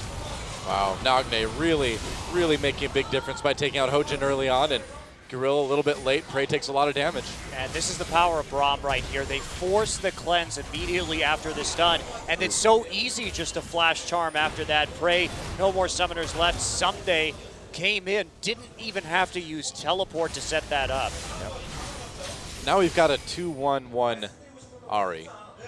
Now she's starting to get a little bit scary. Has the Abyssal Staff, Abyssal Scepter rather, has the needlessly large rod.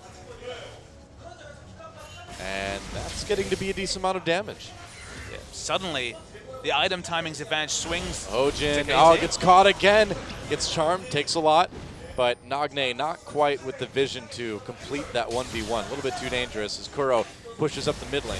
Infinity Edge is complete. Needlessly large rod on top of Abyssal Scepter. Now Someday has his team fighting core. A lot of items granted by a big misfire, specifically from Prey, starting off the chain of events, which brings KT right back into this game. Well, Prey's been really good this series, but just a bit too overeager in that last fight. Going after Arrow, and certainly cost the Ku Tigers a lot. Someday throwing his saplings at the ground in frustration while he waits for the minion wave there.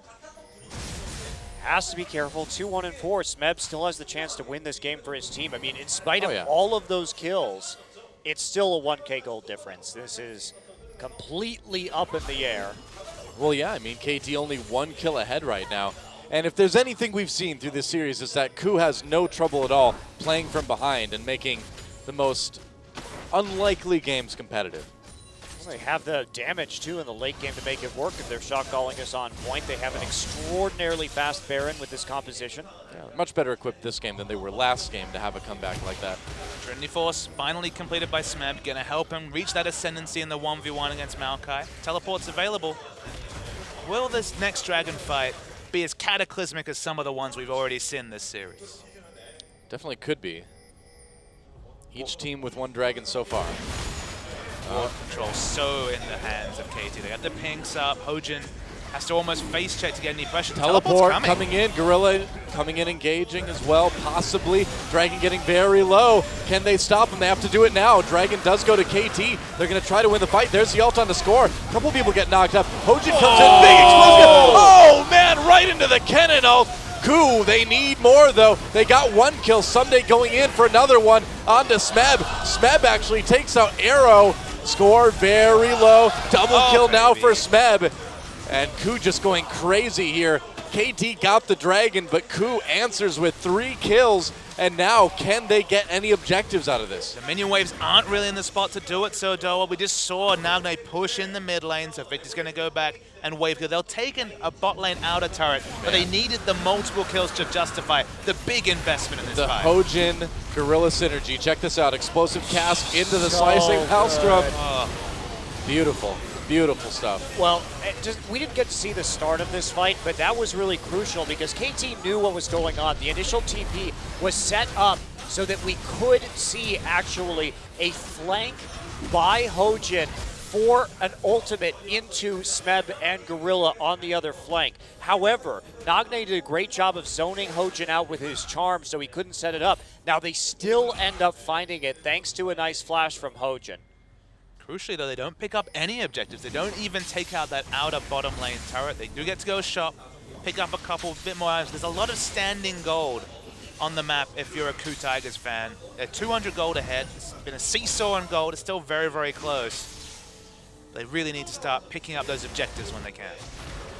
I'd be worried if I was KT, though, because if Ku can do that well against you from behind, what do you think they can do when they're even?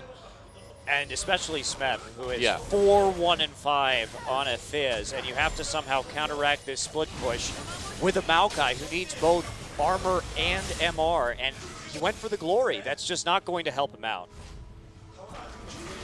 He's going for team fighting, hoping that Fizz would be neutralized or just slowly farming up, but when you snowball, the results can be devastating. The moment that teleports back up. Oops. Oh, boy. They meant for Hojin to tank that turret for a second, but Kuro didn't quite lose the aggro. He's going to have to go back. It's very impactful, actually, because now the wave clear is in the mid lane in the form of the Sivir.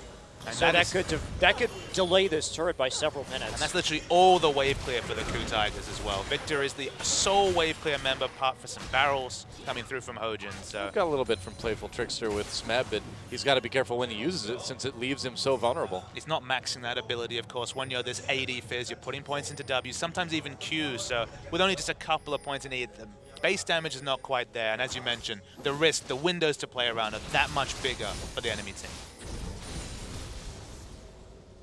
Interesting that we see the Hourglass as a second item onto Nagne. Very defensive Ahri build in this game, but I think it is justified because you're basically just trying to survive Fizz and Victor burst. So you have some time to reposition yourself. Gorilla and Prey now forcing their way down the lane, but Peekaboo comes to join there on the bottom side. I guess the question we still have to raise, Monty, is that a luxury you can afford to take? Because it is a two-threat comp from KT. Okay, the ability power numbers are similar, but dropping down on the damage from Ahri, who can really fall off towards the late game, kind of a mid-range damage threat, certainly below Victor, who has gone for a very standard build. Victor, Vayne, Fizz should easily outdamage in the late game, and Nana's already setting himself back and building utility rather than pure damage. Kuro really wants his turret, and he will get it. Deciding to use that shield to tank it. Hojin can take a couple shots as well. And the turret was slowed down, but not for a whole lot. Trying to set up for some surprise damage here, but Ahri going to take the long way around from the blue buff. Dragon up in 2. Coup Tigers could really use this one. Yes, they could, but they also would like to get that mid lane, or KT would rather probably get that mid lane tower down first if they can. Remember, they did do a lot of chip damage on it earlier. And we don't have a recall coming in yet from Victor. Nagne just sticking around with that blue buff, using the wave clear to try and match that turret kill. Prey, for the fact that he has been in the ascendancy 1v1 against Sivir, has first been punished for that. That was the first window back into the game for KT.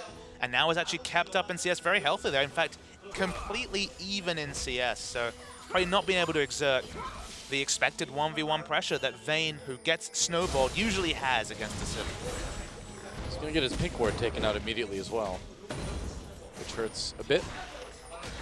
Smeb split pushing in the top lane, Dragon up in 1 minute.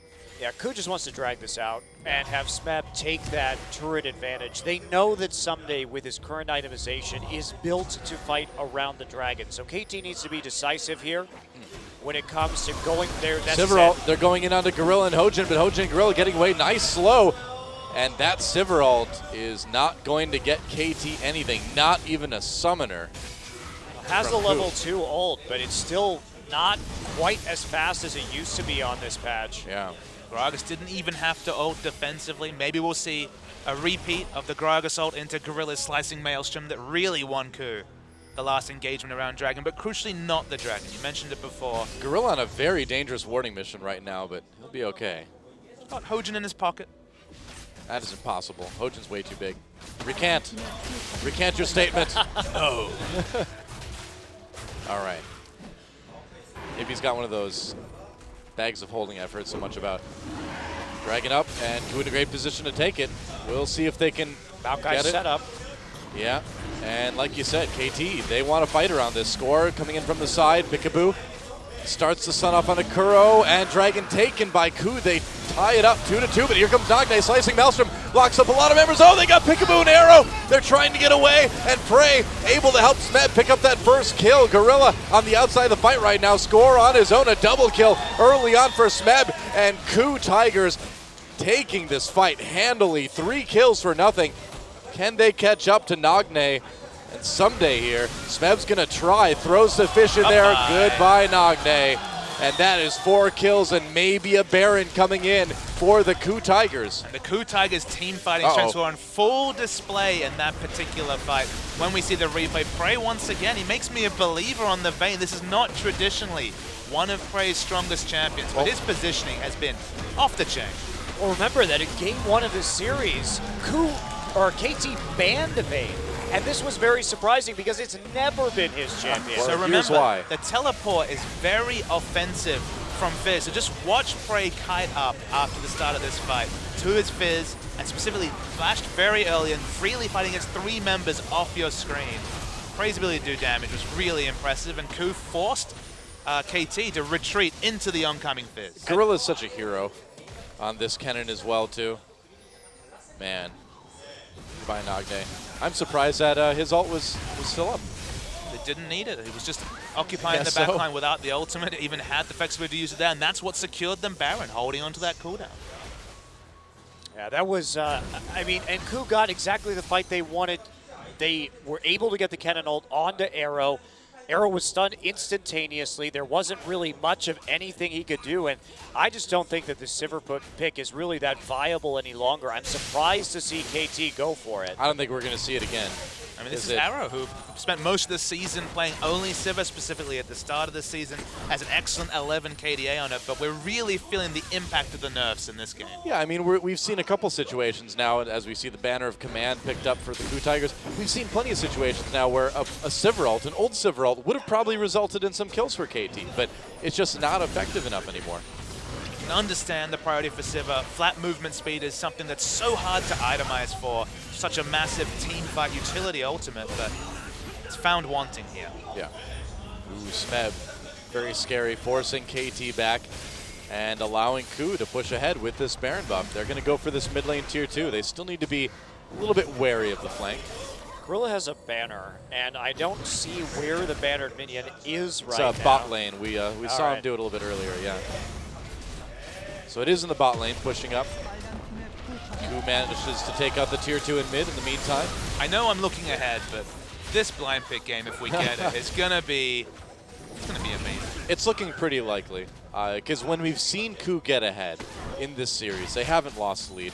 And when we see KT get ahead, Ku has still found ways to come back, even in the most unlikely situations. So it's hard to imagine KT winning this game at this point.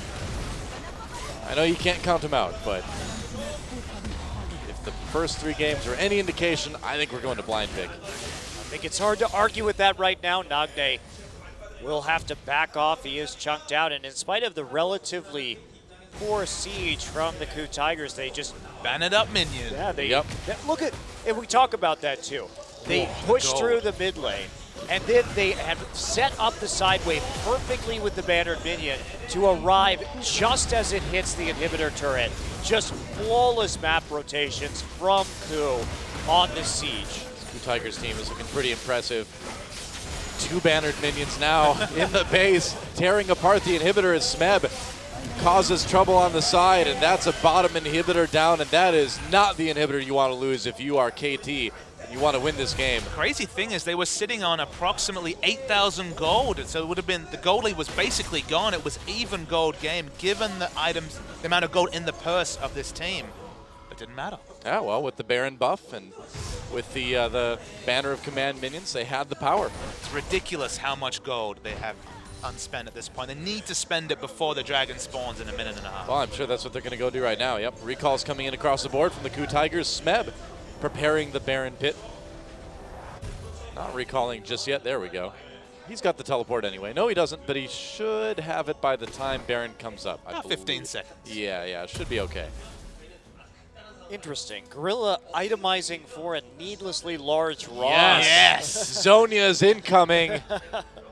Oh yeah. Even he Rylai's is would be bloodthirsty. fine. I was always a fan of Rylai's rush cannon just because he could sit in a fight, and before there was enough bolts to stun everyone up, it was actually more reliable CC than necessarily itemizing towards a QSS. But see you're it. right, it's probably going to be a Zonia's. Let's be real See here. it.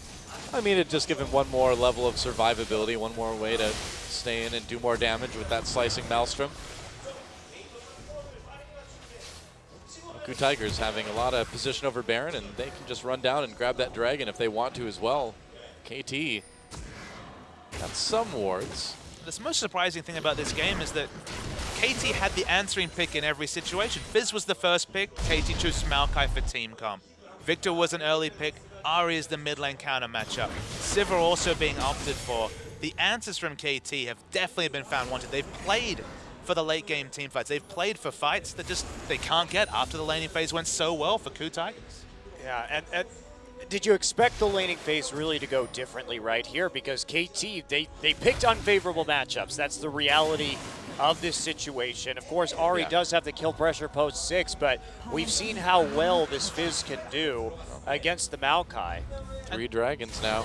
You're picking based on the Coup Tigers' reputation, if you ask me here, KT. You look at the Coup Tigers, they're known for lanes that fall behind. They're known for passive laning phases. Specifically with Wisdom, they weren't really a team that looked like they could overtake the mid game until very recently. So it is a surprise, but as you mentioned, it's very brazen to pick effectively 3 losing lanes and be surprised that you're probably going to lose the game. Well, speaking of losing the game, there goes the tier 2. Smeb throws a fish in onto Nagne. Can he blow him up? Zonia's is going to prevent it for the moment anyway. Hojin takes some fair damage. Here comes Gorilla with that slicing Maelstrom. He does get slowed up just a bit. Coup not getting all the kills they normally get, but they force so many members of KT away. Gotta wonder if that's going to be another inhibitor. They don't need to really push it, though. They can't actually really push because they have no more ultimates. That was actually a very poor engage by Coup. They tried to all in, but with Nagne having that Zonia's Hourglass, they wasted quite a lot, and Gorilla couldn't get in deep. That's a little bit dangerous. Gorilla still with low health. Smeb doing a lot of damage to Someday. Wow, he's going to go into the playful trickster. That was not wise. Smeb's going to get taken out. KT could turn this one around big time, even though they did lose that inhibitor turret. Kuro needs to be so careful here. Nagne coming from the side. That's right. Teleport could come in as well. And it looks like Coup may escape. Yep, wow. Close call there. Coup really playing with fire. That was really overbold. Your Chaos Storm is down, your Slicing Maelstrom is down, your Final Hour is down, your Explosive Cask is down. Can't do that. You cannot dive that turret. You can't do that because this is your season on the line. Even if you are still likely to go to Worlds, you know, it's still, you don't want to throw away a chance at the finals by being a little bit overeager. It's worth knowing that basically all 10 combat ultimates were down, so maybe they just thought they couldn't really be punished. They just take the turret and get out. But I agree with Monty in that it's over risky in a situation where you have effectively complete control of a game. Yeah, Baron spawning while the bottom inhibitor is still down. There's no need to try and dive when you can just create that pressure. Now they don't have TP either. Whoa, Prey gets away with one there, getting hit with the charm as he comes in to try to go after that ward. Who's going to be forced back? KT does have some nice wards around Baron right now. They don't have a flank ward for Maokai, though, who kind of needs to teleport early because he's got no good spots. Got a semi-flanking ward. Smeb's going to try to push Score away. Score wants to be a hero. Damage onto KT. There's the zoning with the gravity field. They're going to throw the fish onto Score. Smeb going in. Peekaboo very low as well, too. Throws that Braum ultimate to slow things down. Final Hour used by Prey. Goes in. That Slicing Maelstrom didn't really do much, but it did push KT away. KT barely survives, and Baron's still alive. Hojin taking some damage. Still a very tenuous spot right now. Who's going to go back in onto the Baron? What ultimates are up? Only the one for Maokai right now. Kuro has his Chaos Storm, though, and I think that's going to be enough. Kuz should be able to get this Baron. Someday coming in anyway. Smeb getting low. Baron taken by the Coup Tigers. Someday in the middle of the fight, but he is so tanky. Nagne from the flanks. Prey gets a kill, but Nagne is all over Gorilla at this point. Prey backs away. Arrow taking some damage, and yeah, Kuro there had that ult like we mentioned earlier. Nagne gets zapped by Gorilla. His third kill of the game, and that should be about that. We'll see how much Coup gets out of it. Kuro was really the hero of that fight because Score was trying to angle for a Baron steal behind the pit. Kuro made that not work and then looped around to finish up those kills. Because if he hadn't done that, there was a chance of a 50-50. And the cleanup was exactly what they needed on a fight that looked like it might have been tilting KT's direction. It wasn't shown. The cameraman couldn't quite catch it, but literally walked up to that tri-bush, dropped the ultimate, one of the cooldowns he'd held onto. It was only the explosive cask and the ultimate from Crow that were available, but instant killing the Rek'Sai removed any real Baron steal pressure from KT. Man, Gorilla's had such a great game as well. 4-0. No bias. He will be 4-0 after this game. His cannon, specifically the flanks he finds, like he's had some misfires this game, but the potential is there. This is a smart player. Unlike some of his teammates, this is a very mechanical player that's often at the top of solo queue. Some of these players have struggled in terms of solo queue, but specifically Gorilla's always been hanging around the top 5, top 10 of solo queue. So give him a more mechanically intensive champion like Kennen with some sign of a carry side. He's got the Zonias. That must make you proud, Doa. Of course. Bloodthirsty is a cheat. That's right.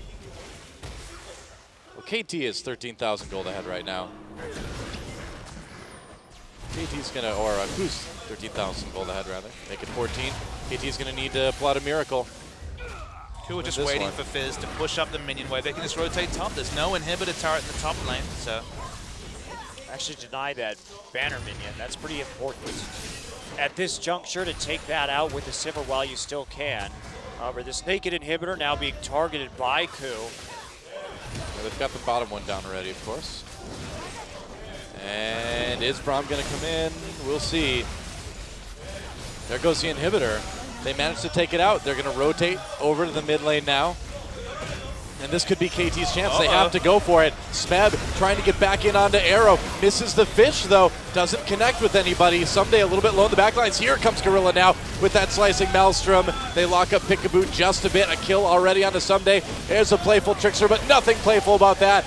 As they take out Arrow, they take out Pickaboo. Nagne on his own just trying to fight with Super Minions, and he's losing it. There goes the Nexus. We are going to a blind pick game 5. the epic blind pick is almost upon us. The 2 pentakill Rivens. Will we see the Riven mirror match? Will we see Bronzodia?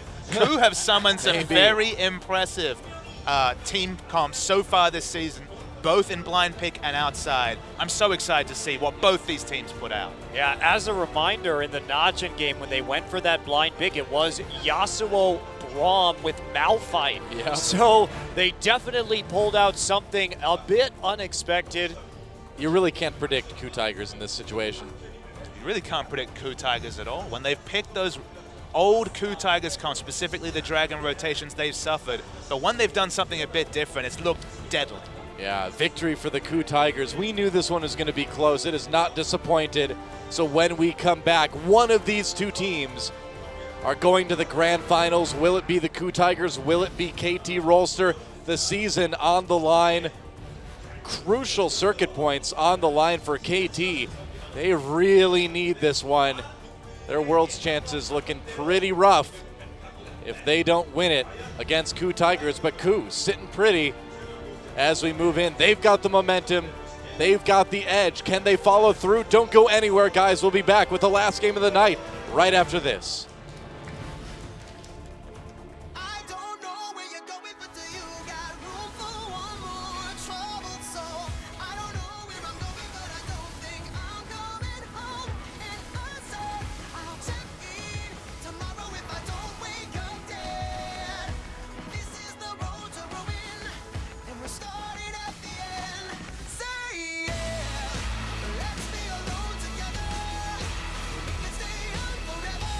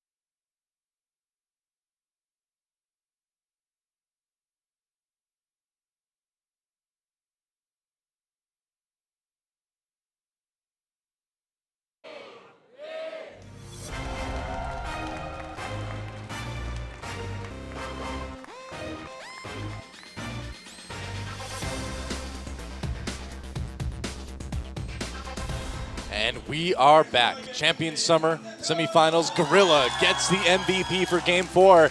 And the way you see him play that cannon, this guy is 100% an MVP. The best part about leading with the cannon in Game 4 is that no counterplay to this. They can pick it again if they want to. We're on to blind picks, so True. what have they learned from this series, KT? Because Ku looked very strong in Game 4. I think what Ku has learned is that they play a team comp that can fight in the late game. And if they do that, they can carry themselves through on their shot calling. What do you think? I think that they're not going to be quite so lucky, more than likely, to have the Sivir pick again and to get such favorable matchups in the side lanes. So that definitely did contribute a lot to this victory. Ku obviously played it out well, but it was about a strong laning phase for them. KT opted into these bad matchups, though, Monte Cristo, and this is the luck of the draw. This is blind pit. There's always the theory that you pick certain matchups. Maybe we'll see the likes of an Ashe opted into a Malphite. Anything can happen when some teams will go risk averse. We saw that Ku will go for a very pre-planned strategy in a blind pick status. We just don't really know what to expect from KT Rolster. There's just so much on the line here. Ku, they're one game away from going to the World Championship, just punching their ticket right now. KT, if they lose here, they're going to have to go through a couple more best of fives should they want to go to Worlds in the gauntlet in a couple weeks' time. Yeah, a lot on the line for both of these teams. And the Ku Tigers that we saw at IM Katowice and through part of this season, you know, it looks like that Ku Tigers team is gone because this Ku Tigers team has handled the pressure so well up until now. But this is it. This is really the moment where we see if this team has really been able to conquer those demons that have plagued them since the middle of spring season. And it's time, guys. Blind pick, Ku Tigers versus KT Rolster. Ku looking to go to the finals, looking to go to Worlds, and KT with similar ambitions. Let's see what they pick out. Well, the Yasuo mirrors certainly would be entertaining, of course. Callista mirror possibility? Yeah, that is definitely up there. I don't think we're going to see the Echo after the nerfs to the jungle Echo on 5.15, even though its score has been one of the best, if not the very best jungle Echo here in Korea. Ku always waits till the last moment to lock in their champs, too. They never like to tease the fans. I think you go for Callista here. Why not? Yeah. If you're Arrow, they're going to want some protection. I think that if you even remotely consider the possibility of Ashe coming in, it's going to necessitate a Braum pick from KT. Otherwise, I say for KT, go for the Azir. Go for just the solid team composition that you know can win you games. Nagne is 8-2 all time on Azir. It's looking like it's going to be the kiting back comp coming through from KT. They don't have any initiate as Kuro.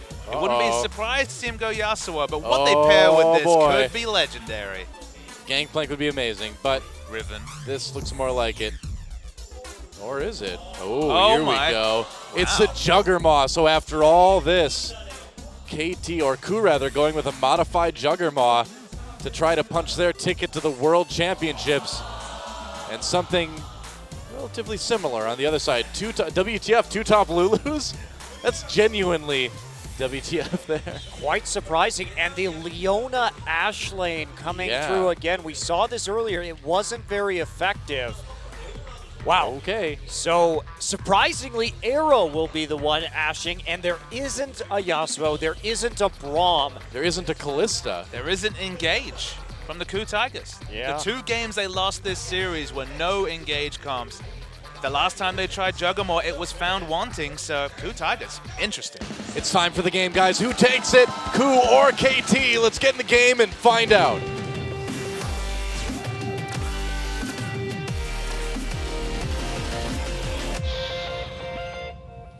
And here we are, back on Summoner's Rift for the 5th time tonight. KT Rolster versus the Ku Tigers. Man, I know this game is for a spot in the Grand Finals, but it already feels like the Grand Finals to me. This has been a fantastic best of 5. Feels like KT have a lot more flexible options as this game goes forward. They have great engage from the likes of Ashe. Okay, the Ashe, the Leona lane themselves, bit of a questionable pairing, but they have engaged. They have pick potential from the jungle, and they can kite back and protect for their hyper carry. Whereas Ku, you get that dragon advantage, you kite back, you look great, but otherwise, only really one mode of win here for Coup Tigers, and that's play around these objectives. Yeah, I think the Lulu is a bit interesting from Coup because there's not a really obvious target for the wild growth. Of course, Rek'Sai, I guess. if you want to engage, of course, the Kog'Maw, if you want to play more aggressively in that Juggermaw style, is an option, and they certainly have no shortage of late-game damage compared to Coup.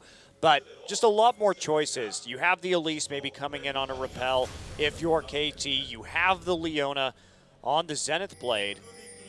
And that is not going to be a lane swap from KT. And they're going to see it coming in. Now, Coup is going to opt into the 2v2 after they see the Ashe. They want 2v2 Monty, so you cannot unlock the roaming Leona with the Elise, the gank pressure onto anyone. Remember, Kuro, he didn't know whether he needed to get into a cleanse, so he's gone for the barrier.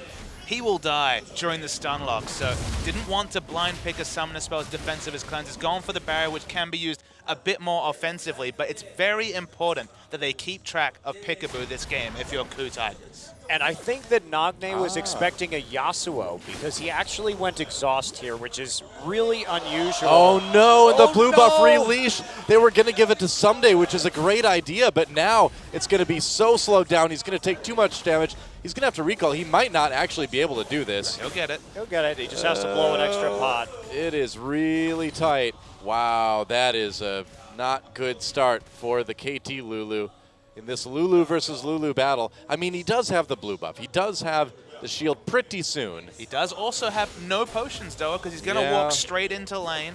I guess you have to. You can't lose that much CS and experience. He already had the lane bounced once. He just couldn't opt into the experience loss if it happened again. Yeah, for sure. Could be worse. I've never seen a Lulu versus a Lulu lane before. It's amazing that they actually picked different skins but still look really damn similar. That's also true. Pool Party Lulu versus Winter Wonderland Lulu. Yeah, I like Pool Party. Bit better. I don't like Lulu. Well, you are insane because she's awesome.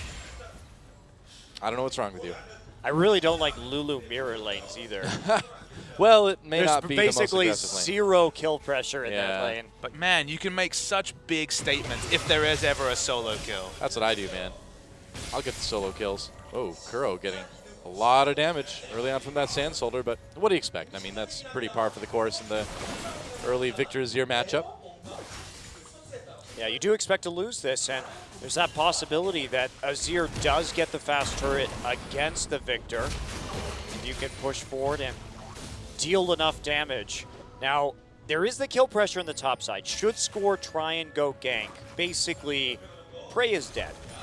The arrow into the Leona lockdown with Cocoon. It is a very dangerous time to be a Kog'Maw. It's the debut of the Ashe from Arrow as well, so he's the one that surprisingly opted into that. The arrow is real. Finally get to talk about the arrows. I've been It's waiting true. years for this. It's happening.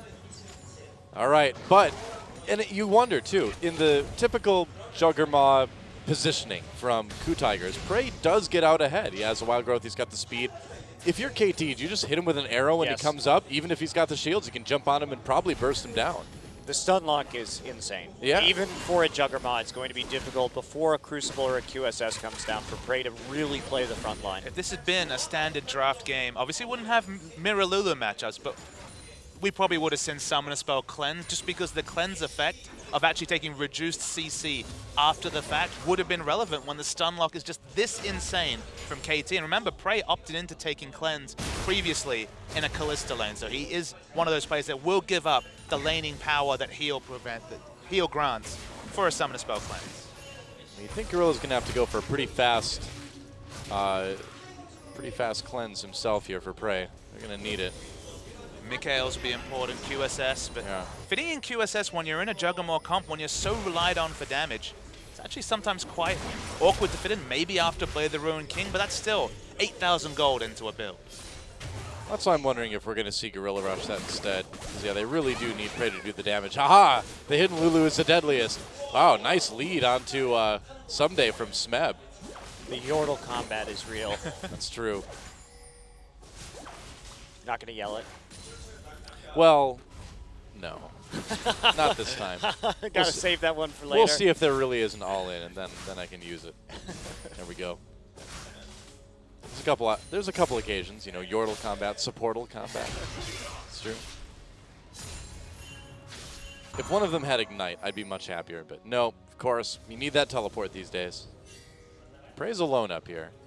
It's interesting to see that because a couple of games in these series have hinged so dominantly on the early teleport ganks that with 2 Lulus, that's just it's not going to work.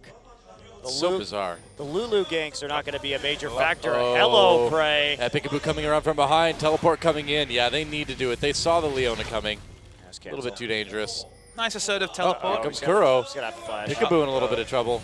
Yeah, he has to flash to get out of that one. Wow, they draw 2 summoners, the flash and the defensive, the offensive teleport. So it's a pretty big win for the Ku Tigers. Well, I mean, they traded teleports, I suppose, but that flash on Peekaboo hurts a lot.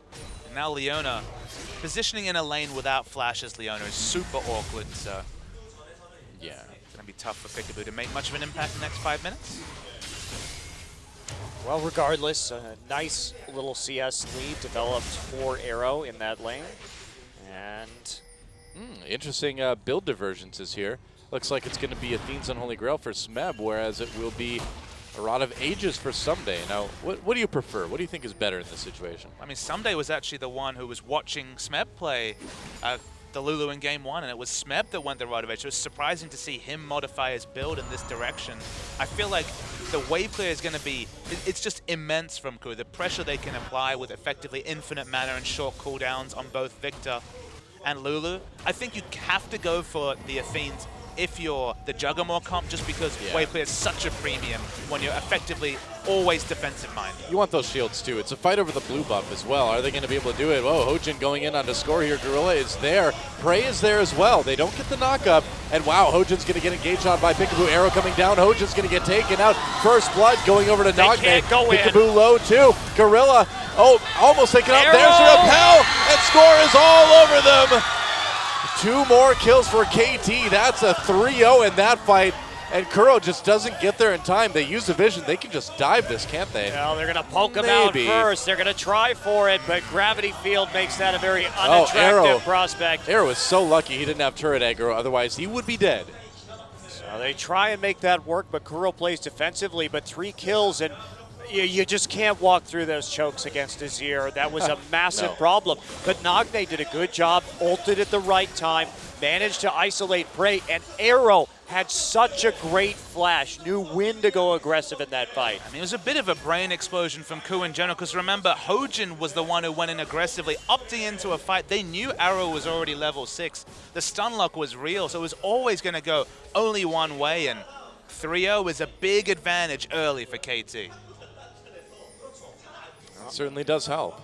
Kills onto Nagne and Arrow, too. That is a little bit rough. Meanwhile, in the Lulu versus Lulu lane, not much has changed. Slight lead for Smeb in CS. No kills or assists yet, though. Both will have their teleports soon. WTF Tulu. Tulu. That's true. That's Trulu. All right, well. No, this never should have happened.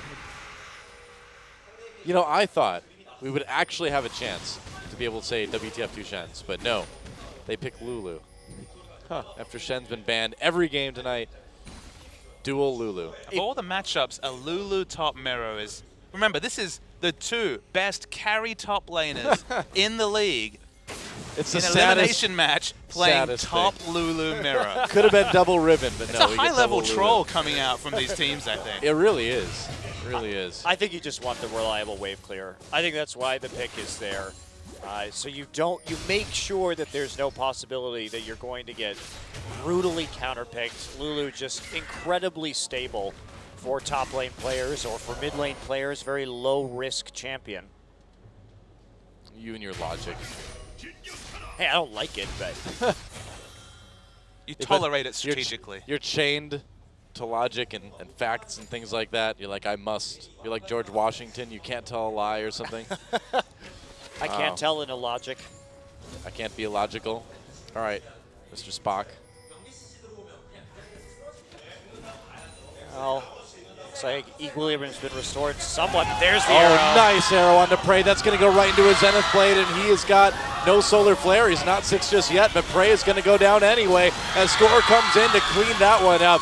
That is exactly what Ku needs to be afraid of. What do you do? Prey has no summoner spells. You have that long-range Ash Arrow engaged. That is the deadly part of the Ash Leona Elise combo. Yeah. And Gorilla missed his knockup on the Zenith Blade too, so I don't think it would have mattered. He was dead anyway, but... Yep, arrows are pretty deadly. Yeah, Janna has 2 interrupts. Both the Monsoon and the Q will both interrupt the Zenith Blade, but didn't hit that skill shot, and it definitely cemented the kill over the KT roster. I mean, worst case scenario, Peekaboo still had Flash, he still had Ignite, so... Yeah. But they could have made him work a little bit harder for it. Well, meanwhile, in the Lulu versus Lulu lane, the CS is dead even and no kills, no assists. Summoners yeah. are all up as well. Yeah, they had their teleports. Not really a place to teleport, I suppose, in that last fight, though, for Smeb or Someday. I think they knew Prey was dead from the beginning anyway.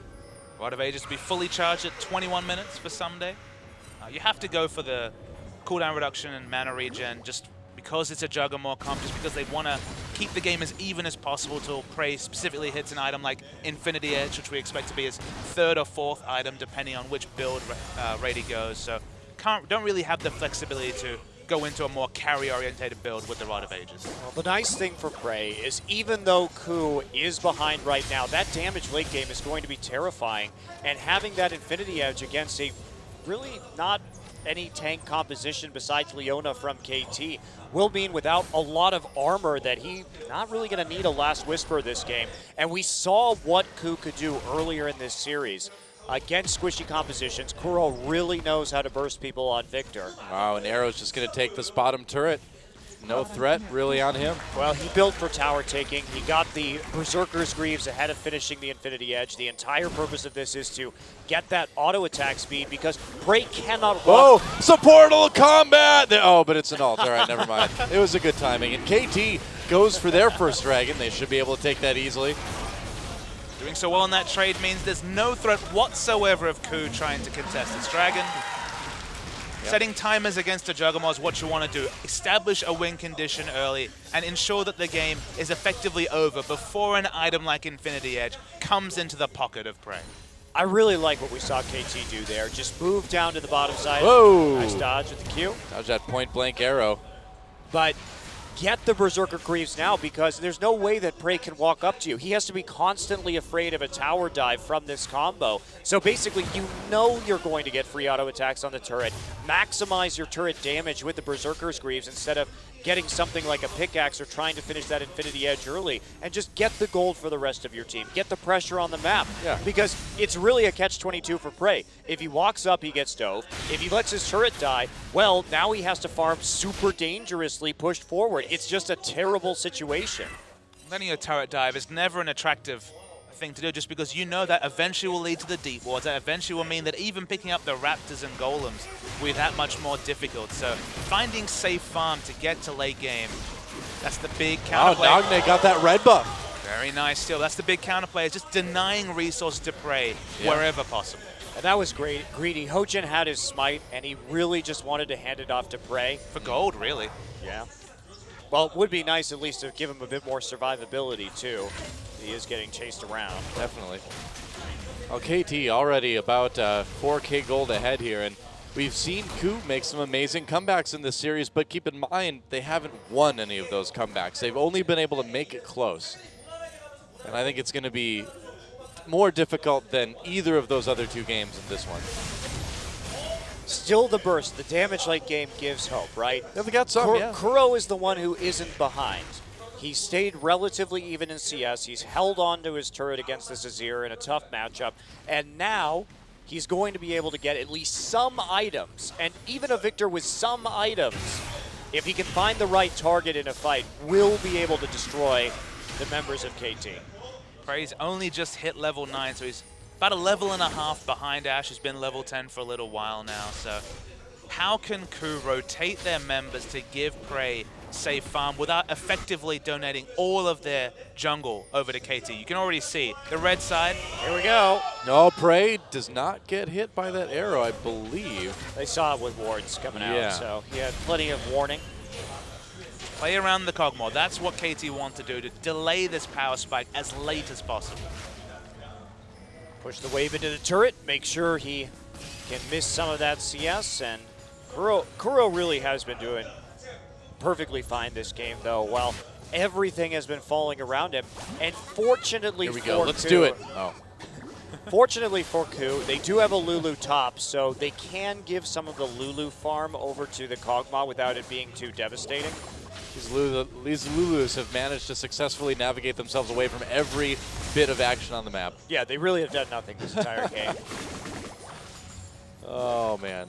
It's like a 4v4 when there's like this other 1v1 game kind of happening as well. I really hope these Lulus just never actually know, find right? themselves in a team fight. And it's just this the entire game. Could be. Reminiscent of when Najin was winning a game with Duke on Maokai, 0-0-0 at 35 minutes into the game. He actually was doing stuff, though. He was applying pressure. I mean, Lulu clears waves. That's sort of applying pressure, right? Well, this is like two equally powerful forces just pushing against each other. Like neither one is really going anywhere. Look at they're basically still dead even in CS. Yep. 155 to 156. It's going to be similar items, but definitely more of a carry build on Sunday. Just that much more burst. Not really a relevant thing, but Oh, it's there. man. I really disagree with this buy from Kuro. Yeah, the CC is scary from KT, but you were the one who actually had money on your team. You need to do And you damage. just spent it on a QSS. So the reason why he's done this is that if he's ever dived and this outer turret goes down, the game's kind of already in emergency stages for Ku Tigers. If they lose mid lane pressure as well, there's just never going to be safe farm. They're going to lose both their red and blue buffs, and the game will just end. So this is just a way to dissuade the obvious turret dive from the likes of Elise and Leona. And look, it's a very expensive cost. It's 1250 gold, but if it gets them an outer turret in the mid lane for another 5 minutes, maybe it's worth it. I'm unconvinced, Papa Smithy. I think that you go for the damage here and try and just explode somebody. This is saying, let's never fight. Please, God, let's never fight. Yes.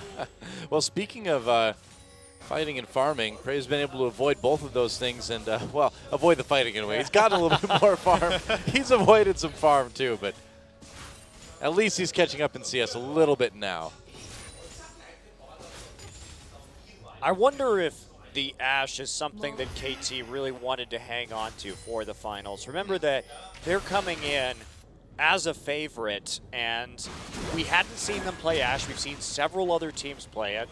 But was this something that KT was hoping to have hidden when we move into the final match? They've had to show it. It has been very useful. Arrow's been great on the champion so far. I mean, the answer has to be yes, right? The fact that they're willing to opt into it in the 5th game blind pick shows us this is a pick they've certainly been considering a lot and just been holding back as much as possible, but can't hold back any further than a 5th game blind pick for all the marbles. Peekaboo running in with those mobility boots, wants to try to get some sort of pick, but can't do it. Prey and Gorilla run away fast enough. Dragon is up now. Look at the and item lead KT, on score in particular. He has an extra Aegis over Hoju.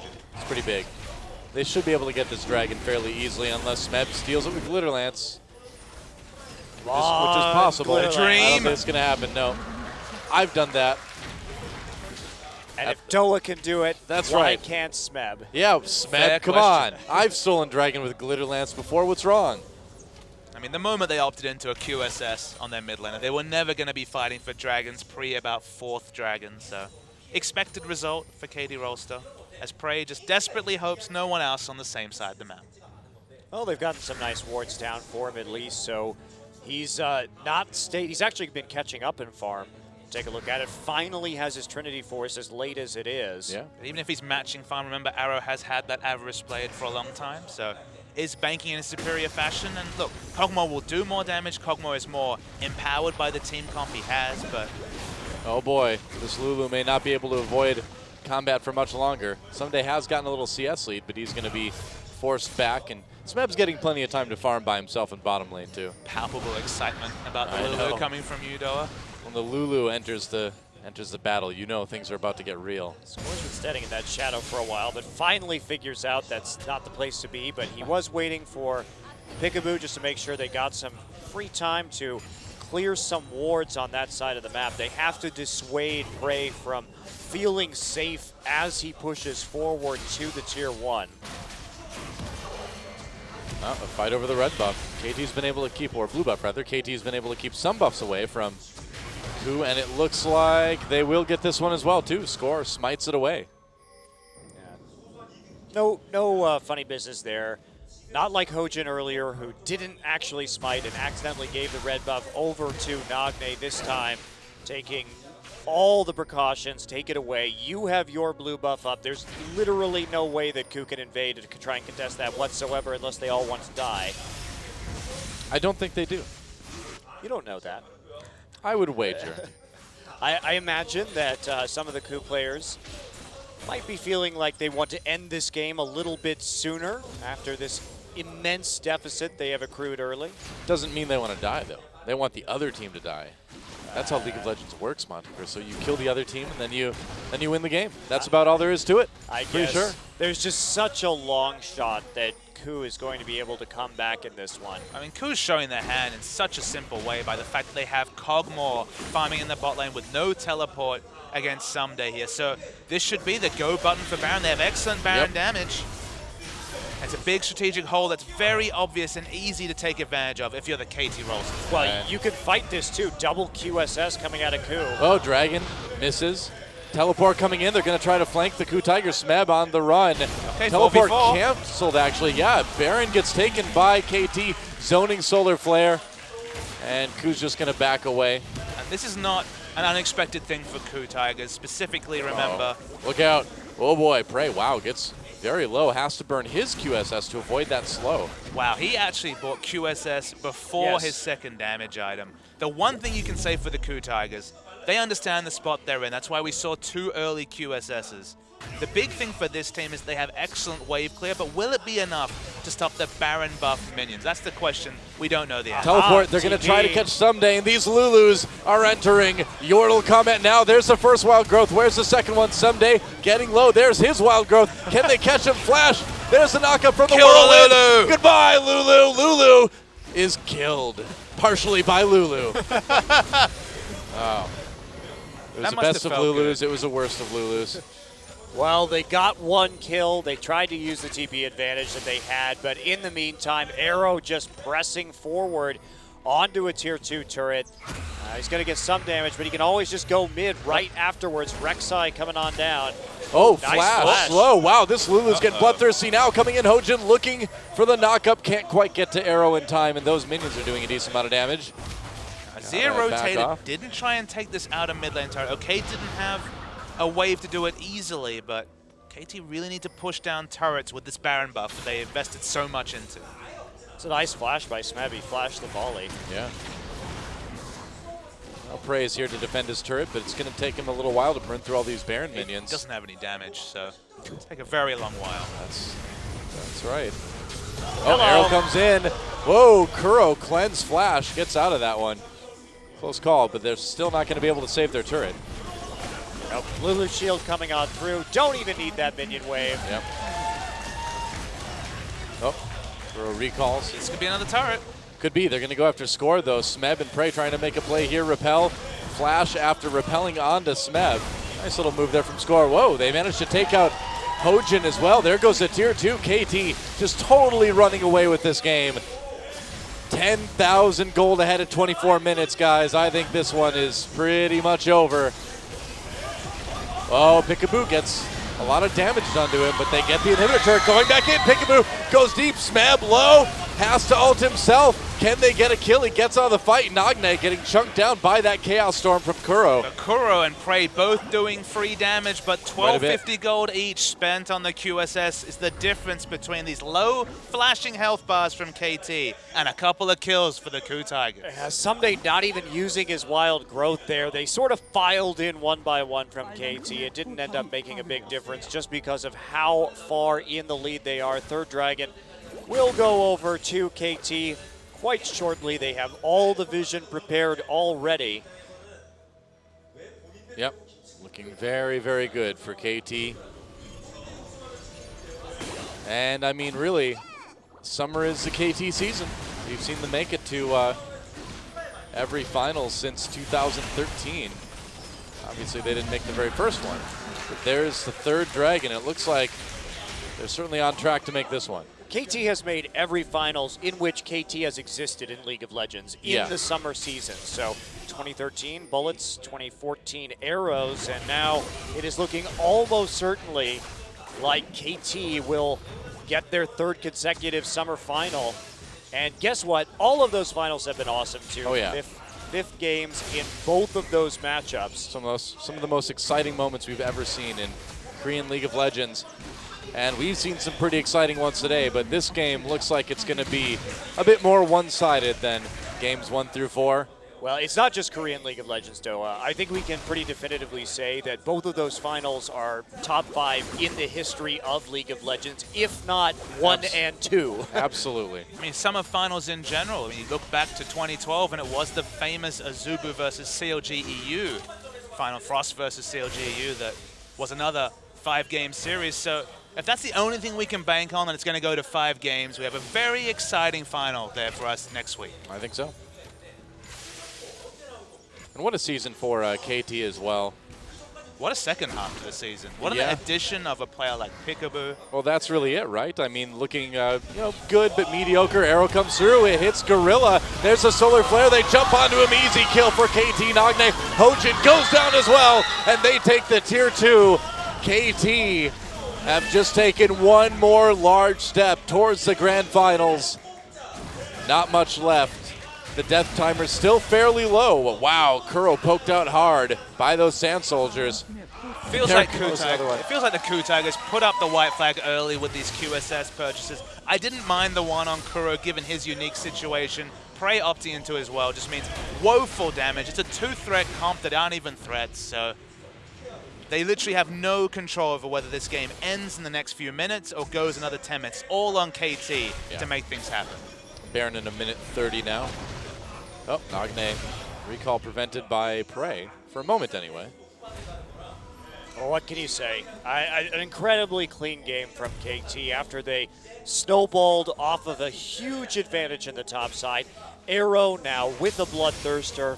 He just needs to prevent some of that poke damage from Kuro and Prey. Neither of these teams has a very viable tank threat, and Hojin is caught building an extremely late Aegis right now, so the appearance of armor not really a factor. Might as well just go for the BT.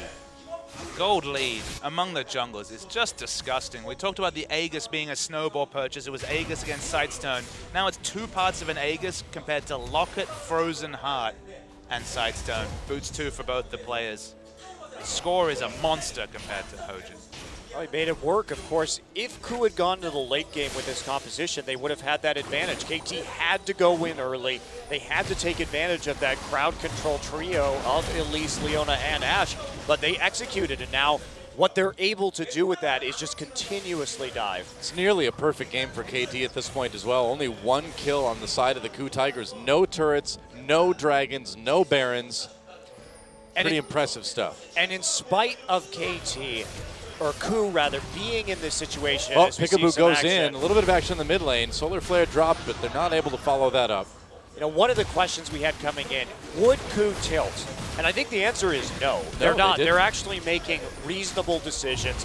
Their actions appear calculated based on what's happening in the game, instead of just blindly ganking the top lane or making very questionable calls. It seems like they've done all they can in a rough spot. Yeah. My question is, to Nofei, why the Juggernaut in this particular situation? KT going for a Baron here. They may have to turn around on this one. Ku still has a bit of a threat. They're going to stop it. They have to fight here. KT backing off. Score has taken some damage. I was trying to get the bottom inhibitor turret right now. Yeah, and they'll try it. Oh, flashes arrow, shoots his arrow through the team. And wow, here we go. True supportal combat. Wild Growth going in for Smeb. Someday's not going to stop. This is it. Oh, or not. Okay, they're going for the Baron. Man, can't I just have the Lulu one-on-one? Victor coming in. He wants to make a play onto Someday. Someday just running for his life, though, as the Baron taken easily for KT. They're going to get it, and they're going to find Prey. Prey flashes the Emperor's Divide. Gorilla's going to die, though, and Ku on the run. Smeb teleports in. He's going to have to immediately make a break back for the base. And KT with that Baron buff, can they close it out here?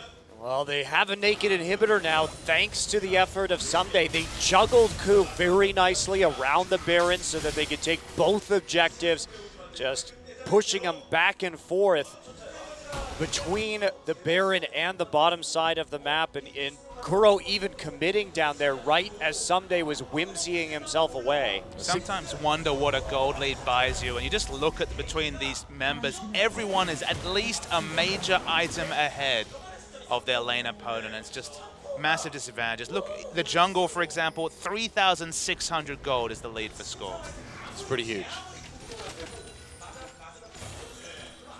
Well, just pushing in the lanes right now. Should be a pretty textbook finish here for KT Rolster in the end.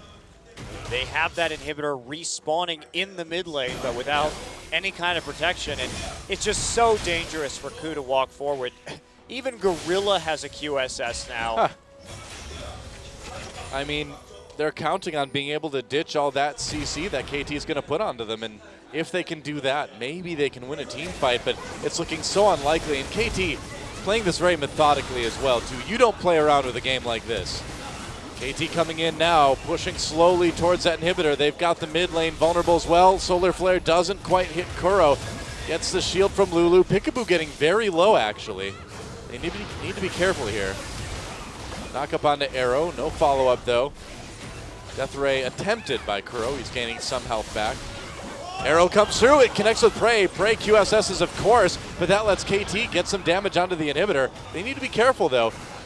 It's all on Kuro. Kuro needs to be the one who does damage. There goes the inhibitor, though. With this Baron-powered push from KT, it just doesn't look like the Ku Tigers can do anything about this. No, and they're all low on mana now. Most of that poke has been used up, so KT shouldn't have a problem. And they have to go in now. Prey gets caught. Gorilla keeps him alive for the heal. Gorilla goes down, but KT goes in. This is the fight. They get Prey. A double for Nagne. And Wild Growth on to Nagne, I believe, will help him stay alive, stay safe. And KT, they are pushing towards the Nexus now. Score is low. Kuro trying to be the hero. Could have taken out Score, but the repel came in. And Ku holding on by the thinnest of threads. Solar Flare goes down. They slow Kuro. Kuro taken out by Arrow. And that is it. It is over. And KT is going to the grand finals of Champion Summer. Nagne goes in with the celebratory Emperor's Divide. And we are in for yet another telecom war. GG. And just like that, too, KT keeps their hopes for Worlds alive. They make the finals. They win one more best of 5, and they are taking a trip to Europe alongside SKT. Ku has to sit and wait for the moment. Still so much riding on that final, like you mentioned. The ultimate goal is always Worlds, and KT, as you said, one best of 5 away from that dream. Yeah, and keep in mind, if SKT wins the finals against KT, then Ku will go to Worlds automatically by virtue of points. But if KT wins against SK Telecom, they're going to Worlds. Yeah, I need some water too, man. It's good to stay hydrated. That was an incredible match, but in the end, KT just has barely enough. I really enjoyed that best of 5, and there's Arrow shooting his arrows right at you. Can we say it? Dat Ash. Dat Ash, indeed. Ash. Yeah. That was pretty sick. And Ku Tigers, it's tough to lose that one. It's tough to miss out on the chance to go to the finals, but they're still positioned so well to go to Worlds. And that's it, right? If you're Ku, sure, it sucks to lose this one. You want to be in the finals. You wanted to sew it up right now, but I think realistically, they just got done beating Najin and CJ. They're major competitive for Worlds, even if they have to go through the gauntlet. And with their current play, they definitely should feel confident about going to Worlds in any event. That's the silver lining, is that Ku Tigers now look like a team that could actually impact Worlds rather than just be another bit part contender, even if it's just coming through as the 3rd seed from Korea. Well, that's the thing, and on top of that, anybody that wanted Najin to go to Worlds, well, if Ku does it, they basically are Najin, so there. You get to have your cake and eat it too. Smeb and the Najins might still be able to make it. Pretty good chance, I'd say. And there we go, KT, big cheers from the fans. That's right, and man, they deserve it. A hard-fought best of 5 as we go into the team interview. Man, what a series, and what a level of support play shown by Peekaboo here. really was the determining factor in KT's season, I would say. The Game 5 MVP is Arrow. Those clutch ultimates on Ash, 91% kill contribution. He had Kog'Maw on his sights and he didn't miss. You know, the Ash pick is so weird because there's no reason why Korea suddenly picked up Ash. I was surprised they didn't play it when it was stronger because you know the initiation potential, and especially on teams like KT, where you can have a big-time carry top laner, Ash seems like a very natural pick for them, and it comes through for the first time in this game, and it really delivers. And it feels like it's, what, 3 weeks behind the meta? We talked so much about the rise of hyper carries because backline threat in general had been eliminated. The likes of the Cinderhawk top lanes, the likes of LeBlanc out of the meta opens up picks like Ash, but it's finally in the meta, and we can see it's going to be a big factor. It was today, and it will be in the final against SK Telecom. That's right. The KT fans with a lot to cheer about. Their team is going to the grand finals against their bitter rivals, SK Telecom. Oh, man, I cannot wait to cast that one. Doesn't get any better than SKT and KT in the finals. What a great Love best it. of 5. That Absolutely. was a very enjoyable series. Well, it's interview time, and Nathan will be doing the translating for us. Take it away.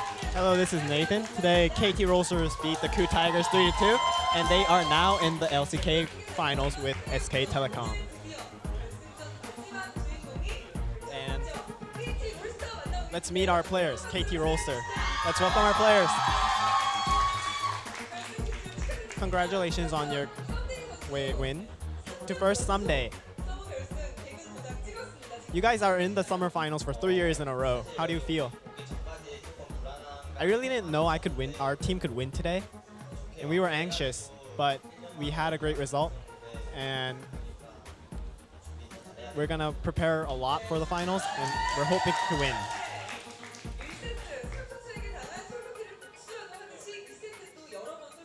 In the second set, you revenged Smeb, and in the third set, you revenged him again because you got a solo kill against Smeb in the first set. How did you feel throughout the games?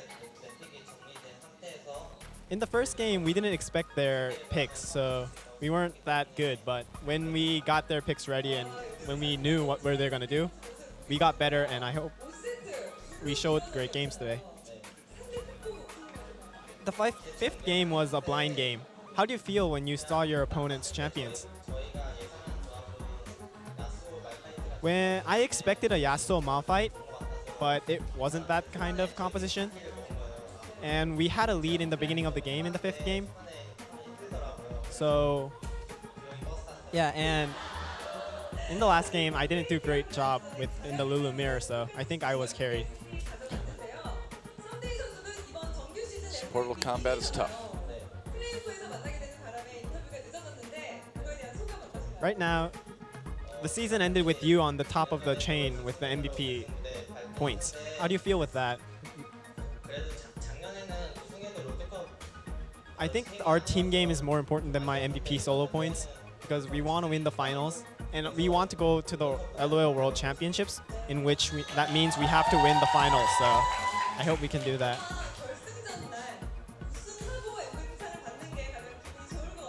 It might be happier for someday to get the MVP interview after the final games and to score. Today, Scorers Gragas got the MVP. How do you feel about that? I didn't expect my MVP. And we lost our first game. But my thoughts were complicated. And then I played Alice. And the third game, Gragas. Because I wanted to carry the game. And luckily I did. And I got the MVP for that. And I'm happy for it.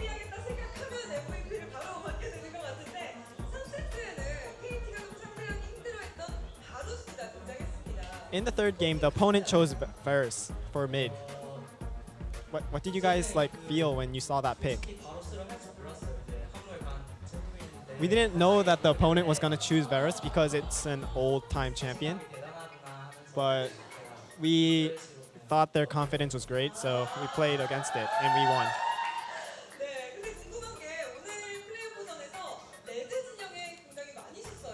You guys wanted the red side more than the blue side. Was there a reason? Each time we practiced, we thought the red side was better.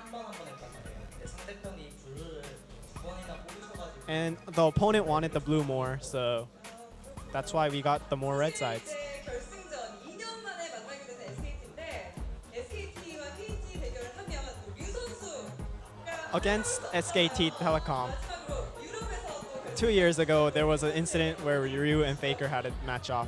Do you have any words for Ryu, who is in Europe right now? I've heard of that. I'm cheering for Ryu. And now I want our Nagne to have revenge on Faker. 네, 저도 바로 나그네 선수 한번 만나보겠습니다. 안녕하세요. Then right after to Nagne. 선수 오늘 정말 다이애나 멋있었습니다. Your Diana was awesome today. 다이애나를 뽑았는데 1세트는 크게 활약을 하지 In the first game and the second game, you chose Diana. The first game wasn't that good. The second game was great. Was there a reason? I practiced Diana against Victor. But the Ku Tiger players didn't take Victor. But I had confidence in my Diana, and that's why I chose it for the 2 games in a row. 템포 전략이 신경 쓰였던 것 같은데 하지만 다이애나가 이니시를 걸다가 2번 정도 In the second set, Diana made like 2 misses on initiating. What do you think when you? What thoughts did you have at that point? I didn't want to think at that point. It was a call miss. And when I went in, I just like got erased. And it was a hard time for me at that point. But I made an unbelievable finish, so I'm happy with that. 세트의 하이라이트 그리고 또 이번 서머 시즌 최고의 명장면으로 뽑힐 And for the second game, you had an awesome finish. You killed Smeb and took off Gorilla and finished the Nexus. How did you feel when you did that?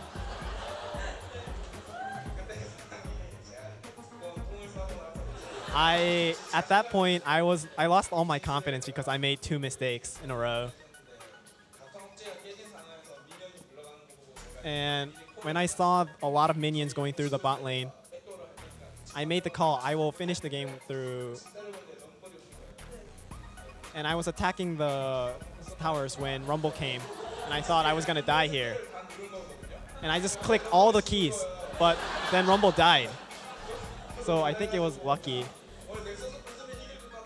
And so I called that I think I could finish off the Nexus. And then Gorilla came and just kept pushing me away. But I'm friends with Gorilla because I was with him for a long time in Najin.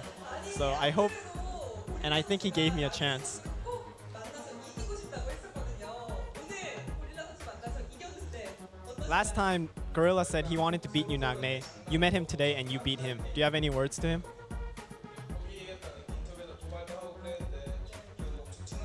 We're really close friends, even with those interviews. And I hope the next time we see him, we could be close friends with not considering this game. 서로의 마음이 아닐까 싶은데요. Maybe at Worlds. 오늘 결승 힘내자고 팀원들에게 한마디 해주시죠. And do you have any words for your team? I really thank my team for today's play. And let's do better next game. And to Era. 안녕하세요. 에르모 선수는 지난 서머 결승전에서 눈물을 보였던 You cried last summer at the finals. 내선한데 결승 We still remember that. And today, you are in the finals now. How do you feel? 그때가 벌써 1년 전인데 다시 결승 It's been a year since I've cried. 오게 되어서 And I'm now in the finals again. 제가 2라운드 때인가 SKT한테 지고 나서 And in the second round, after losing to SKT, 해보면 이기지 I think I still thought our team had a chance. 않고 꼭 결승만 있건 So we really wanted to go to the finals. 열심히 했는데 그때 And we practiced a lot. And now we are in the finals. 이제 SKT전 남았으니까 And we only have SKT in front of us. And I really want to beat them. 오늘도 5세트 애쉬로 MVP도 받았잖아요. That's a great cheerful. Yeah. 상대 프레이 선수도 기세가 좋기 때문에 오늘 최고의 격전지는 온라인이 될 것이다. A lot of people said that the bot lane was going to be fierce today. And you got the MVP with Ashe in the 5th game. And Prey was doing good at the playoffs. 잘 Did you prepare anything? Do you have any thoughts? Did you had any thoughts before the game? 없었어요. 딱히 없었지만 제가 쓰고 싶은 챔피언이 I didn't have a lot of thoughts before the game, but I had a thought on champions. I wanted to use some champions, and I didn't get a chance to use them, so I want to have that chance now. 선수와 KT전처럼 오히려 반대 상황으로 이제 수능 돌입을 한 것처럼 거의 이제 방어 태세로 준비를 하고 있었어요. And in the fifth game, like your last Kog'Maw game, the Ku Tigers were trying to get Kog'Maw in the 미드 격차를 많이 벌려놔서 rule, but how do you feel? Because you had a great Kog'Maw come back last time. We had too big of a lead that no matter how much Kog'Maw could grow, we were gonna win anyway.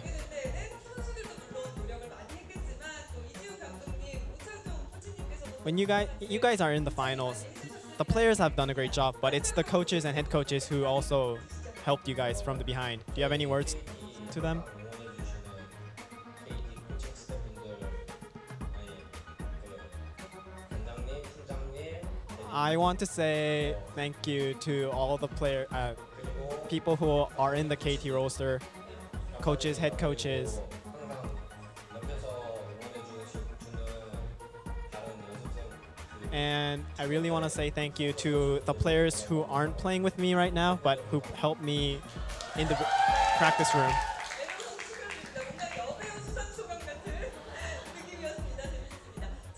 And finally, to Peekaboo.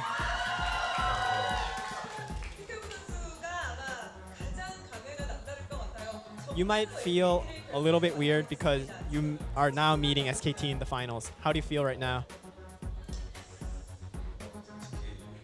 To speak the truth, I didn't expect to be in the finals. And I don't believe it right now.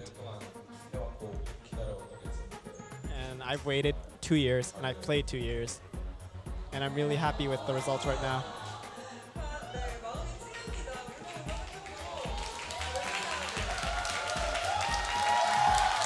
Let's all cheer Peekaboo. 다시 한번 그대로 마음이 전해지는 말이었는데요. 3세트 마지막에 가장 보고 싶었던 게 In the last part of the third game, 하기 위해서 직접 상대의 블루 쪽으로 가면서 와드를 박았잖아요. you went behind 포지션이 정말 정확했던 the opponent's blue buff and put a ward there, which was great. Was it whose order was it? Was it yours? 이게 갈리는 상황이어서 팀분들이 빼지는 The shot calling was made by all of us. But we had like a different shot calling. But I believe mine because I believe my shot calling is the best in our team. So I think that's what worked out. 자신감 정말 보기 좋은데 울프 선수와 피카부 선수의 대결을 아마 두려워하고 있을 것 같습니다. Wolf might be scared of you meeting you in the finals. Do you have any words to say to Wolf? 울프 선수가 피카부 선수와의 대결을 아마 두려워하고 있을 것 같아요. 마지막으로 울프 선수에게 한마디 해주시죠. 재원이 형 정말 SK 있었을 때 정말 저한테 착하게 대해주시고 When I was in SKT, Wolf really helped me a lot. 좀 재밌게 했으면 좋겠어요. But I want to have a great game with him, a fun game. 저랑 울프 선수랑 자꾸 좀 비교하시는 그 살짝 A lot of people compare me to Wolf, but without that, we want to have a really great game. 느낌으로 좀 봐주시고 그냥 재밌게 봐주셨으면 좋겠어요. And I want the fans to have a great game too. So, and congratulations to all our players. And I think I can hand it back to you guys. All right. Well, thanks for the translating, Nathan. And yeah, it is important to hear those words from Peekaboo because we know this guy. He speaks really good English, actually. And he was so disappointed not to get to play in the spring finals. So disappointed not to get to go to MSI. Left SK Telecom, joined KT, carried this team to the finals of the summer season. Really can't state enough how much it means to this guy and how great it is to see him get to that finals. And what a match, what a best of 5. KT Rolster winning it 3-2 over the Ku Tigers, and they will go on to face SK Telecom in our grand finals a week and a day from now. And man, that will be an incredible match, I promise you. Yeah, just a rematch of the finals from 2 years ago in the summer. Of course, that was Faker's debut season. KT Bullets went up 2-0 and then got reverse swept by SK Telecom T1 at the time, the team called number 2. Yep. They were not number 2 at that time, but we will see what they end up with today, man. And this KT Rolster team is so good, so surprising, and I don't know, that was just one of the best matches I think I've ever gotten to cast. That was so great. Coup Tigers, I really hope they can keep this level of play up, especially if SK Telecom wins the finals and they get that seed into Worlds. They've beaten the stress. Can they get to Worlds? Next time you see us, it'll be the grand finals. Don't miss it, guys. SKT versus KT Rolster. Thanks for watching tonight. We will see you in 1 week, in 1 day, in a big arena filled with screaming fans. You'll be screaming at home. We'll be screaming there. See you then.